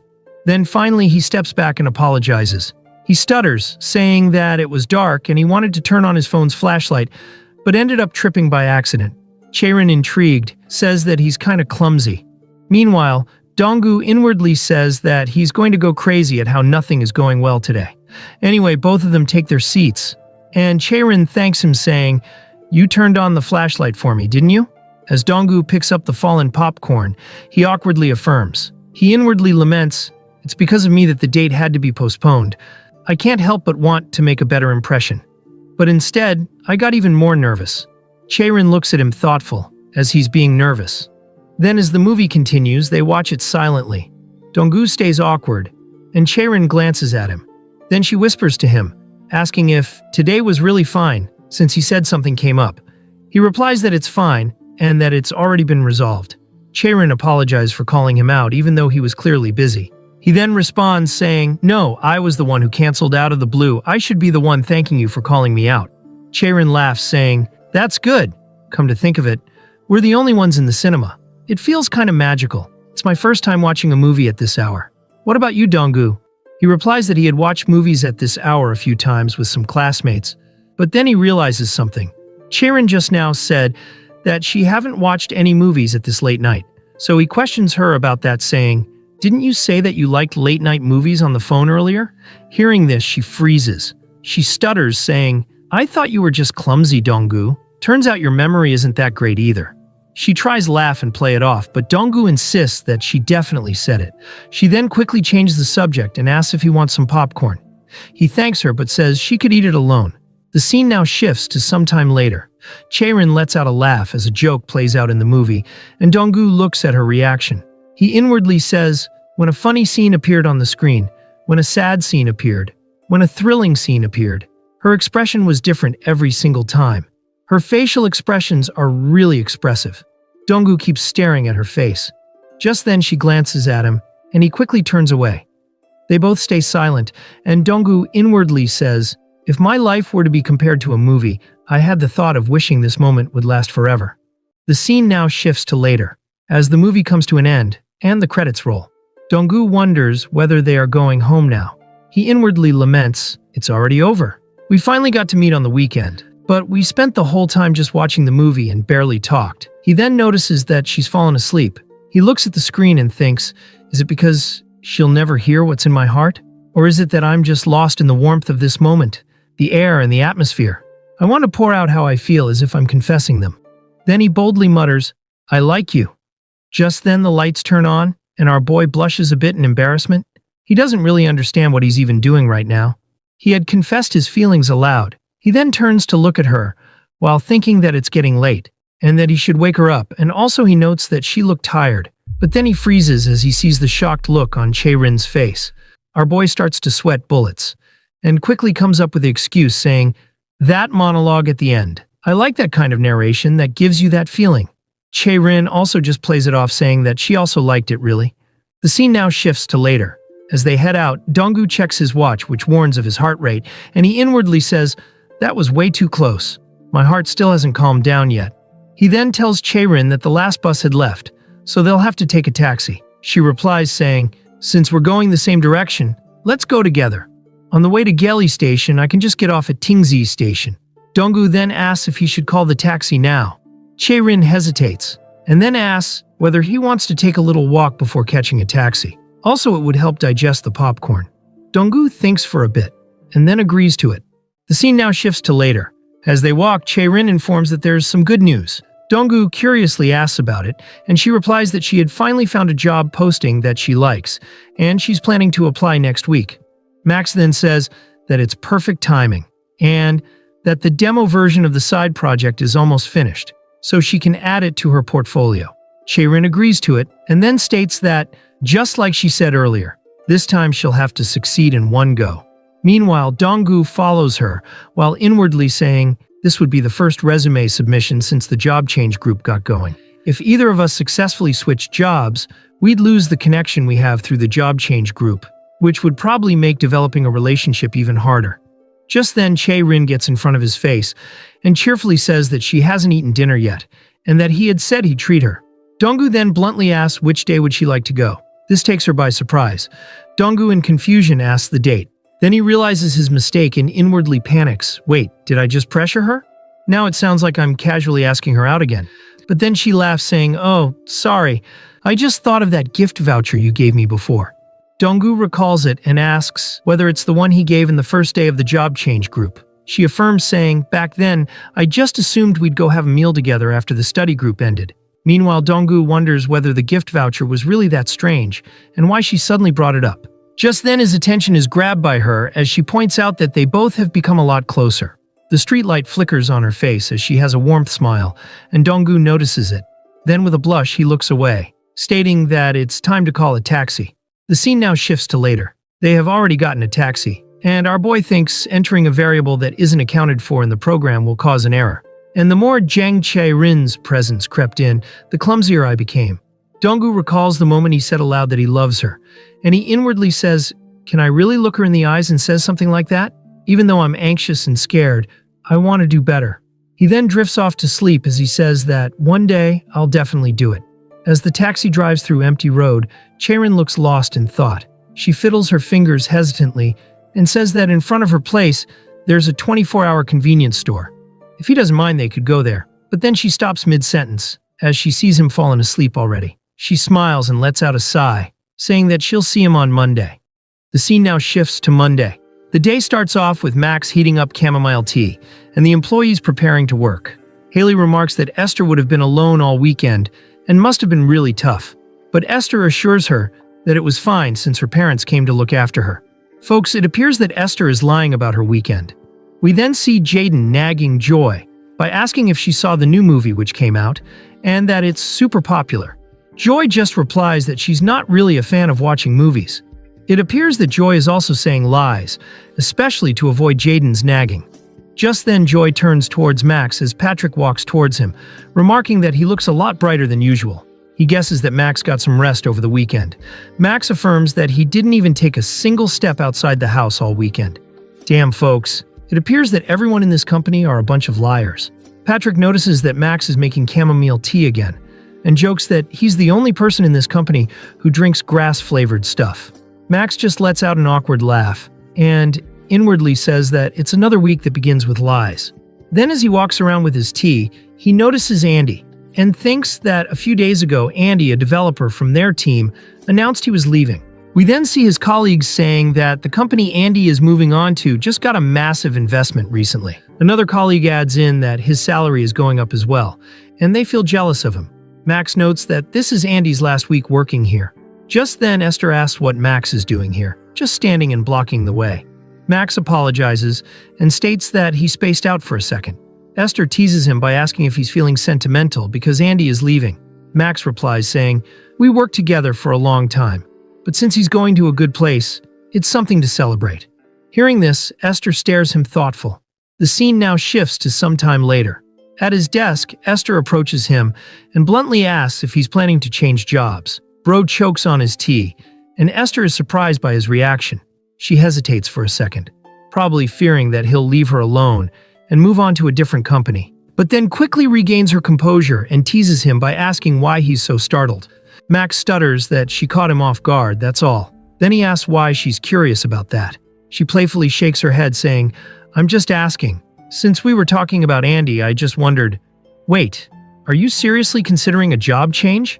Max sweats bullets and lets out a strained laugh saying, "A job change? No way. I've only been here 2 years. No way I'd do that." Esther narrows her eyes, stating that it sounds suspicious. Max inwardly thinks he needs to quickly change the subject, so he throws the question back at her, saying that she's the one who's thinking of changing jobs. But Esther is smart. She catches on to his motive and says that he's trying to change the subject. Our boy is caught red-handed by this gremlin. Esther then says that she plans to stay here long-term. Also, the commuter's close. Nobody gives her attitude when she takes leave, and they get bonuses at the end of the year. Hearing this, Max inwardly says, "When you put it like that, our company doesn't sound so bad after all." But then she lets out her murderous aura saying, aside from the part where I made the mistake of dating someone from work. Ugh, seriously, my blood pressure's rising. I think that guy's been bad-mouthing me lately. Should I just confront him about it? What do you think, Max? 2-on-1, we'd win, right? Max just clicks the mouse and wonders why he's even involved in her drama. But then he says to her, "They say rotten apples fall off on their own. If we just stay still, I think Esther will win."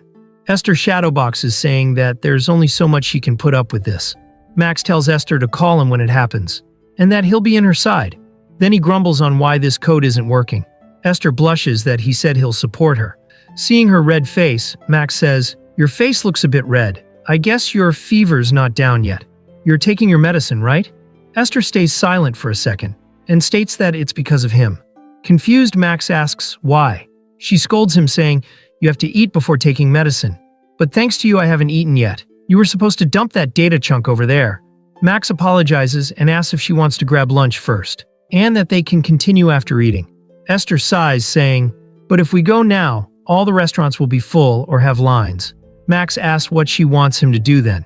She cheekily states that he'll have to just take responsibility. Bro gets fed up of her constant teasing. The scene now shifts to later. As Esther picks up a pre-made food, Max asks if she's sure that she's fine with convenience store food. She assures him that this will do, and that she can't really taste much anyway, since her nose is still stuffy. Max inwardly notes that she looks a lot better than over the weekend. As they head off, Esther says, "Oh, I've been thinking. Maybe it's better if you and I keep a little distance. Someone from accounting asked me if there was something between us. Anyway, we have gotten closer lately, for a lot of reasons. We've done a lot of overtime together too. It's easy for people to see that and get the wrong idea. I mean, Joy might misunderstand too." Max recalls Joy saying to him that she can see that he and Esther have been getting closer. Max also recalls him thinking that it's true. Esther and he have gotten really close lately, maybe too close. It might be time to set some distance. Now in the present, he thinks that Esther had also been thinking the same as him. Esther says to him, "I decided to support Max's dating life, and I don't want to hold him back instead of helping." Max inwardly says she's acting calm, but I bet last week's incident is still bothering her. Max then just thanks her for caring. As they enter the elevator, Max remembers something. He tells her that he was able to watch the movie with Joy after all, so she shouldn't have to worry about what happened over the weekend. Esther stays silent for a bit, probably sad that she can't date him. She masks her real feeling and says, "Awesome. How was the atmosphere?" Max replies that he isn't sure, since he was too nervous the whole time to notice. She tells him that if he ever needs help or advice, he should just message her. and that calling is fine too. Max tells her that he doesn't want to bother her, and first he'll try his best to handle it on his own. Esther playfully shakes her head saying, "Come on, I should at least help a bit. I received 10, so I have 8 Max coupons left." Max gets irritated and points out that she only received 5 and only 3 is left. She grumbles by asking if he can't just give a few more, and our boy says that she's asking for double the initial coupon. As they leave the elevator, she asks if he's eating at his desk, so she'll go eat in the break room. Max agrees to it, and inwardly says, "Guess the keeping distance thing has begun. I should be mindful too." Esther waves him off and tells him to take it easy this afternoon.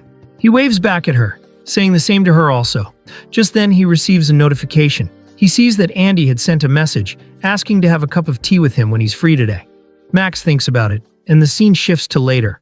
In a cafe, we see Che-Rin calling out to Dong-gu. He asks what brings her here, and she reveals that Andy asked her to stop by for a bit. Then she asks if it's the same for him also. Dong-gu awkwardly affirms.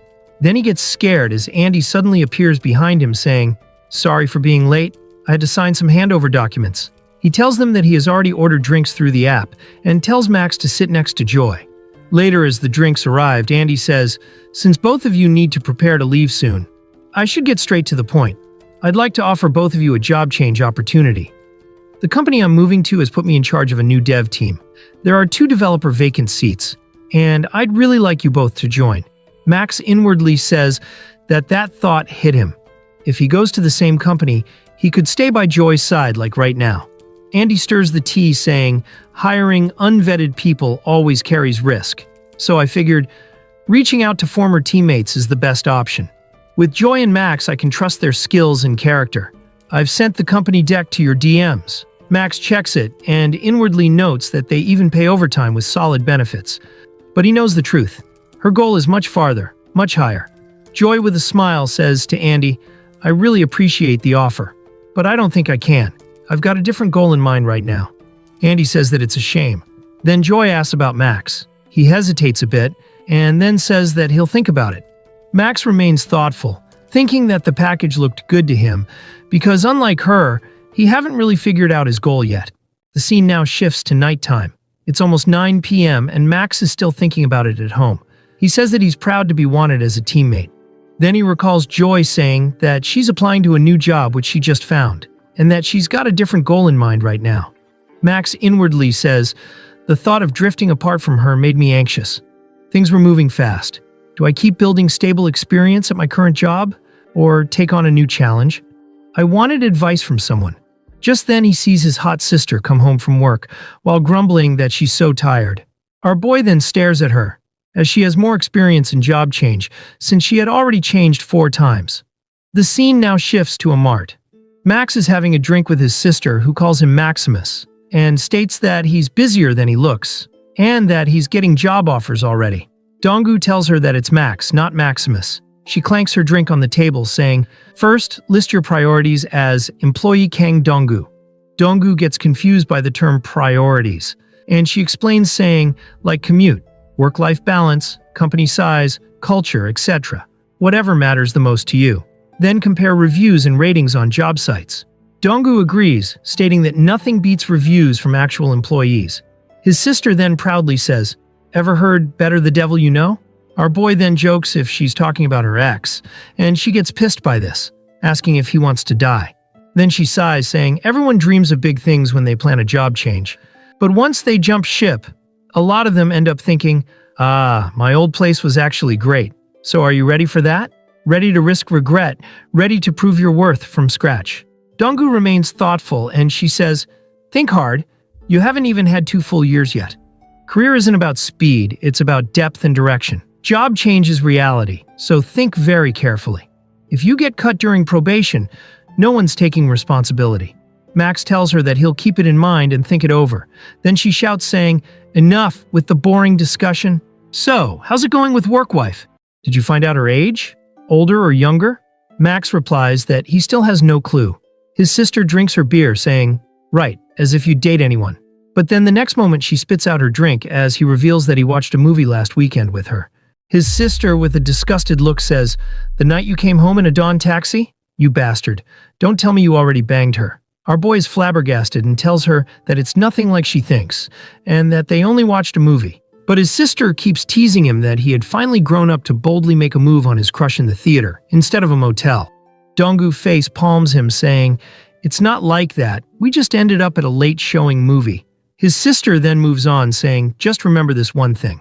Love and job changes have one thing in common, and that is timing." Later, the scene shifts, and we see Max checking the reviews of the company, which Andy recommended. The reviews state, "Pays well, but hard to stay long-term. Pros, overtime, and weekend pay are spot on. Easy commute, high salary bumps.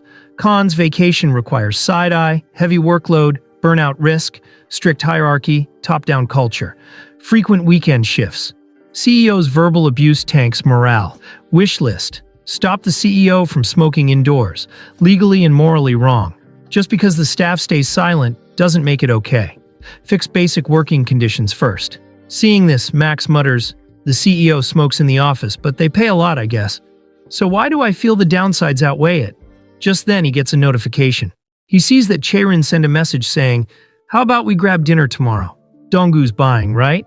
Max inwardly says, "Ugh, I was gonna bring it up naturally tomorrow. Hope she didn't think I forgot." Just then he notices that she had changed her profile picture. He realized that her outfit is the same from last weekend at the cinema. He wonders whether it was taken while she waited for him. He thinks that it's better to reply quickly. He sends her a message saying that it sounds good and asks if it's lunch. She replies that it's not lunch and asks how about dinner. Max sends her a message that it works too, but then he thinks why she chose that photo from the movie theater. He wonders whether that means something, but he quickly tells himself to stop with the useless fantasies. Chaerin sends a message asking if he's still thinking about Andy's offer, to which he replies that he's currently reading the reviews. Max tells himself to just focus on this conversation instead of thinking about the picture. But he's left in a dilemma. He wants to keep the chat flowing naturally, but he seriously have no idea what to send before the conversation dies. He thinks hard and then finally sends her a message, asking what she's up to now. He leans back that he had finally sent a message, but then he quickly locks in as he already got a message back from her. She had sent a message stating that she was just updating her resume and portfolio. Max wonders why she's replying so fast. Now he's left thinking what to send next. Then she sends a message saying, "Today was rough, huh? My wrist and fingers ache like crazy still." Our boy is frozen by this message. He thinks that this is 100% a signal to wrap it up, so he shouldn't bother her when she's tired. He decides to end the chat considerately and types, "Yep, figured. I'm heading to bed, so." But before he sends it, he got another message from her. She sends a message saying, "Should we?" Then his eyes widen as he reads that she wants to take a call. Max is surprised by her sudden request. His phone then buzzes as she's actually calling him now. He realizes that they have never had a proper phone call. He answers it and says, "Hello." Chaerin calls him by his name, and he flinches by this. Donggu starts to sweat hella hard as his heart rate increases. He inwardly says, "What the?" It feels so strange just hearing her voice this late at night. My ears are tingling. My mind is going blank. What am I supposed to say? Just then Chaerin loudly says that she hopes she wasn't bothering him while he's trying to sleep. Donggu quickly tells her no, and that he usually stays up really late. He reassures her that he's totally wide awake right now. Hearing his startled voice, Chaerin asks whether she was way too loud. Then she lets out a laugh, which confuses Donggu. She clarifies that the way he said "wide awake" is so funny, and that he sounded like a little kid. Donggu gets a bit offended by this.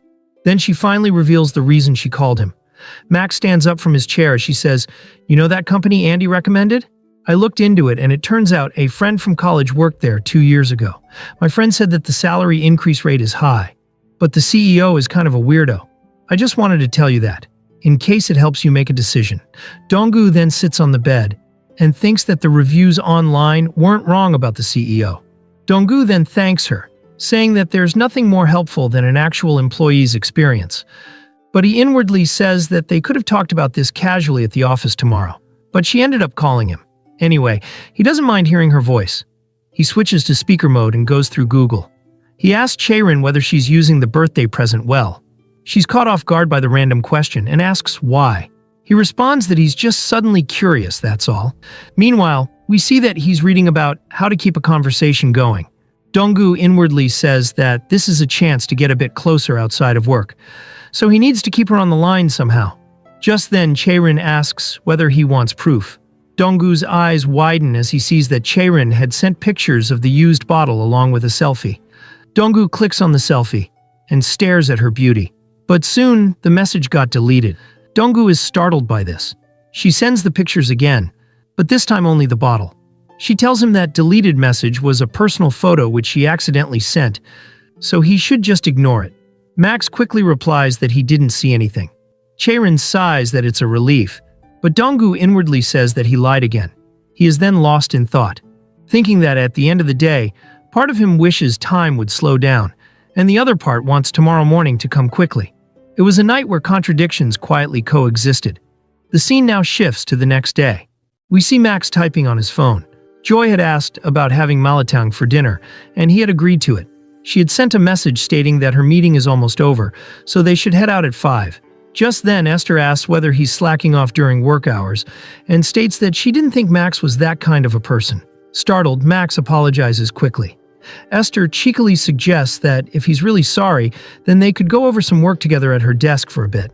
Max sees that there's 1 minute before getting off work. He tells her if it's not urgent, then it would be okay to discuss it tomorrow morning, because he got plans for dinner. Esther then whispers, asking if it's with Joy. She asks what he's planning to eat with her. He whispers that it's malatang. Just then, Patrick informs Max that he should help him with the database. Max gets frustrated by the timing, but luckily Esther comes in clutch saying, "Whoa, Patrick, it's cruel to give work to someone who's about to leave." Patrick apologizes and states that he can ask Joy to complete it then. But Esther cuts him off, saying that Patrick is their ace, and so he should do it by himself. She also mentions that Joy gets off at 5 p.m. Just then, we see Esther walking along with Haley, and Jaden passes by them. Jaden asks if Joy is leaving, and she affirms. Esther and Max notices Jaden trying to flirt with her again, so Esther comes in clutch again, saying, "Jaden, when are you approving the permission I requested for my collab tool? It's urgent." Jaden reluctantly agrees, and Esther kicks Max's chair lightly, signaling that this is the time to escape. As Esther takes Jaden away, he grumbles that she said to take his time earlier, but Esther feigns ignorance and pretends as if she didn't say that. Meanwhile, Max whispers to Joy that they should leave while they still have the chance. Esther notices this and remains in thought. It appears that Esther is feeling a bit sad that she can't date him. The scene now shifts to outside. We see Chaerin and Donggu walking along together, while she says that this Friday she's supposed to see her friend for the first time in a year. Meanwhile, Donggu is lost in thought, thinking that thanks to Esther, they managed to escape safely. He holds up his phone and thinks that he should thank her later. He then sees that she had sent some tips about eating delicious malatang for beginners. She cheers him on, reminding him to get Joy an apron before eating. Reading this, Donggu smiles, thinking whether he should get her a gift card or something. Chaerin then notices his smile and asks what it is. Max gets startled by this, and she comments that he suddenly started to smile. Max, in confusion, asks whether he was smiling. Chaerin smiles and points at her own face, saying that he was doing an awkward yet genuine smile. Max wonders what's that supposed to mean. He tells her that maybe it's just a helpless chuckle. Chaerin then moves on and asks if he was listening to what she was saying earlier. He apologizes and asks who she said she was meeting on Friday. She clarifies that it was a colleague from the accounting team who quit 2 years ago. They were really close, and they always worked overtime together. Donggu, hearing that it was 2 years ago, he realizes that he probably doesn't know that person. Chaerin then reveals that it's a woman, and Donggu is now definitely sure that he doesn't know her. Max then comments that if she was that close, seeing her after a year must feel like forever. Chaerin responds saying, "Right? When she quit, I thought we'd see each other often. No matter how close you are when working together, once one of you leaves for another job, you just naturally drift apart. It can't be helped. Everyone's so busy with their own work life." Donggu, upon hearing this, in that fleeting moment, a heavy weight settled deep inside his chest. He then bluntly asks, "Will they end up like that too?" Upon hearing this, Chaerin turns to him in shock. Donggu stays silent and nervously wonders why he said his thoughts out loud. The scene shifts to the malatang restaurant. Chaerin and Donggu are eating the food silently. The atmosphere is pretty tense. Donggu inwardly says that this is awkward. They barely said a word during dinner. Her energy and expression are completely different from usual. He recalls the moment he asked her whether they are gonna end up like that too. He thinks whether it's because of what he said before they walked into the restaurant. He wonders what on earth he was thinking when he said that. This is the first time in a while they had a proper dinner together, but the atmosphere is tense. Just then, Chaerin informs Donggu that she's done eating and asks whether he's finished as well. Donggu remains tensed and affirms that he's also done eating. Then, as they leave, Donggu inwardly says that something feels off. Outside, the lamp flickers as we see the duo walking in silence. Donggu inwardly says, "This heaviness brings unease, and that unease squeezes the heart, making it really hard to breathe. Are we really just going to head home like this? Kang Donggu, you idiot. Say something, anything." Just then he hears Chaerin's footsteps come to a halt. He freezes as she slowly says, I don't want us drifting apart." Chaerin looks down with a sad expression, and the lamp flickers in anticipation. She looks up at him and says, "If one of us ends up switching jobs, should we just be friends after that?" Donggu is taken aback by this. Flustered, he stutters the word friends. Chaerin, in a sulky tone, responds saying, "The more I think about it, drifting apart because someone resigns or changes jobs, it just feels way too sad." Then with a bright expression, she says, "I'm curious, about your work life, how you grow, Kang Donggu. So I thought instead of being former colleagues, maybe being friends would be better." Max remains speechless as she continues saying, "We even live close by, right? We could grab coffee sometimes or study together. I think it would be really fun." But just then she stops as she realizes she's yapping a lot. She anxiously asks if that would be too much. Max looks at her thoughtful and says that it's not too much. In a surprised tone, she asks if he's for real, and he jolts by her sudden loudness and affirms that it's not too much. Chaerin stares at him with wide eyes and then smiles at him warmly, stating that when that time comes, they should be friends. Donggu, with a slight blush, agrees to it. Meanwhile, he inwardly says that he's barely holding himself back. Chaerin joyfully asks whether he wants to go to a cafe, revealing that there's a place nearby she really loves. Max just smiles and agrees to the idea. As they walk, he inwardly says, "If things keep going like this, someday, we'll get there." The scene now shifts to the next day. In the office, Max narrates his work life, saying, "My lunchtime routine is simple. As soon as it hits noon, I eat a convenience store sandwich while watching YouTube. Then I take a 15-minute walk outside for digestion. After that, I go back to my desk, put on a sleep mask, then take a nap." His plan is perfect. He drowsily checks his watch, noting that it's 12:25 now, so if he goes up, he can still sleep for about 30 minutes. But just then his peace is shattered as Patrick nags him, asking if he's alone again. We see Joy along with others, but Joy seems to be sweating a lot today. Patrick reveals that they are heading to a cafe and asks if Max wants to join them. Max remains hesitant, and Jaden buds in saying, "Come on, Max likes spending lunch alone, so let's be considerate." Meanwhile, Max inwardly says, "He's not wrong, so why is it pissing me off?" Patrick tells Jaden that it's basic manners to at least ask. Then she reveals that he has some tasks to cover, so he'll head up first. Haley also joined Patrick, and Joy stares at Max thoughtfully. Patrick pulls out his card saying, "Here, take my card. Can you grab one for me and Haley? Also Esther and Donald too." Then he cheerfully says, "Max, you can get a big iced Americano today. Add as many extra shots as you want. You seem to be in a good mood today." Meanwhile, Max is irritated, thinking that he could kill someone right now. Jaden tells Max to go ahead and enjoy the rest of his walk, and that he'll bring his coffee up to the office later. Jaden then cheekily gestures Joy to go together to the cafe. Joy is caught in the middle of Max and Jaden, and she agrees to go with Jaden. But then Max turns around, and Joy's eyes turn to Max. Jaden gets annoyed by this, and Max reveals that he was originally heading to the cafe anyway. Meanwhile, Max inwardly says that he doesn't care if he missed a nap now, because he can instead just sleep early tonight. Later, the scene shifts to the cafe. Jaden yaps to Joy on how his friend got into a huge fight with his girlfriend over the whole just a friend thing. Meanwhile, Max inwardly says that this guy's been yapping whatever he wants non-stop. Even the cashier is annoyed by his rambling. Jaden then asks Joy on what she thinks about men and women being just friends. This piques Max's interest, and Joy reveals that she went to an all-girls middle school, so she doesn't know. But Jaden digs deeper, asking about the college times. The cashier hands the buzzer to Joy and informs that when it buzzes, she should collect the coffee. Joy replies to Jaden's loaded question saying, "I think friends and acquaintances are totally different." Anyway, to answer your question, judging from what I've seen around me, I think it's hard for men and women to be just friends.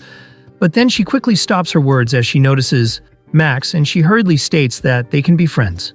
Jaden still opposes, asking how they can be. But Joy says that it's possible. Hearing this, Max recalls that she said they could be friends when they switched jobs. Max remains thoughtful, and Jaden asks Max's opinion about men and women being friends. Max replies that he agrees with Joy. Once they take their seat, Max inwardly says, "We literally just promised yesterday to become friends later. So saying men and women can't be friends today would be super weird. I really hope the coffee comes soon so I can avoid further conversation." But just then, Jaden asks Max on why he's not styling his hair today like last time, and that it looked good. Max gets suspicious by the strange compliment. Jaden places a hand on Max's shoulder and Joy stares at it as he says, "Work's not as hectic anymore, and you've settled into the team. Don't you think it's about time you got started?" Max in confusion asks what he's talking about exactly. Jaden gets close to his ear and reveals that it's love. At that moment, the buzzer goes off, and Max is left in shock. Jaden, with a wink, reveals that he'll set Max on a blind date. Upon hearing this, Joy's eyes widen in shock. Jaden shows him the picture of a woman and says, "Just meet her once. She's a junior of mine from college and is currently a second-year civil servant. Since she works in Yongin, she's probably close to where you live. Max, isn't she hot?" Max inwardly thinks that he needs to turn this down before this gets any bigger. With a dry laugh, he replies, "Someone like her wouldn't ever be interested in my looks anyway." But then Jaden reveals that the woman said that he looked cute after seeing his picture. Max, in surprise, asks how she got his picture. Joy picks up the buzzer, and Jaden reveals that at the third round of Joy's birthday party, they all took a picture together, so he showed her that. Max is frustrated that out of all days it had to be the night he blacked out. He doesn't remember a single thing. Max then tells Jaden that he's not interested in dating right now, but Jaden changes the topic, saying that the coffee is ready, and asks Joy to accompany him to collect it. Then as they walk, Jaden shows the picture of the woman to Joy, and asks whether Max would look great together. Joy affirms and comments she's pretty. Meanwhile, poor Max inwardly fumes. "Shouldn't they have asked me first? I'm the one involved after all." Folks, Jaden is really cunning. He's purposely trying to set Max with someone else, so he wouldn't have any competition with Joy.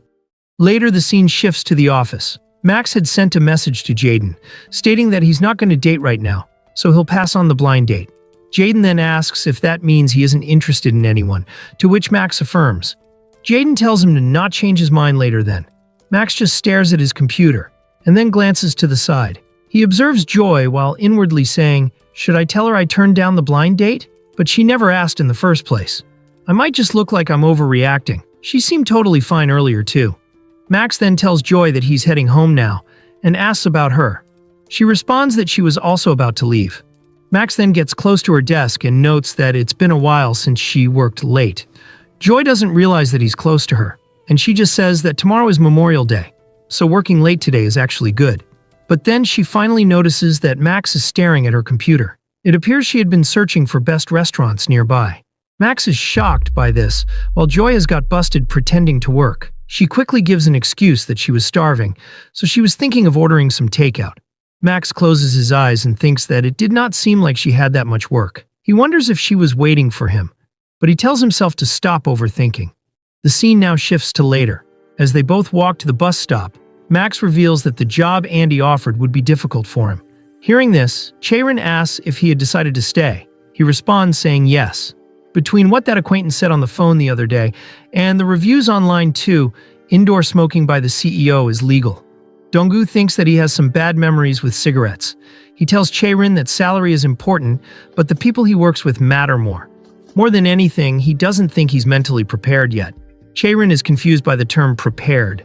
He explains saying, "Isn't my experience still too vague to switch jobs? Will I be able to adapt somewhere else the way I did here?" I keep thinking about things like that. I don't know if I'm bad at recognizing opportunities or just being unnecessarily cautious. I don't know what's right. As they sit in the bus stand, Chaerin reveals that this is the first time Donggu is telling her something like this. Donggu in confusion asks about it, to which she with a grin reveals that it's his real thoughts. She says that she's proud because it feels like she has finally become someone he can rely on. Donggu looks away and awkwardly says, "Is that so?"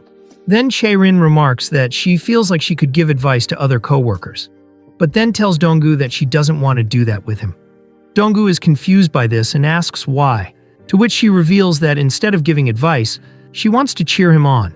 There's no right answer in a career. If that's the conclusion he came to, then she'll support him wholeheartedly. Just then we see that the bus for Chae-rin had almost arrived. Donggu inwardly says that he had been thinking too much negative stuffs lately. Chae-rin tells him not to worry on making the wrong choice. She suggests saying, let's just think about the new opportunities ahead of us. Donggu's eyes widen by the term us. Chae-rin tells him that careers are long and there are tons of companies out there. Donggu tells himself to not get carried away, because this is about switching jobs. He then with a sigh thanks her. But then he freezes as she asks about the blind date. She reminds him about the blind date Jaden said he'd set up. Chae-rin teasingly remarks that the girl in the photo looked really pretty. Max stutters, saying that he turned it down. Meanwhile, we see a mysterious figure listening to their conversation. Donggu tells Chae-rin that he'd rather meet someone naturally. Chae-rin, though, doesn't let it go and remarks again that the woman was pretty. Max hurriedly denies it and states that she's totally not his type.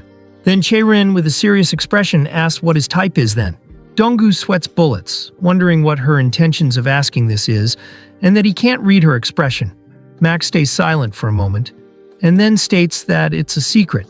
Chae-rin stares at him, and then jokes that when she looked closely at him, he actually has a lot of secrets. Max sweats more bullets, and as the bus arrives, she says, well, after you switch jobs, we'll still be friends, right? So you can tell me then. And not just that, everything else too. Chae-rin then gets inside the bus, stating that she will tell everything about her also when that time comes. Max is left alone with his thoughts as he waits for the bus. The scene shifts to 2 days later. At the company rooftop, Patrick, with excitement, reveals that he heard he turned down the blind date. Max is frustrated that he called him up here just to ask that. Max affirms that he turned down the blind date. Patrick then says, that must have been awkward, right? I already told Jaden nicely. I told him you're not the type to go on blind dates. Max feels a bit annoyed and simply says, okay. Patrick sighs, saying seriously that Jaden guy, he needs to learn some boundaries, don't you think? Max takes a sip of his drink and affirms. Patrick walks towards him saying, Max, do you know how many office flings I've seen while working? I'm saying it's fine to open up to me. I won't judge. If your girlfriend misunderstands, that would be trouble, wouldn't it? Imagine how shocked you both must have been. Hearing this, Max spits out his drink in shock. Patrick laughs, saying, for someone like you, I'm totally in favor. Office romance isn't bad. Honestly, the two of you look great together. Max, in confusion, says, really? Wait, I have no idea what you're even talking about. But then he freezes as he wonders whether he saw them studying together. Max's eyes widen as Patrick says, no point pretending at this rate. You two are obviously a thing. You and Esther. Donggu gets speechless by this unexpected allegation. Patrick says, playing dumb until the end. You know, that kind of relationship with Esther. Max sweats bullets, saying, excuse me, I think you're deeply misunderstanding something. Patrick laughs, saying, come on. There you go again. I saw it that day. You two being all lovey-dovey. Max, in confusion, asks what on earth he's talking about. He teasingly replies, saying, a department store date on a Friday night. Don't tell me that's a misunderstanding too? Max gets alert as Patrick whispers, saying, I went to look for a diffuser for my new place and I was so surprised. I thought you two would be embarrassed if we made eye contact, so I went around 2 or 3 more times pretending not to see you. Max realizes that it must be when they went to buy Joy's birthday gift. He thought they got away with it, but Patrick had actually seen them that day. Patrick reassures Max that he had not told anyone and will keep his mouth shut tight. Max feels a bit distrustful, and Patrick says that he's on Max's side and will silently cheer him from behind, so he should go for it. Meanwhile, Max thinks that things are getting complicated, and he has a bad feeling about this. Later, the scene shifts to the emergency staircase. Over there, Esther asks if Max felt offended. Max gets confused, and she asks if he was offended to be misunderstood as dating her. He awkwardly denies it. Esther then teases, saying, whoa, so you liked it? Max, in frustration, asks if she's really joking in this situation. He tells her that they should be discussing a countermeasure, but even that wouldn't be enough. Esther replies, saying, Patrick is the only one misunderstanding, and he said he hasn't told anyone, right? So don't overthink it. You need to be relaxed at times like this, you know? Max mutters that it's easier said than done. He inwardly thinks that saying we picked out Joy's birthday gift together seems a bit dangerous. Esther notices his unease and sighs, saying, "What we need right now is confidence and spirit." Max asks what she's talking about, and she texts on her phone saying that they need to tackle it head-on. She shows her phone to him and reveals that she texted to Patrick to grab a cup of coffee with the three of them after work. Later, the scene shifts to a cafe. Patrick jokes whether he gets only a coffee to keep his silence, though he reassures them that his lips are sealed tighter than they think. Max inwardly says, "The strategy is simple. Emphasize that the department store incident was a simple coincidence, and that our relationship is just colleagues." Max stares at Esther and inwardly cheers for her to go and show him her confidence and spirit. Patrick sighs, saying that the two of them have been sticking together a lot more compared to last year. He further adds that when a young man and woman work together, sparks can fly. Hearing this, Max and Esther tense up. Patrick continues saying, "Suddenly coming out of the emergency stairway together, chatting in the break room, which isn't like Max. Anyone can see it's either a that kind of relationship or you're dating. I've never seen Max this close with a female employee." Esther and Max starts to sweat bullets, wondering how much Patrick misunderstood. His phone buzzes with a notification, and he sees that Esther had sent a message asking whether they should run away. Reading this, Max questions where her earlier confidence and spirit is.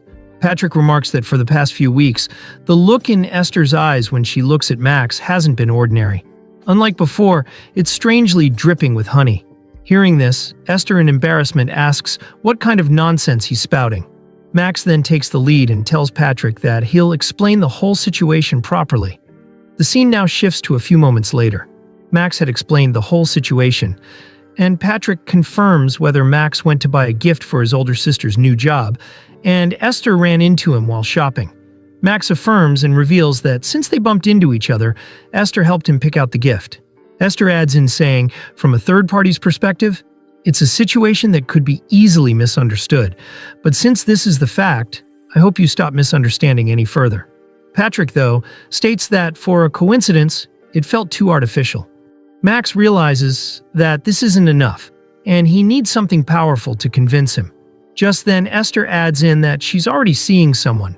Patrick asks if she has a boyfriend, and the two look at Esther in surprise. Esther places her Samsung Galaxy Z Flip 6 on the table and reveals that she can even call to confirm if he wants to prove it. Patrick quickly tells her that she doesn't have to go that far. He apologizes, saying that he's always like this, making a fuss on his own and making people around him uncomfortable for no reason. Esther winks at Max and says to Patrick to just leave it as their own little happening. Later, as they exit the cafe, Max wonders whether they successfully resolved it for now. It appears that Esther had went to take a work call for a moment, leaving Max and Patrick alone. Max then thanks Patrick for not telling other people right away, even though he witnessed a situation that could be misunderstood. Patrick laughs and asks what he sees him as and that he's hurt by it.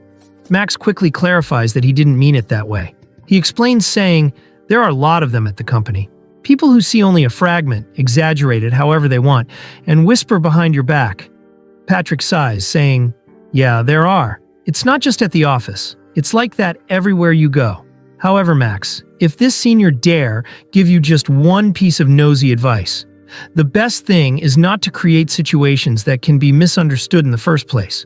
If a misunderstanding is just one layer, it's fine. But if they pile up, things can go wrong in an instant, especially with someone important or precious to you. Max remembers about Joy and replies to Patrick that he'll keep that in mind. Patrick laughs, saying, did I sound too much like an old boomer just now? Whenever I saw seniors saying stuff like this in the past, I'd think, just do your work properly. Stop with the annoying nagging. The hypocrisy is crazy, lol. Max stutters that he didn't think that. Just then, Esther joins them, apologizing that the work call went long.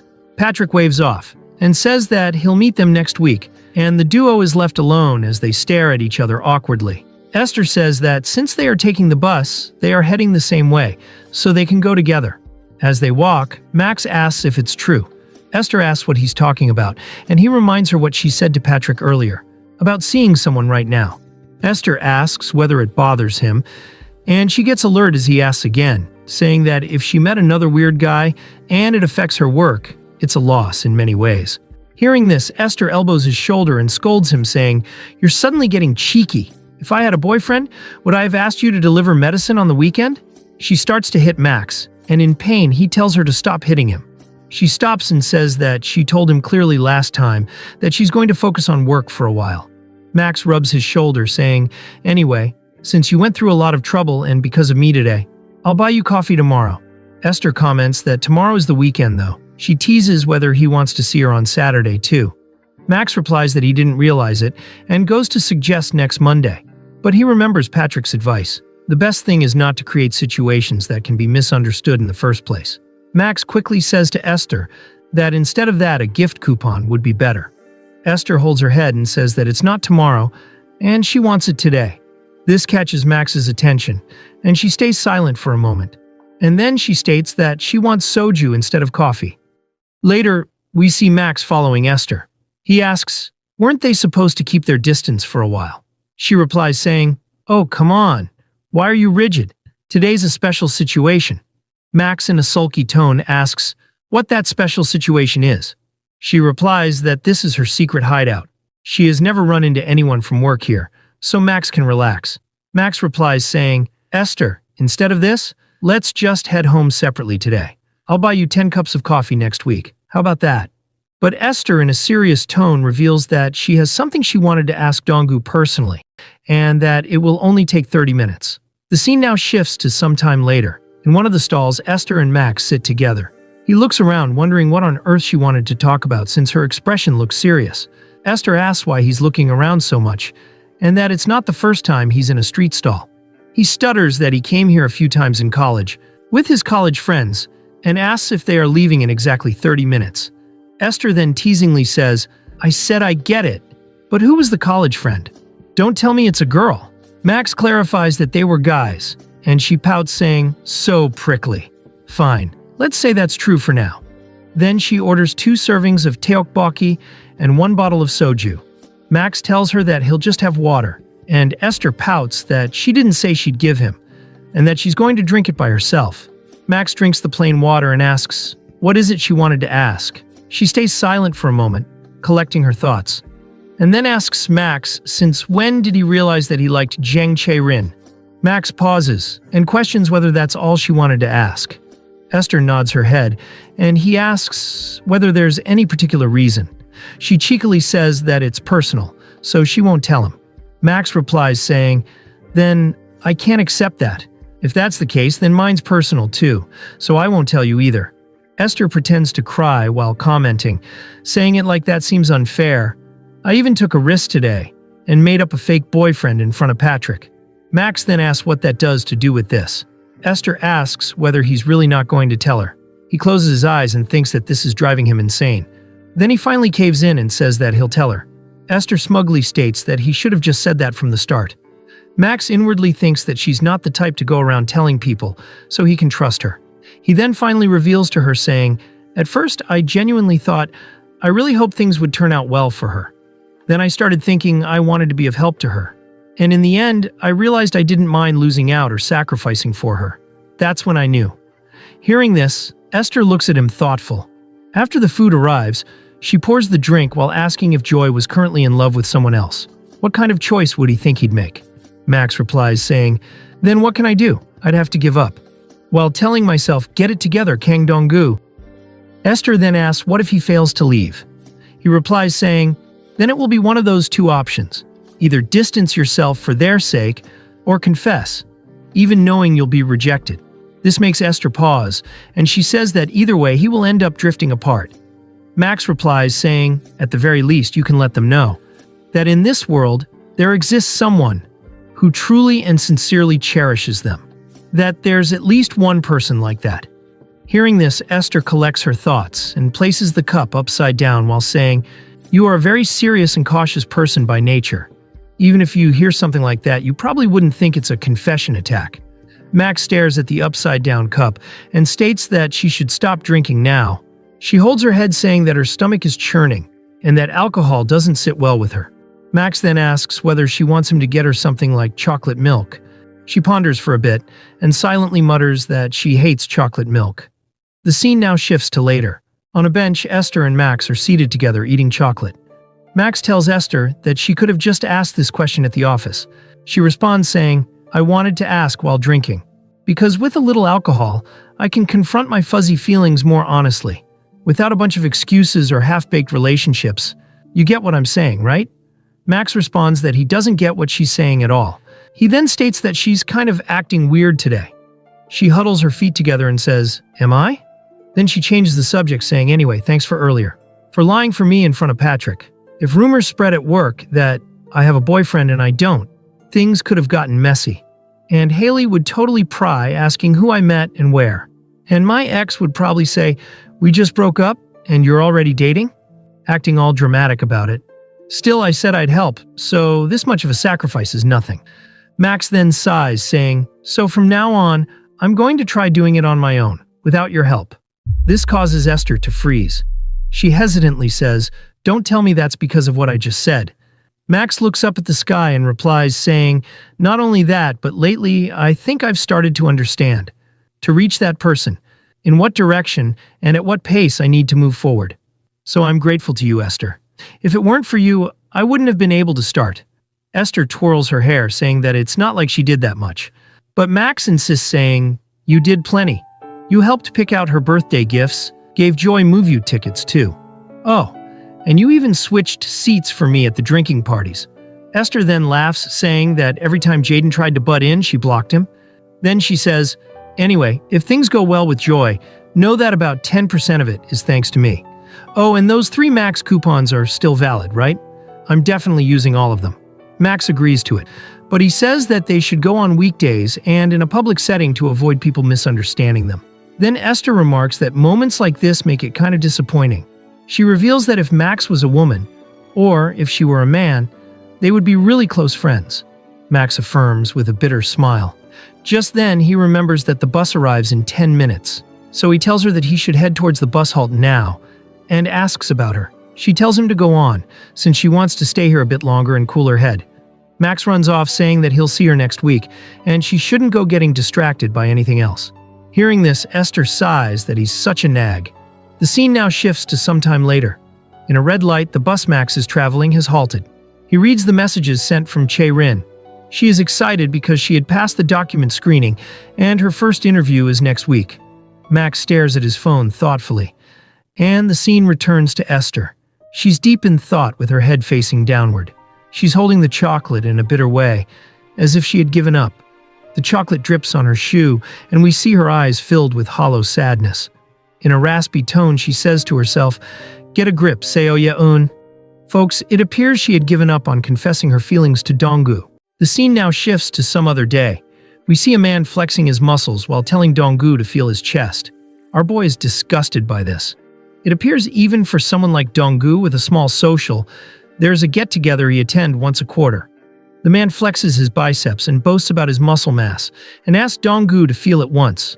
Donggu insists that it's gross, and tells him to move it away. Meanwhile, Kang inwardly explains that these are his old department buddies from college, who he was pretty close with, though it's just the 2 of them. Seeing the other guy, the muscle man jokes how the hell this guy gotten older without him noticing. He asks if he's really in his 20s. The man replies that he had already given up on himself. Folks, the names of these 2 are not stated yet, so I'll temporarily call the muscle guy as Kenji and the tired guy as Ethan. Kenji had got a job at the major corporation he was aiming for at the start of the year. He asks Ethan on how being self-employed is going, and that he heard his place is getting pretty popular on Instagram as a hotspot. It appears that Ethan had married early and runs a cafe with his wife. He replies that he haven't even gotten 4 hours of sleep a day for 2 months now. Hearing this, Kenji asks, "How did you even think of dropping out a year before graduation to open a cafe with your girlfriend? I seriously thought you were moving way too fast back then, and you even got married." At that moment, Donggu notices a couple photos sticked behind Ethan's phone. He thinks that one of them ignores the universal rules set by society, living a life defined by his own standards of happiness. While Kenji enjoys the process of growth itself, living a life of constantly moving forward. Kenji holds Ethan's arms and jokes how skinny they are. Ethan questions how he has time to work out when he said his round-trip commute is 3 hours. Kenji flexes his muscle, saying that a clear mind resides in a healthy body, so you have to make time for it. Then he shifts his focus to Donggu and jokes saying, "Kang Donggu, is that tech neck for real? Shouldn't you change your company nickname to Turtle? Looks like your back's giving up, LOL." He starts taking pictures of Donggu, and our boy wonders if he should kill him. Then a thought occurred. Chaerin had passed the document screening, and the first interview is next week, so he realizes he's the only one who's going to be stuck. The scene now shifts to some time later. They leave the restaurant, and Kenji states that it's still a bit early, so he suggests for round 2 in a nearby beer pub. Ethan then tells him to hold on since his wife is calling. She tells him to bring a variety of food for dinner. Meanwhile, Kenji shows Donggu the location of a pub, remarking that some famous people also have been here. But Kang just wants to go home. Just then, Ethan tells them that his wife has some serious cravings right now, so he'll have to head home first. Donggu realizes that this is his chance to go home. He goes to say that since things turned out this way, it's better to just call it a night and meet up again next time. But Kenji doesn't let Donggu slip away, asking what he's talking about, and that Ethan might be leaving. But Donggu can still come for round 2. Our boy gets frustrated. The scene now shifts to the pub. Currently, they need to wait for 15 minutes. Kenji asks whether he has completely given up on the idea of working abroad. Donggu asks, what makes him think he wanted to work abroad? Kenji explains that in the freshman year, Donggu used to say he wanted to try working overseas and that he wanted to make it to Silicon Valley. Donggu sighs, saying, "My English is terrible. I must have said that when I didn't know any better. It's best to just forget the things you said back when you had no self-awareness." Just then, he receives a call from Jang Chireen. He's confused on why he's getting it suddenly on a Saturday night. Kenji asks why he's not answering his phone. At that moment, a female voice jokes that she's hurt that he still haven't changed her name. It's none other than Cheirin. Seeing her name in his phone, she tells him to change it if she gets this new job. Donggu sweats bullets, holding his terrified chest, questioning what she's doing here, and who's that next to her. She replies that she came to the pub for a beer with her friend. Her friend introduces herself as Young Yunsu, Cheirin's high school friend. Donggu awkwardly greets her. Yunsu, though, asks Cheirin on who he is. She reveals that it's her coworker who sits next to her, and he's the one she told her about. Hearing this, Kang is left wondering what she had said about him. Yunsu exclaims, saying, "Ah, so it's him." He gives off a strangely different vibe than I imagined. Donggu sweats bullets, wondering what on earth did she tell her. Yunsu then asks who the person next to Donggu is, so Kenji grabs Donggu and introduces himself as his college buddy. He jokes that Donggu must be more trouble than he looks, and thanks them for their hard work. Yunsu stares curiously, noticing that Kenji doesn't have a ring. She smiles at the revelation, and quickly asks whether they can join their table. Cheirin and Donggu are caught off guard by this, and Kenji enthusiastically agrees to the offer. Donggu inwardly wonders whether no one cares about his opinion. He asks whether it's okay since the two girls came out to have fun together, but Kenji insists that Donggu will only drink Coke Zero again anyway, and that he doesn't want to be the only one who drinks beer alone again. Donggu reluctantly agrees and tells him to stop shaking him. Cheirin then goes to speak up, and Donggu is curious on whether she would like to join. Cheirin cheerfully claps her hand, exclaiming that it'll be super fun. Kang realizes he worried for no reason. The scene now shifts to sometime later. They are all now seated together. Kenji asks Eun-soo whether she transferred to Gangneung in her first year of high school. She affirms, revealing that Cheirin and her were in the same class in their second and third years. Meanwhile, Kang wonders how they ended up like this. It's awkward for him, because having each other's friends here makes him feel like he has to be more careful. They're all talking so easily even though they've just met. He wonders whether everyone here is an extrovert, except for him. Yunsu reveals that Cheirin and her had LASIK, and that their eyesight back then was terrible. Yunsu reveals that they both got close because they sat in the front row, so the board would be clear for them. Kang realizes that when it was just the two of them, he only talked about work, new jobs, and their careers. He didn't dig deeper into Cheirin's life. Cheirin then asks if Donggu tried the food, stating that it's delicious. He replies that he'll try now. Yunsu then asks how Kenji became friends with Donggu, questioning if it was a group project or a club. Kenji replies that it was at driving school. They got their licenses together during vacation. Then he reveals that Donggu can drive a truck too. Cheirin is impressed by this, asking if he has a Class 1 license. Donggu eats the food, thinking that their private lives are being revealed by their friends unintentionally. He replies to Chae-rin that he does have one, but it's hidden in the wardrobe, and it doesn't really mean much. Then when the food touches his tongue, he exclaims that it's delicious. Chae-rin holds up her beer with a grin, saying she told him so. Seeing her expression, he looks away with a blush, glad that they joined them. Donggu eats another piece, and Chae-rin exclaims she wanted to eat that one, to which he almost chokes. He apologizes, saying that it was so good, so he wanted to try more. Chae-rin bursts out laughing, revealing that she was just kidding, and that he should take his time and enjoy. Yoon-soo, noticing their banter, giggles that they two seem pretty close. Chae-rin exclaims that, of course they are super close. She asks Donggu whether isn't that true, and he agrees to it. Meanwhile, Kenji is proud that his friend, who couldn't even speak at drinking parties in college, can now speak without being timid. Yoon-soo then gets an idea. She goes through her phone, trying to find something. Chae-rin asks what that is, and she reveals that it's their high school pictures. Since they're on the topic, she wanted to see them for the first time in a while. Donggu's attention is caught by this, and the atmosphere turns tense as Chae-rin asks Yoon-soo if she's drunk, and whether she wants to go to the convenience store with her. Donggu wonders why the atmosphere looks scary all of a sudden. Chae-rin becomes pale as Yoon-soo flashes Chae-rin's high school picture to Donggu, stating she looked totally different from how she is now. Donggu stares at it, with his eyes wide by what he sees. It's an old selfie of Yoon-soo and Chae-rin. They both were wearing glasses back then, and Chae-rin's hair had been long. Kang thinks that it's cute. But then Yoon-soo groans in pain as we see Chae-rin is stomping on her feet. She tells Donggu that it's getting late, so they should have one last drink and get going. The scene now shifts to later. Chae-rin shoves her friend into the taxi and slams the door shut. Brushing her hands off, she tells the others that Yoon-soo got into a taxi safely and asks how they two plan on getting home. Donggu replies he'll catch a bus nearby and asks about Chae-rin's plan. She reveals that her place is close by, so she can walk home. Hearing this, Kenji waves them off, saying that his subway arrives in 4 minutes, so he'll head out first, and text Donggu later. They both wave back at him, and Donggu wonders how Chae-rin still looks fine even so she drank a lot. He stares at her thinking, if this were after work, we could have stayed together a bit longer. Should I suggest taking a walk to help digestion? No, it's late. She might feel burdened.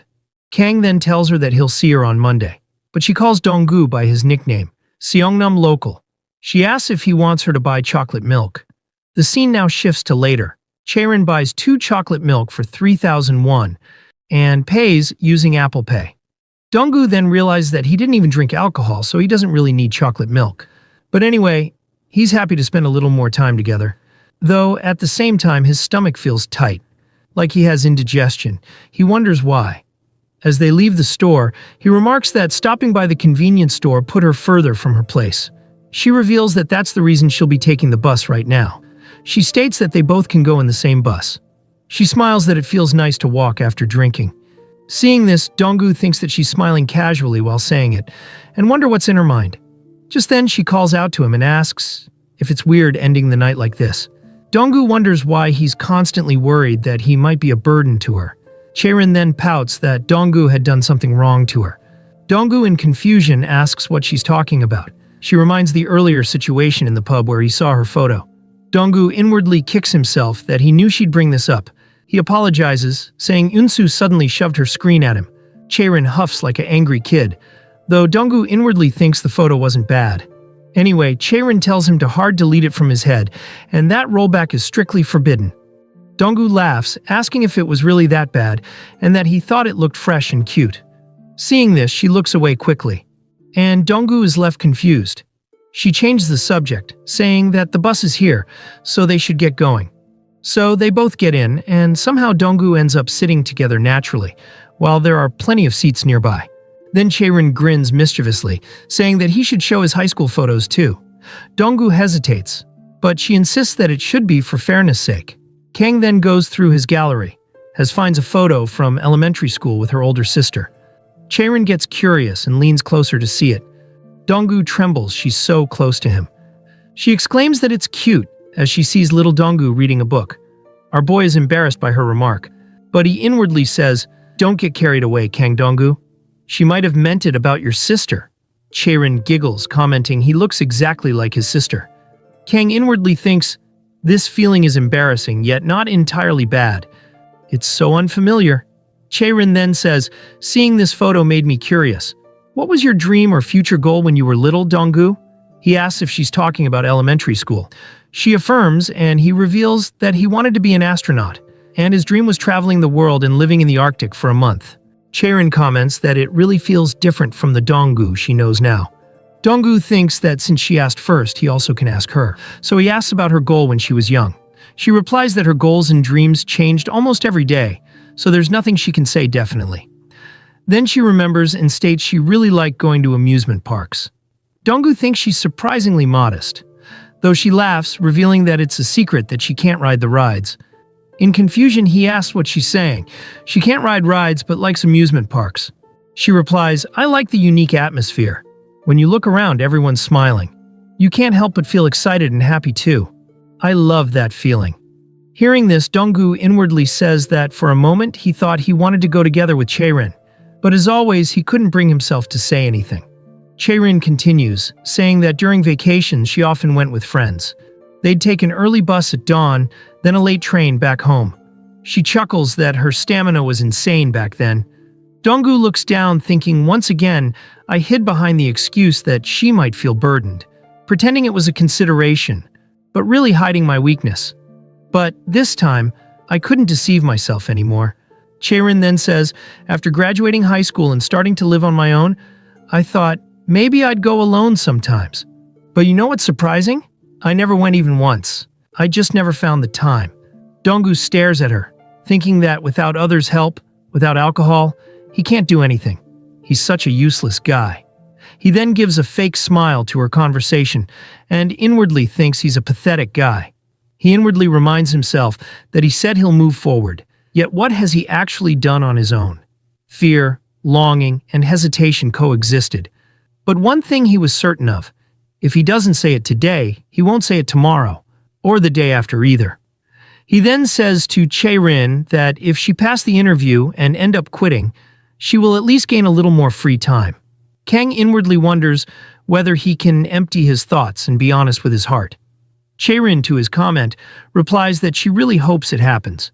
Just then he realizes that he's never asked her to go anywhere while he's completely sober. Chaerin realizes that the bus had stopped and exclaims, she needs to get off here. But she freezes as Donggu asks if she wants to go with him. She stares at him as he asks again to go together to the amusement park once she passed the interview and quit. She's speechless for a moment, then laughs, saying that it sounds great, and they could go together.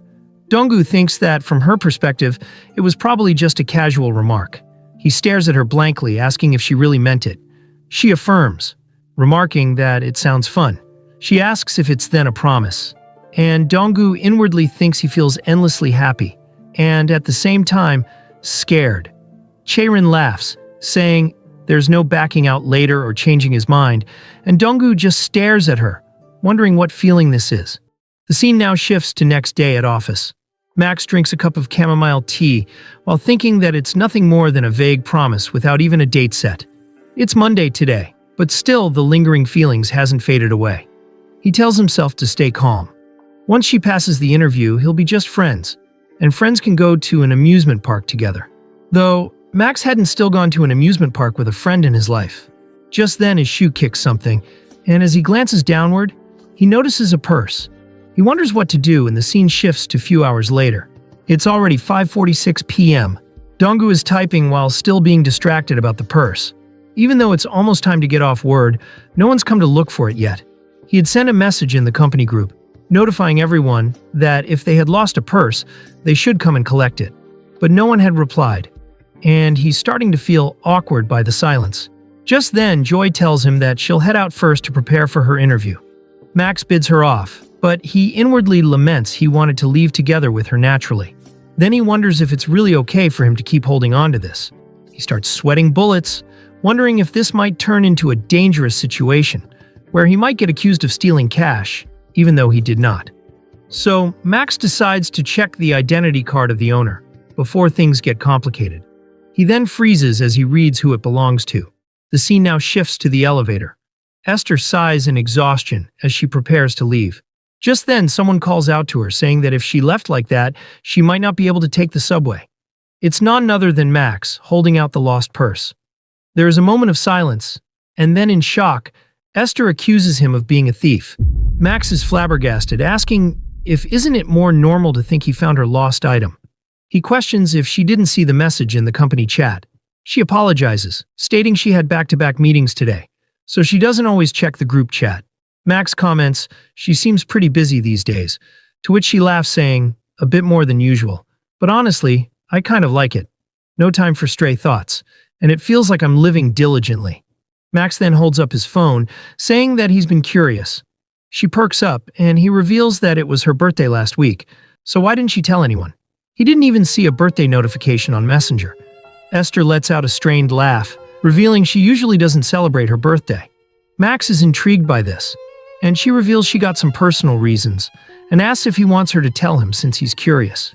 She cheekily whispers that she'll reveal it just for him. Max admits he's curious since she said it that way. Esther stares at him for a moment, then turns away, stating it's better if she doesn't tell him. Max protests that she's teasing him at this point. She comments that she suddenly got worried. Max is startled by this, asking whether she thinks he'll go around telling people. She denies it, saying she knows about him well, and he's not that type of a person. Though, she reveals that negative emotions are contagious. Upon hearing her reasoning, Max stays silent. She comments that Max hates dealing with hassle, so it's better they just drop it this time. She tells him to keep it a secret from others, that it was her birthday. Max agrees to it, though he inwardly finds it strange. This is the first time he's seen Esther look so subdued. Once they get off the elevator, Donggu bids her goodbye, stating his bus stop is further away. As he walks off, Esther stares at him, thoughtful. Then she remembers something and shouts out his name, telling him to wait a second. She reveals that he might now know her age since he saw her identity card. He affirms, stating he had no choice but to check it, to find who the owner of the wallet was. She frantically tells him that it's not the point. Donggu wonders if he made her upset by looking at her ID. Then she points out that he needs to tell her his age now. Donggu, though, questions why does it have to be that way.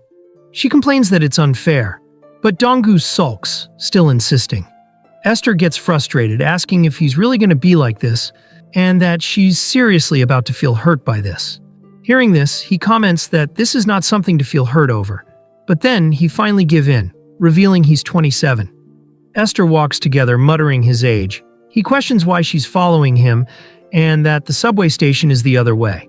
She grins, asking if she could play a little prank on him.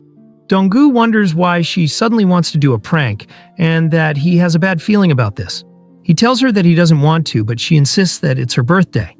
He reminds that she said she doesn't celebrate birthdays. Esther starts pleading through her nostrils, and he stutters, asking why she's talking through her nostrils like that, remarking it's creepy. She laughs, saying she can do even more. Donggu then sighs, saying, I don't know what it is, but whatever it is, just this once. His eyes then widen as she calls out his name, telling him to try saying Ye Nuna. Donggu looks nervous and replies that they are only a year apart, so why does he have to call her that? Just the other day she was saying they should be friends since it's only a 2-year difference. Then Esther smirks mischievously, asking if they should just be friends. He sweats nervously, saying no, and that being colleagues is enough. She then waves at him, saying she got it, and that she'll head home now. She thanks again for the wallet, and he stares in frustration as she walks off after teasing him. The scene now shifts to 2 days later. In the meeting room, we see Donggu sweating nervously. Donald, with a friendly smile, apologizes for keeping him waiting, and that the meeting ran a bit long.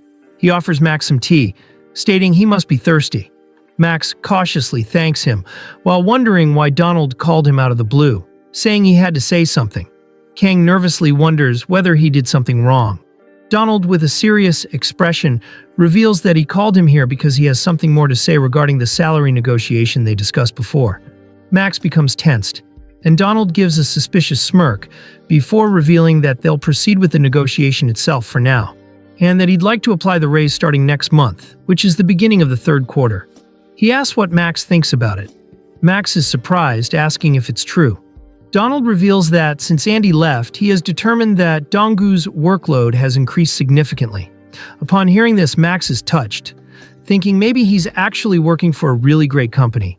But then Donald drops a bombshell that he expects the workload for additional development in the second half of the year to be quite heavy. With a sly grin, he laughs, telling Max to consider it a reward for his hard work so far, and a bit of fighting spirit for what's ahead. Max realizes he's giving him a raise just to work him even harder.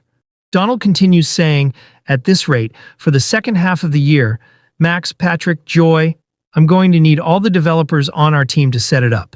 Max lets out a sigh and agrees. He then realizes that there's a good chance Joy will be changing jobs soon, so that means it'll just be him and Patrick in the second half of the year. Knowing Patrick, he'll make excuses that he has plans with his wife and throw all the workload on him. Max then suddenly feels like all the strength is draining from his body. Donald, though, reveals there is some good news. Max gets curious, and he reveals that to bolster their team's development staff, they are planning to hire 2 new recruits. They'll likely be Donggu's juniors, and it will lighten his load. So that's a relief. Hearing this, Max is speechless. For a brief moment, he wonders again whether this company is that caring towards him. But then Donald reveals another bombshell, that it's assuming Max teaches and leads them well. Donggu is flabbergasted by the grim revelation, and the scene transitions to his bedroom. He's still distraught about his work life. But honestly, the salary isn't bad, but supporting Patrick while leading the juniors will be extremely difficult. He wonders whether someone like him could really step up and lead someone. Just then, his sister barges into his room, asking if he's not eating dinner. Donggu scolds her for barging in like that. Now in the kitchen, Donggu smells seaweed soup and asks what's the occasion. She reveals that Mom and Dad are going on a trip to Jeju Island tomorrow. Therefore, they made a ton of seaweed soup, so Donggu wouldn't just order takeout. She then considers packing lunch for tomorrow to save some money. Hearing this, Donggu tells her to make for him too when she's at it. But she asks what he's talking about, and that he's the one supposed to be making hers. Donggu asks if she's joking, and at that moment, he receives a call. His sister tells him to answer the call and come out to eat later. Max, without checking who the caller is, just answers his phone and says hello. Then a female voice asks if he's off work. Donggu recognizes the voice and exclaims Joy's name. Hearing this, his sister barges into his room again, leaning closer to hear what's going on. Hearing Donggu's startled voice, Joy asks if she's calling at a bad time, but Donggu says no, it's fine, and asks what's the matter. He inwardly wonders if this is about work, though he didn't see any issue notification on the office messenger. Lately, these sudden calls are giving him a heart attack. Joy hesitantly reminds him about her first interview tomorrow, and he affirms, saying he saw that she submitted her leave. She says, regarding my self-introduction and expected questions, I wanted to get someone's opinion, but you're the only one who knows about my interview. If you're okay with it, could we talk for a moment? Donggu quickly replies, of course I'll help. It's the company you really wanted to go to. If it were me, I'd be too nervous to even have an appetite. Donggu's sister listens carefully as Joy affirms, revealing she hadn't eaten a single thing all day, and she needs to eat something to have strength for tomorrow. Upon hearing this, his sister realizes what Joy meant by it, and she quickly holds up her phone, with texts reading that Donggu should grab dinner together. Donggu then musters up some courage and asks if she'd like to grab dinner together. And just like that, the scene shifts to a few minutes later, and we see Max dripped out, ready for the date. He glances at his watch, thinking he prepared a few things because he was worried, though he wonders if he's being overbearing. Just then he hears rushing footsteps and sees Chaerin panting for breath and sweating a lot as she asks if he waited for long. He says no, and that he just got here. She sighs in relief, apologizing for the late, revealing that she made it all the way to the bus stop but realized she left her phone behind, so she had to go all the way back up to the house. Hearing this, Donggu thinks she must be really nervous about tomorrow's interview. He holds the phone in his pocket, wondering if he should wait and tell later on what he prepared. Chaerin goes through her phone frantically, asking if he's hungry, whether she'd eat first, or talk about the interview. But Donggu cuts her off by revealing he has a friend at a major corporation whose job is similar to the position she applied for. She's surprised by this, and he says, just in case, I asked if I could share the materials they used when they interviewed. They said they'd send them once they got home from work. Also, I think it would be best to keep the server for our side project app running.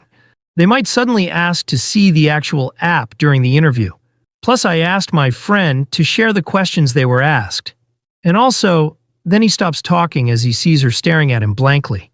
He awkwardly coughs, saying she must be well prepared, but he thought it might be good to use as a reference. Meanwhile, he inwardly thinks he has just been talking to himself this whole time. He checks her expression and concludes he was being too pushy. Chae-rin stays silent for a moment, then thanks him for going this far. He replies saying, "It's nothing. We're studying partners for this job hunt. Even if I've decided to stay at the company for now, you have to pass, Joy. That way we can be friends." He then looks away embarrassed as she finishes his words, saying that they could go to the amusement park once she passes. She then lets out a satisfied sigh and giggles a bit. Donggu glances back at her, wondering why she's giggling. She wipes her tears from laughing, while saying she's suddenly so hungry. Max quickly apologizes, asking if they should head toward the restaurant first. They start walking together, and Chae-rin suddenly says that talking to him made her figure it out. Max wonders what she's talking about. She remains silent for a moment, then says, "I think because I was so anxious and worried about tomorrow's interview, I just really wanted to have dinner with you, Max." Donggu stays speechless for a moment, then starts sweating bullets, wondering what does she mean by that, and his mind's going blank. He closes his eyes, telling himself to calm down. He's the one who's been watching her prepare for this job hunt from the start. She obviously meant it in a supportive way. Chae-rin cheerfully asks what they should eat, and he stutters, not knowing what to say, as he's so flustered right now. She then says that if he doesn't have anything in his mind, she could pick instead. Donggu then asks if there's anything she's craving for. With a sunny smile, she reveals that it's malatang tteokbokki. Donggu is speechless. Her interview is tomorrow, yet she wants to eat something that's spicy. Chae-rin further suggests that beef tripe hot pot also sounds good. Donggu realizes he needs to stop her somehow, so he musters up his courage, saying, "Excuse me, I just thought of something I'd like to eat." Chae-rin looks at him curiously, and in the next moment they are in a restaurant which serves healthy porridge.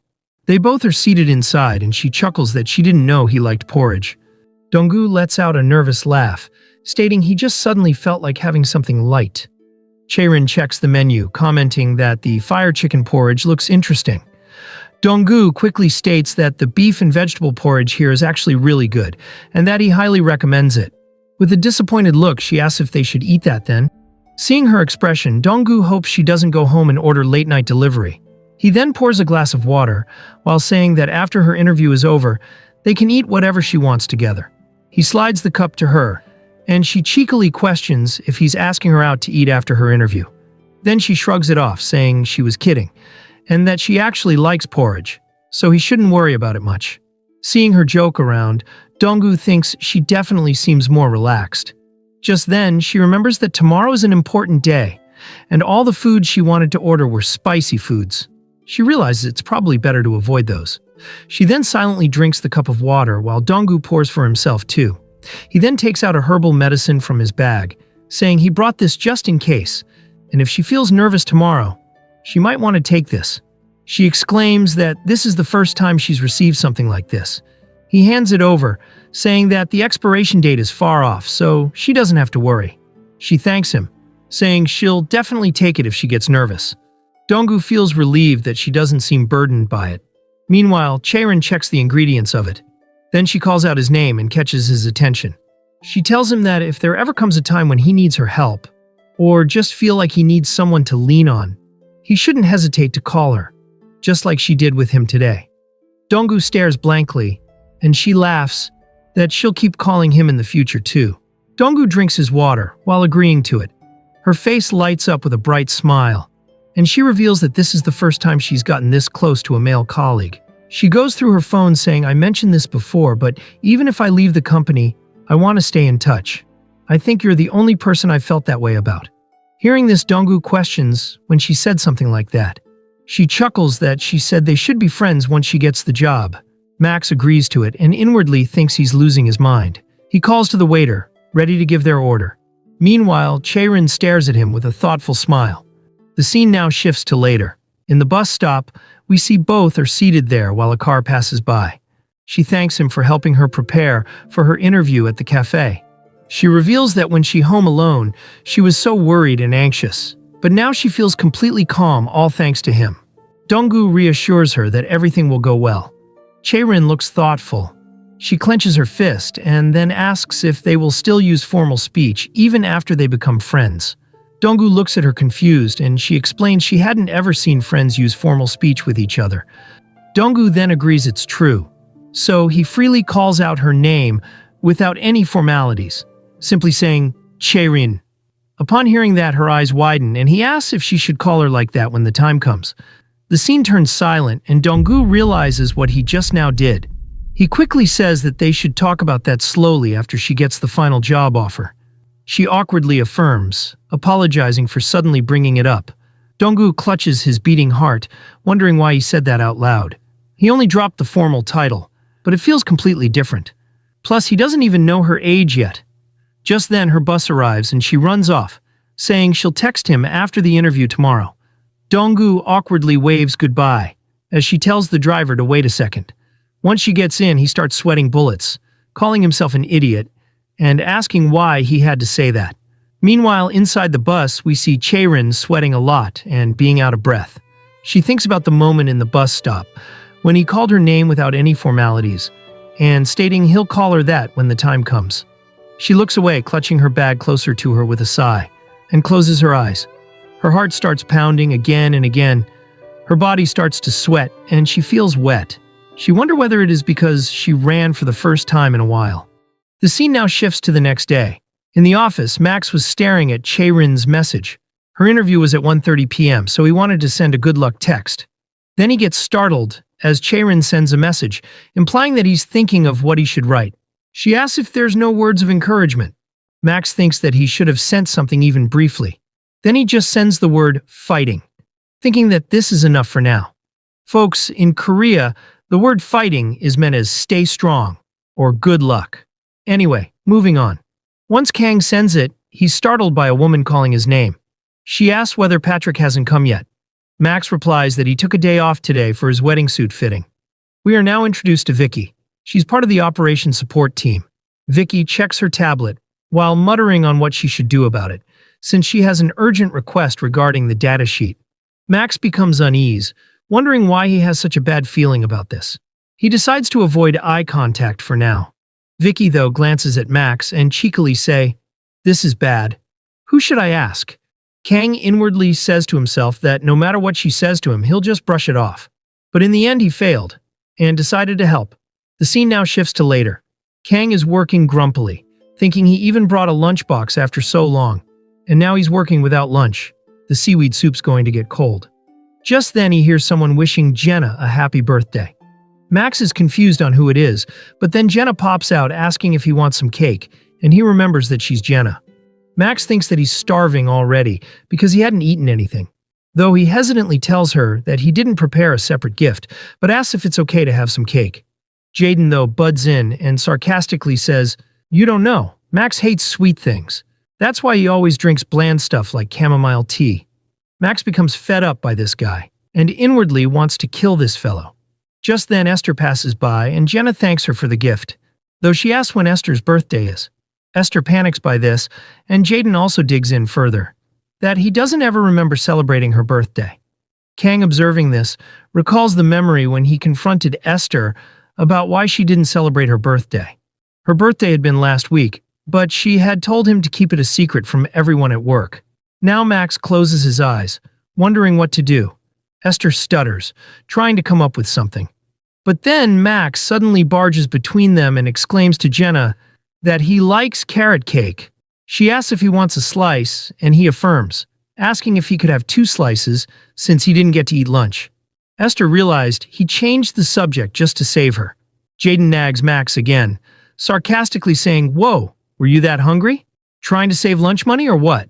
Max holds in his frustration, and the scene shifts to later. We see Max and Esther in the emergency stairs. Esther jokes that she didn't know he liked carrot cake that much. He sighs, saying, "At this rate, I'm going to be labeled the carrot cake villain. Is calling someone out to the emergency stairs your idea of sarcasm?" She replies, "That's why I told you not to get involved.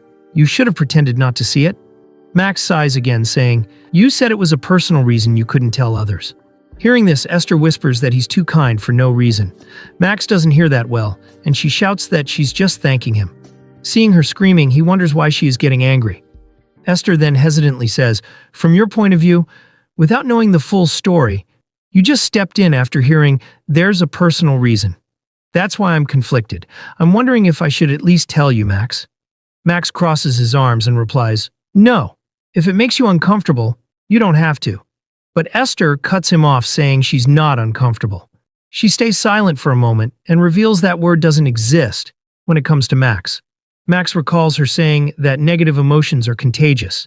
He thinks about it for a moment, then decides not to overthink this and focus that she's just a co-worker. So he bluntly says to her, being co-workers isn't such a big deal. In awkward situations, you show some kindness, and if needed, you can talk things through. So what I mean is, Esther, you can talk if you want to, and if you don't want to, you don't have to. Hearing this, Esther becomes silent. Max becomes scared, wondering maybe that was unnecessary.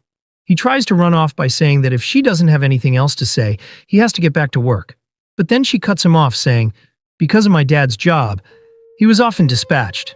On my birthday in the first year of middle school, I spent almost an hour complaining on the phone, saying it was unfair he wasn't home 3 years in a row on my birthday. He got into an accident while driving back overnight. He swerved to avoid someone jaywalking and got hurt in the process. Then he was hospitalized for a year and spent nearly 2 years in rehab. My brother was in high school, but he gave up going to his dream university.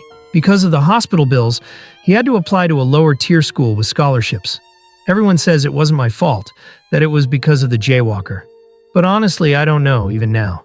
Max listens to her silently, and then she does a fake laugh, saying, "Every birthday, I think about it.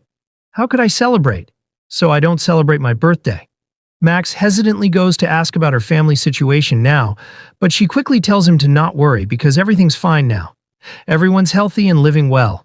She then says she took too much of his time, so they should hurry back up. The scene now shifts to later.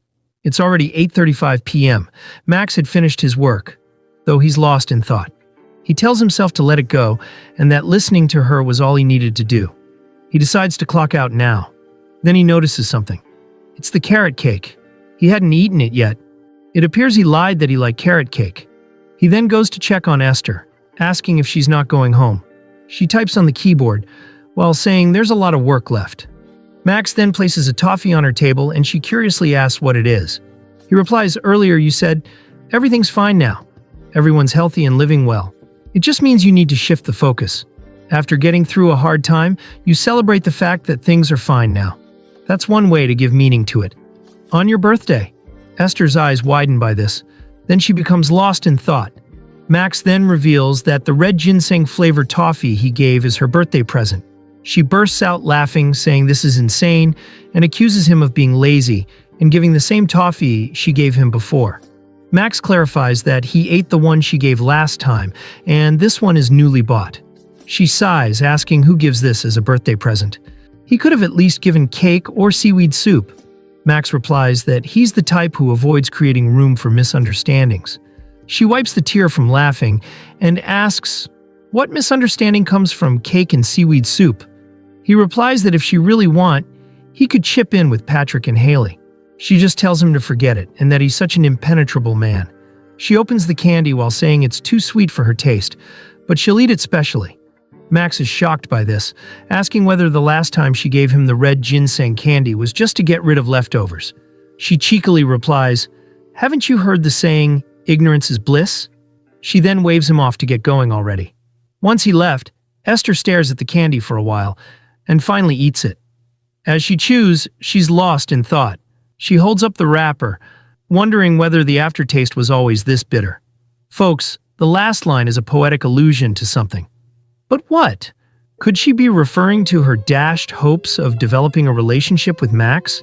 Is that what's bitter? Or maybe she likes bitter rather than sweet, so even this sweet candy tastes bitter to her, because it was a gift from Max. Anyway, moving on. The scene shifts to the next week. Esther excitedly calls out to Joy, asking if she remembered when she said the three of them should eat together. She suggests having it today. But then she noticed that the atmosphere had turned tense. Joy awkwardly asks if she wants it today. Meanwhile, Max wonders if she is talking about the same thing she mentioned to him before. She had asked if he wanted to grab a meal with Esther sometime soon. He realizes that she had talked to Esther separately too. Joy agrees to Esther's suggestions of having it today, and asks about Max. Esther, with a cheeky expression, says that Max is also good with it. Our boy nervously removes his headphones, and the next moment we see Joy and Esther chatting seamlessly in a restaurant. There are various dishes on the table. Meanwhile, Max is silently in between them, and he awkwardly thinks, now that the three of us are together, I don't really have much to say. It's like the topics I can talk about with each of them don't really overlap. Donggu's attention is caught by Joy as she asks Esther whether she's thinking about changing jobs. Esther replies that she's not planning that for the time being. Joy, though, perks up, asking why not. She points out that Esther got several scout offers at the end of last year, and those companies were bigger than theirs. Esther places down her fruit juice, saying, well, the team's great. My place is close. I'm used to the work. I guess I don't really want to throw away stability and make a risky move. I think self-development for my career is something I can do within the company too. Hearing this, Donggu realizes she's the complete opposite from Joy. Esther then reveals that she has something curious about Joy. Joy asks about it. Esther bluntly asks if she's still not thinking about dating these days. Joy freezes, and Max almost chokes on his juice. He wonders why she asked this out of nowhere, though he is also curious about it. It appears Esther is trying to help Donggu. Joy hesitantly answers her question, saying, if I just keep living earnestly in my place now, won't I naturally meet someone good? So I don't feel rushed about it. Esther's eyes widen by this, and then she looks away, saying, not feeling rushed? I envy that. Max and Joy stare at her in confusion, and Esther quickly says, it's nothing, and asks whether they should go to a cafe to buy Max a chamomile tea. Joy agrees to it, and the scene shifts to their office building. They have already bought their tea and is waiting for the elevator. Max stares at Joy, thinking it's been a week since her first interview. The results should have come out now. He sweats and takes a sip of his tea, wondering why he feels more nervous than she does. Just then, Vicky spots him and calls out his name while touching his shoulder. Max gets startled by this. He holds his terrified chest, wondering why this woman is suddenly greeting him. Joy stares at this scene, as Vicky asks why Max looks surprised. Max hesitantly says hello, while he inwardly panics, wondering whether she is about to dump more work on him again. Vicky then remembers that she has never properly thanked him for helping last week. She winks at him, saying when he has time she'll buy coffee for him. Max just agrees hesitantly. Meanwhile, Joy notices Vicky having physical contact with Max.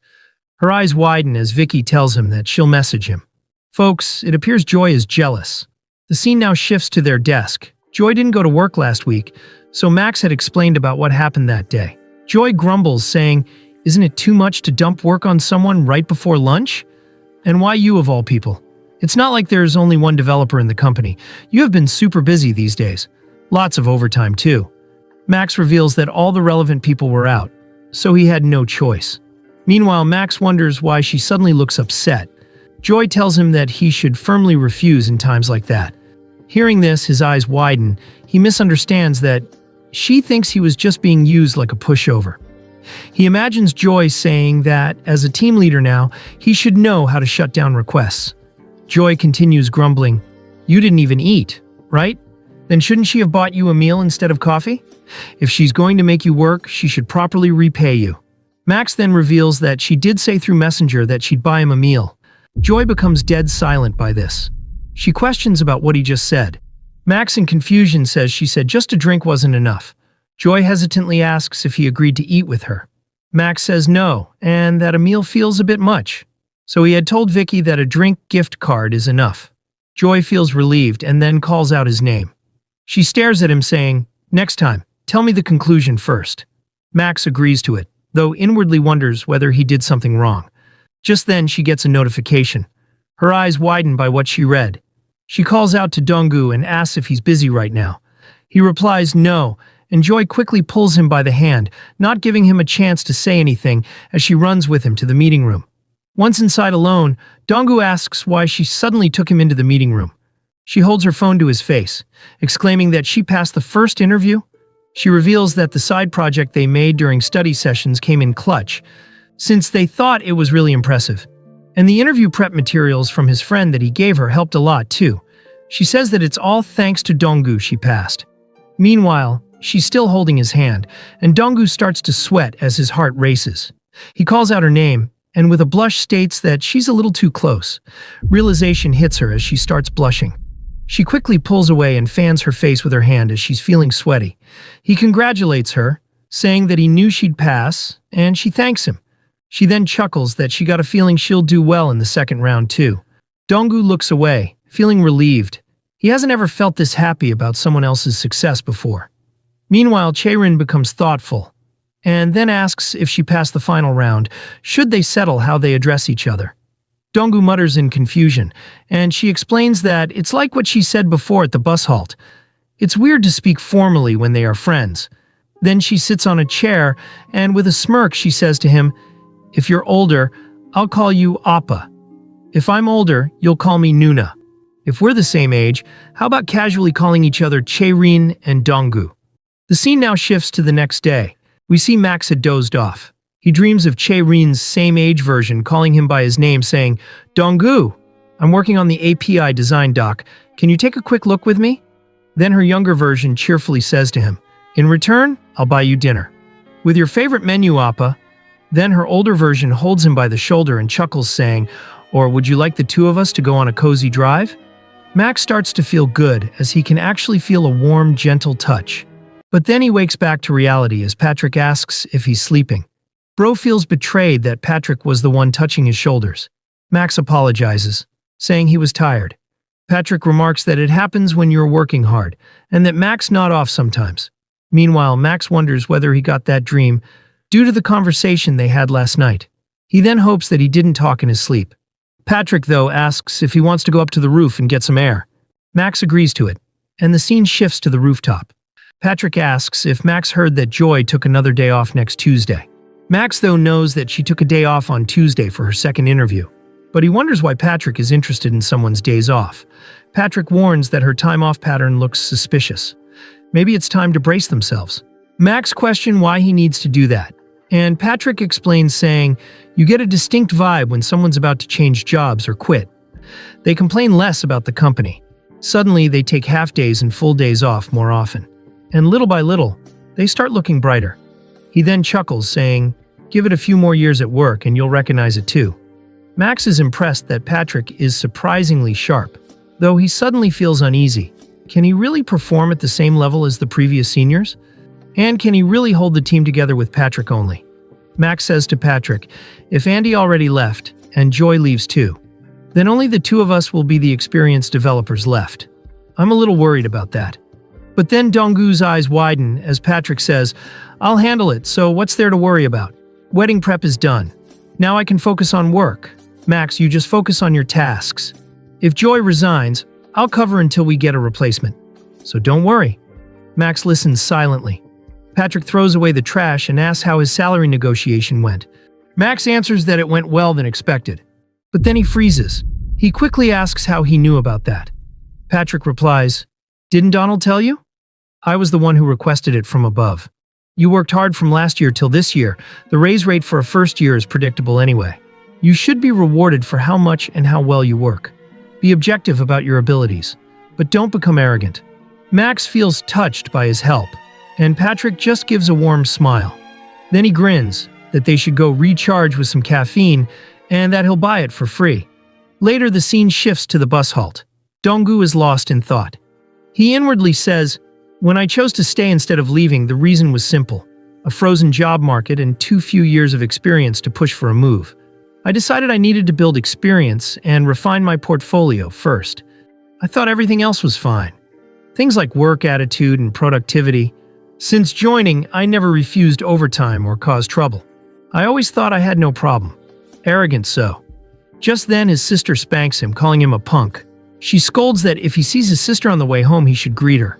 She questions what's got him so deep in thought. Donggu stares at her, wondering whether to say his thoughts, and so the scene shifts into the bus. They both are seated together while his sister gives him the side eye. She questions if he got dumped, and our boy asks what she's talking about all of a sudden. She then tells him to forget it, and that she just asked since he seemed down compared to usual. Donggu, though, hesitantly says, "It's just, I wondered if I've been treating my colleagues wrong." That thought crossed my mind. His sister becomes curious, and the scene shifts to a restaurant. Inside, he explains to her, I kept framing it as, this person doesn't suit me. Only focusing on their flaws. Always finding reasons to keep distance. Always thinking I was the one being more considerate, more sacrificial. Those arrogant thoughts made me oblivious to the fact that they were looking out for me too. He then inwardly says that maybe he never intended to see it from the start. His sister just mutters the words, growing pains. Donggu gets confused by this, and she says, I don't know the details, but it means you're maturing, not just as a developer, but as a working professional. You'll face even more trials and error ahead. She then drinks her juice while saying, I heard your company's hiring new developers? You've never delegated tasks to someone before, right? That's not as easy as it sounds. She then tells him to change his regrets into healthy motivation. Donggu thinks about it and says that changing jobs is still too early for him, so he should gain more experience and prepare. But his sister recommends practicing by sending out resumes and try some interviews. Donggu, though, questions if he has to do that, even if he's not planning to change jobs. She responds saying, it helps you get a feel for real interviews and measure your actual market value. There's a lot to gain. Plenty of people do it. And if you accidentally connect with a great company, jackpot. Like going to a blind date with no expectations, then meeting the one. Max remarks that analogy seems weird.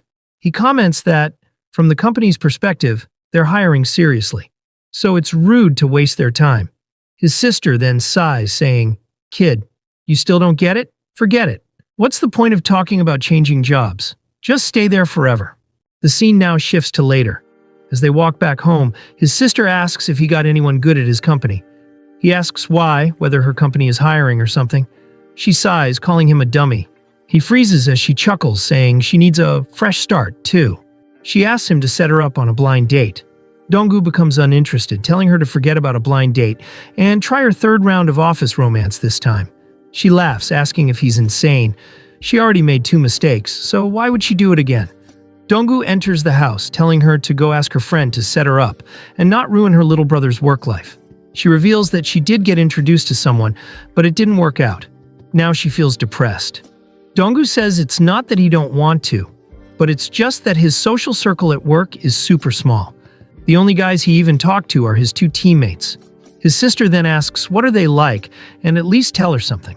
Donggu thinks about Jaden and says, one of them is, well, I don't know. His sister knows that person must be a bozo, so she asks about the other one. Donggu cheekily says, the other guy's cheerful and pretty good at his job, though his memory's kinda terrible.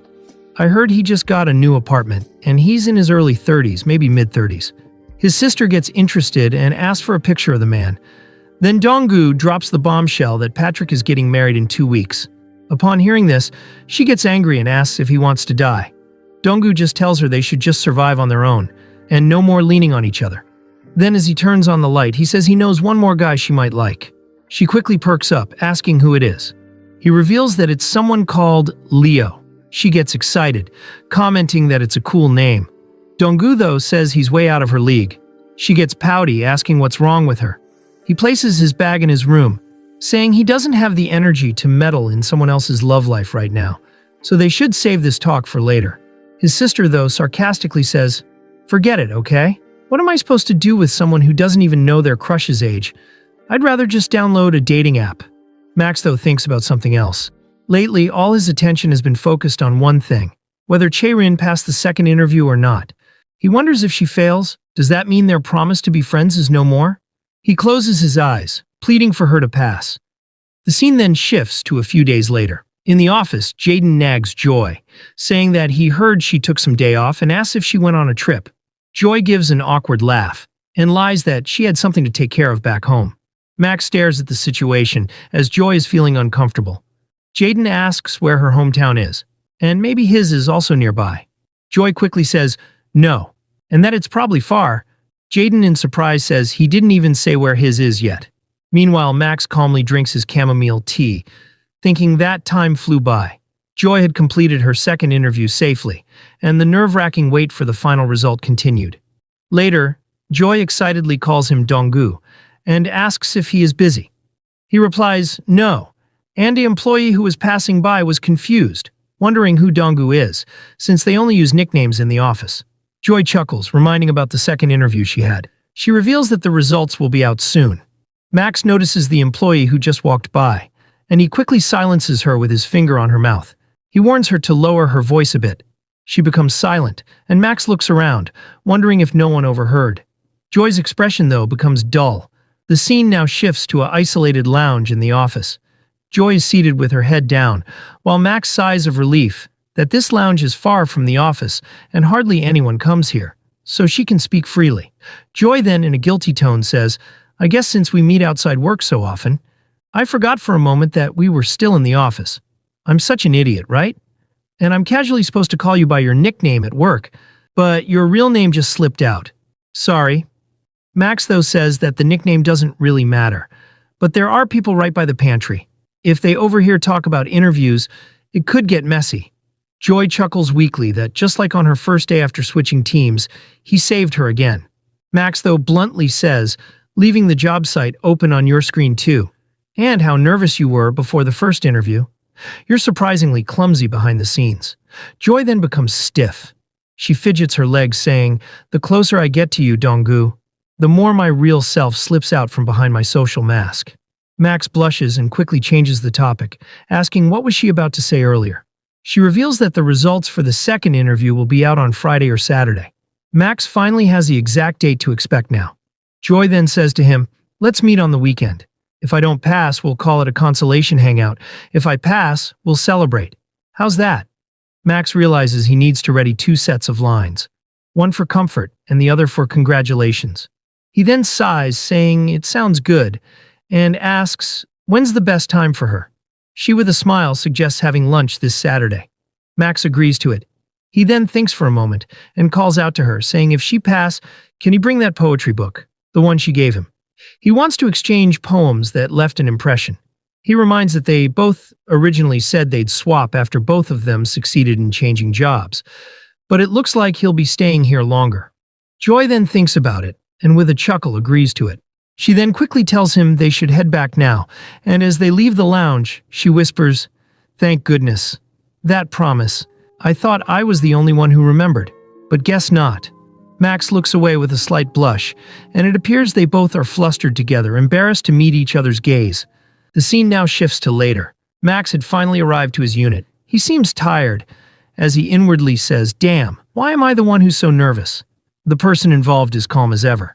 "Let's think positively. If she passes, we'll level up into friends. And even if she doesn't, we'll still be desk mates like we are now, right? No, let me not comfort myself with that kind of rationalization. She'll definitely pass. She's good at what she does." But when he goes to switch on the light to his room, his attention shifts as he hears his sister screaming. Their mother then asks what's with her sudden outburst, and why she's acting like this at her age. We then see his sister clutching her mother's leg, desperately crying out loud, asking what she means by kicking her kids out in the dead of winter. Her mother corrects her, that it's summer right now. Donggu goes to inspect the commotion, thinking he doesn't know what it is, but he already hates it. His mother then greets him, while the daughter is on her knees begging. Donggu asks what his sister did this time. His lovely mother casually says, "Oh, it's nothing like that. You know how your dad and I went to Jeju for 6 days, right? Since he's retiring next month, we thought, why not try living in Jeju for a while? Maybe 1 to 2 years." Donggu sits on the couch, asking wasn't that always on her bucket list, so he's all in for it. His sister, though, tells her mother that they should talk about this. But Donggu casually guilt-trips his sister, saying that her parents want to fulfill a retirement bucket list, and she's here blocking them. His sister, though, calls him an idiot. She explains that's not the issue, and he's only seeing half the picture. Their mother then, with a chuckle, reveals that they listed the house for lease today. Donggu still remains calm, but then when it hits him, he stares at his mother in confusion. She, with a sly smile, reveals that they stopped by the real estate office today and listed it. People might come to see it soon, so he should keep his room clean. Donggu froze. A wave of disbelief washed over him, as he wondered if that means he has to live on his own. The scene now shifts to the next day.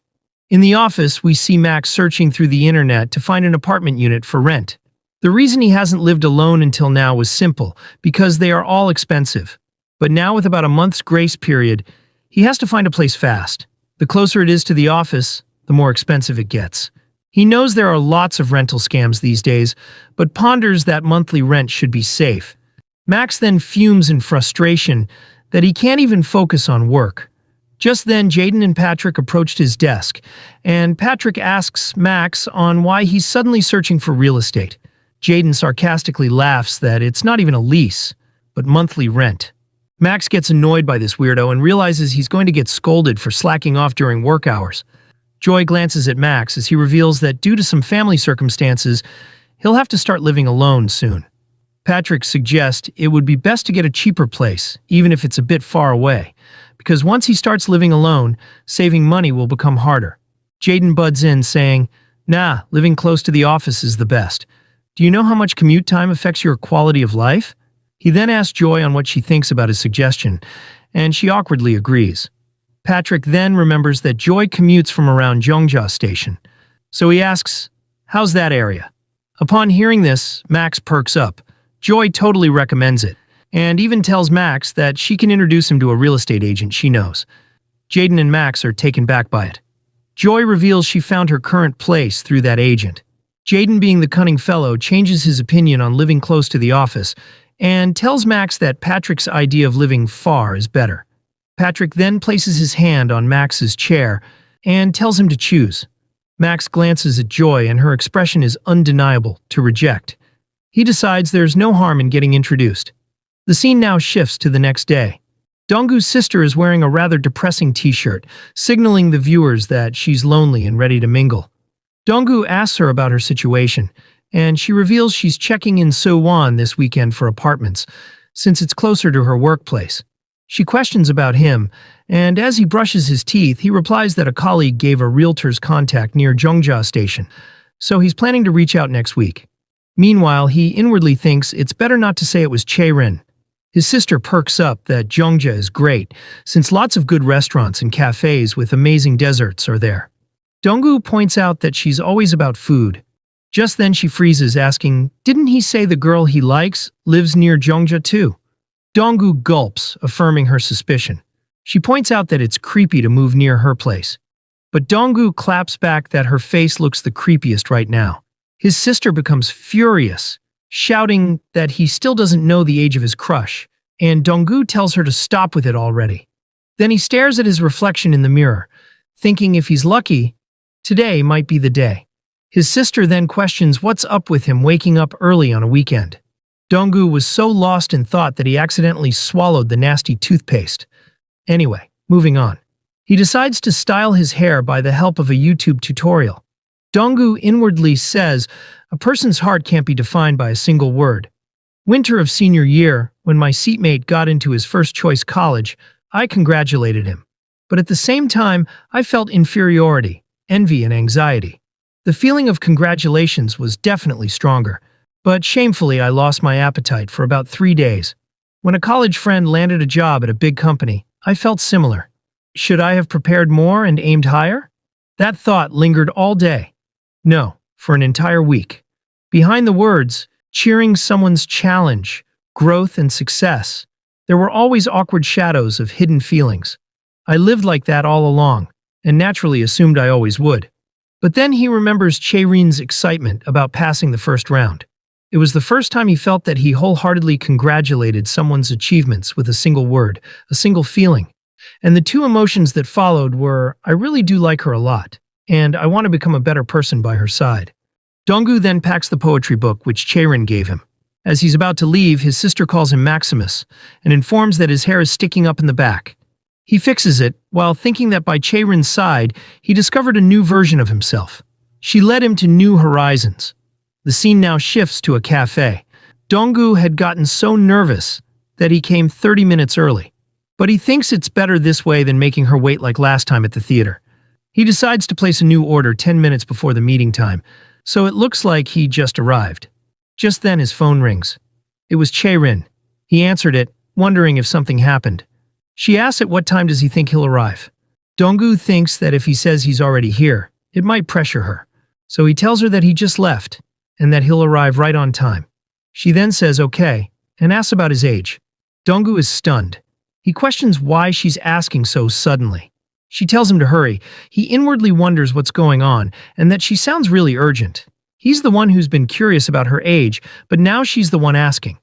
He thinks whether he should say it first. Then finally he tells her that he's 27 and questions why she's suddenly asking that. She just says, "Heh," and Donggu is left confused. Then he realized the promise they made, that if she passed the final interview, they should settle on how they address each other. In a surprised tone, he asks if she passed the final round. Just then, he hears a female voice near him, telling him to drop the honorifics. He glances up, and as the leaves scattered by the wind, he saw Chaerin standing right beside him. With a smile, she calls him Donggu, and says he should just call her Chaerin. Donggu stays still, staring at her blankly. Then it hits him. He inwardly panics that his mind is completely blank, and wonders what's the natural way to react to this. Should he call her by her name right away? Then he tries to say her name, but he keeps stuttering.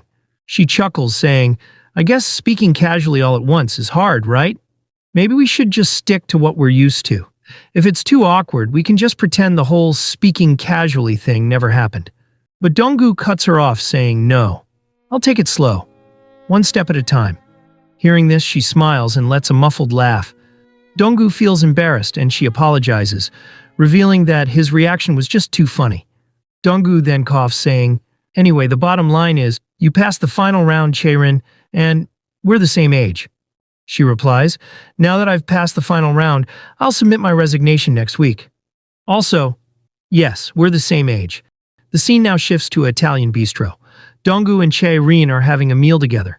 He thinks that they both are the same age, and that just knowing her age somehow makes him feel a lot closer to her. Chaerin reveals that she started working early back in her senior year of college. She even used annual leave to attend her graduation ceremony. Hearing that she had been balancing work and school, he thinks that's why she has more years of experience, and that it's impressive.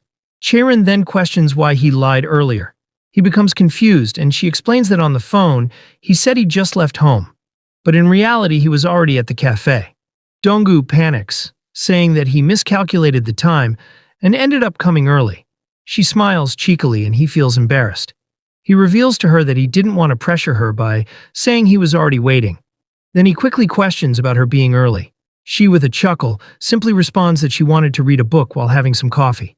Hearing this, Donggu feels stupid for not giving an excuse similar to Chaerin's. The scene now shifts to a few minutes later. After they finished eating, Donggu hands her the poetry book she gave. Her eyes widen by this, then she chuckles, saying, "You brought the poetry book without knowing whether I passed or not. If I had failed today, that would have been awkward." Donggu replies that he of course knew she'd pass. She's surprised by this. Then she accepts the book, saying she'll show him her favorite poem. Donggu nervously wonders if it's the same as his. She flips through the pages, and finally finds it. Her poem reads about life. Leaving work is great, ha ha ha. Going to work is scary, ha ha. On Friday afternoons, ha ha. On Sunday afternoons, ha ha. Donggu stares blankly, that her taste is that. She then states that it's his turn now. Donggu feels nervous, since his is way more sentimental compared to her. He then finally shows it to her, while saying that the poem on page 23 left the strongest impression on him. She reads it, muttering, "Oh, so this is your taste? That's unexpected." Donggu closed his eyes, staying silent, and she with a smile says that she'll remember it. Folks, what I'm going to say is important. Make sure to remember that the word fighting is used in Korea to cheer people up. It's like saying good luck, but in a cool way. The scene now shifts to the next day. As usual in the office, we see Max drinking chamomile tea. Joy had finished negotiating the salary and start date with the new company and successfully submitted her resignation. The news of her resignation had already spread through the office. Haley hugs Joy, crying out on how she can leave so suddenly. Joy, with a chuckle, responds that they can see each other often since it's close by. Patrick comments that it's at least good for her going somewhere better, and that they should all grab drinks together soon. Vicky asks Joy if she won't be joining the workation at the end of the month. Joy affirms, admitting she's sad about that. As Max observes the scene, Esther taps his shoulder from behind. She tells him that she's going to buy coffee for the team before the meeting, so she asks if he can come with her since she doesn't have enough hands. The scene now shifts to the cafe. They have already ordered and are waiting for the coffee. Esther says that Max already knew Joy was changing jobs. He asks how she knew. She responds saying, "When Joy announced it, you were the only one who remained calm. She didn't tell anyone about it? Not even me. Looks like you two have gotten really close." He replies, "We did get closer, but I think we still have a long way to go. Honestly, it feels like it's just the beginning. Esther stares at him with a smile, while he inwardly thinks that right now it feels like they're somewhere between close colleagues and awkward friends. Just then, Esther calls him by his real name. He asks what it is, and she remains silent. Then she says, "This might sound random, but don't ask why. Could you just say, 'fighting' to me once?" Donggu looks at her thoughtful, then asks why all of a sudden, and whether something happened. Just then the buzzer lights up, signaling that the coffee is ready. Esther huffs, "I said don't ask. Ugh, why do I even expect things from you? Let's just go get the coffee." But as she stood up to leave, Donggu says to her, "I don't know what's going on, but fighting. Seo Ye Yun." She freezes upon hearing her real name. Holding her shoulder, she remains silent for a moment. Then she acts cheerful, asking why he's calling by her real name all of a sudden. He replies that she was the one who called him first by his real name, and that there's no other reason. She laughs, saying that if he's going to call her by her name, he should add Nuna after it. He changes the subject, saying that everyone is waiting in the meeting room and they should hurry. The scene now shifts to later. After work, Donggu walks together with Chai-rin, thinking that the handover period is only 2 weeks. After that, the seat next to him will be empty. He then calls out to her saying, "How do you feel?" Submitting a resignation after working at the company for over 4 years, preparing for your first job change. She asks if he's talking about whether she has any regrets. She admits it's bittersweet, but she has no regrets. Just endless excitement for what's ahead. Donggu just suddenly felt curious about what kind of thoughts Jang Chai-rin is having as she prepares for a new chapter in life. He then tells her that she'll do great, because she has always done great. This statement takes her by surprise. She looks away, changing the subject, saying that the bus is arriving soon. As they walk silently, he declares to himself that he will drop the honorifics, even though it feels a bit awkward. Though he didn't want to call her the old way either. Donggu courageously calls her, but he ends up calling her by the company nickname, and congratulates her once again, shyly saying they shall meet next week. Meanwhile, he inwardly says that, in the end, he called her in an awkward in-between way. Chairin stares at him for a moment, and reveals that the day before her first interview, when he suddenly called her by name at the bus stop, it felt so strange. Donggu, in confusion, asks what she means. She, with a smile, turns to him saying that it means she liked it. Donggu processes her words for a moment. Then his eyes widen as it gradually hits him. He finally becomes anxious by what she just confessed, and he stutters, saying, "You mean you liked it because it felt like we became closer as friends, right?" She cuts him off, saying, "But didn't you say last Saturday that you'd take it slow?" Donggu becomes flustered, and she teases him, telling him to repeat after her slowly. She begins, "Congratulations once again, Chairin."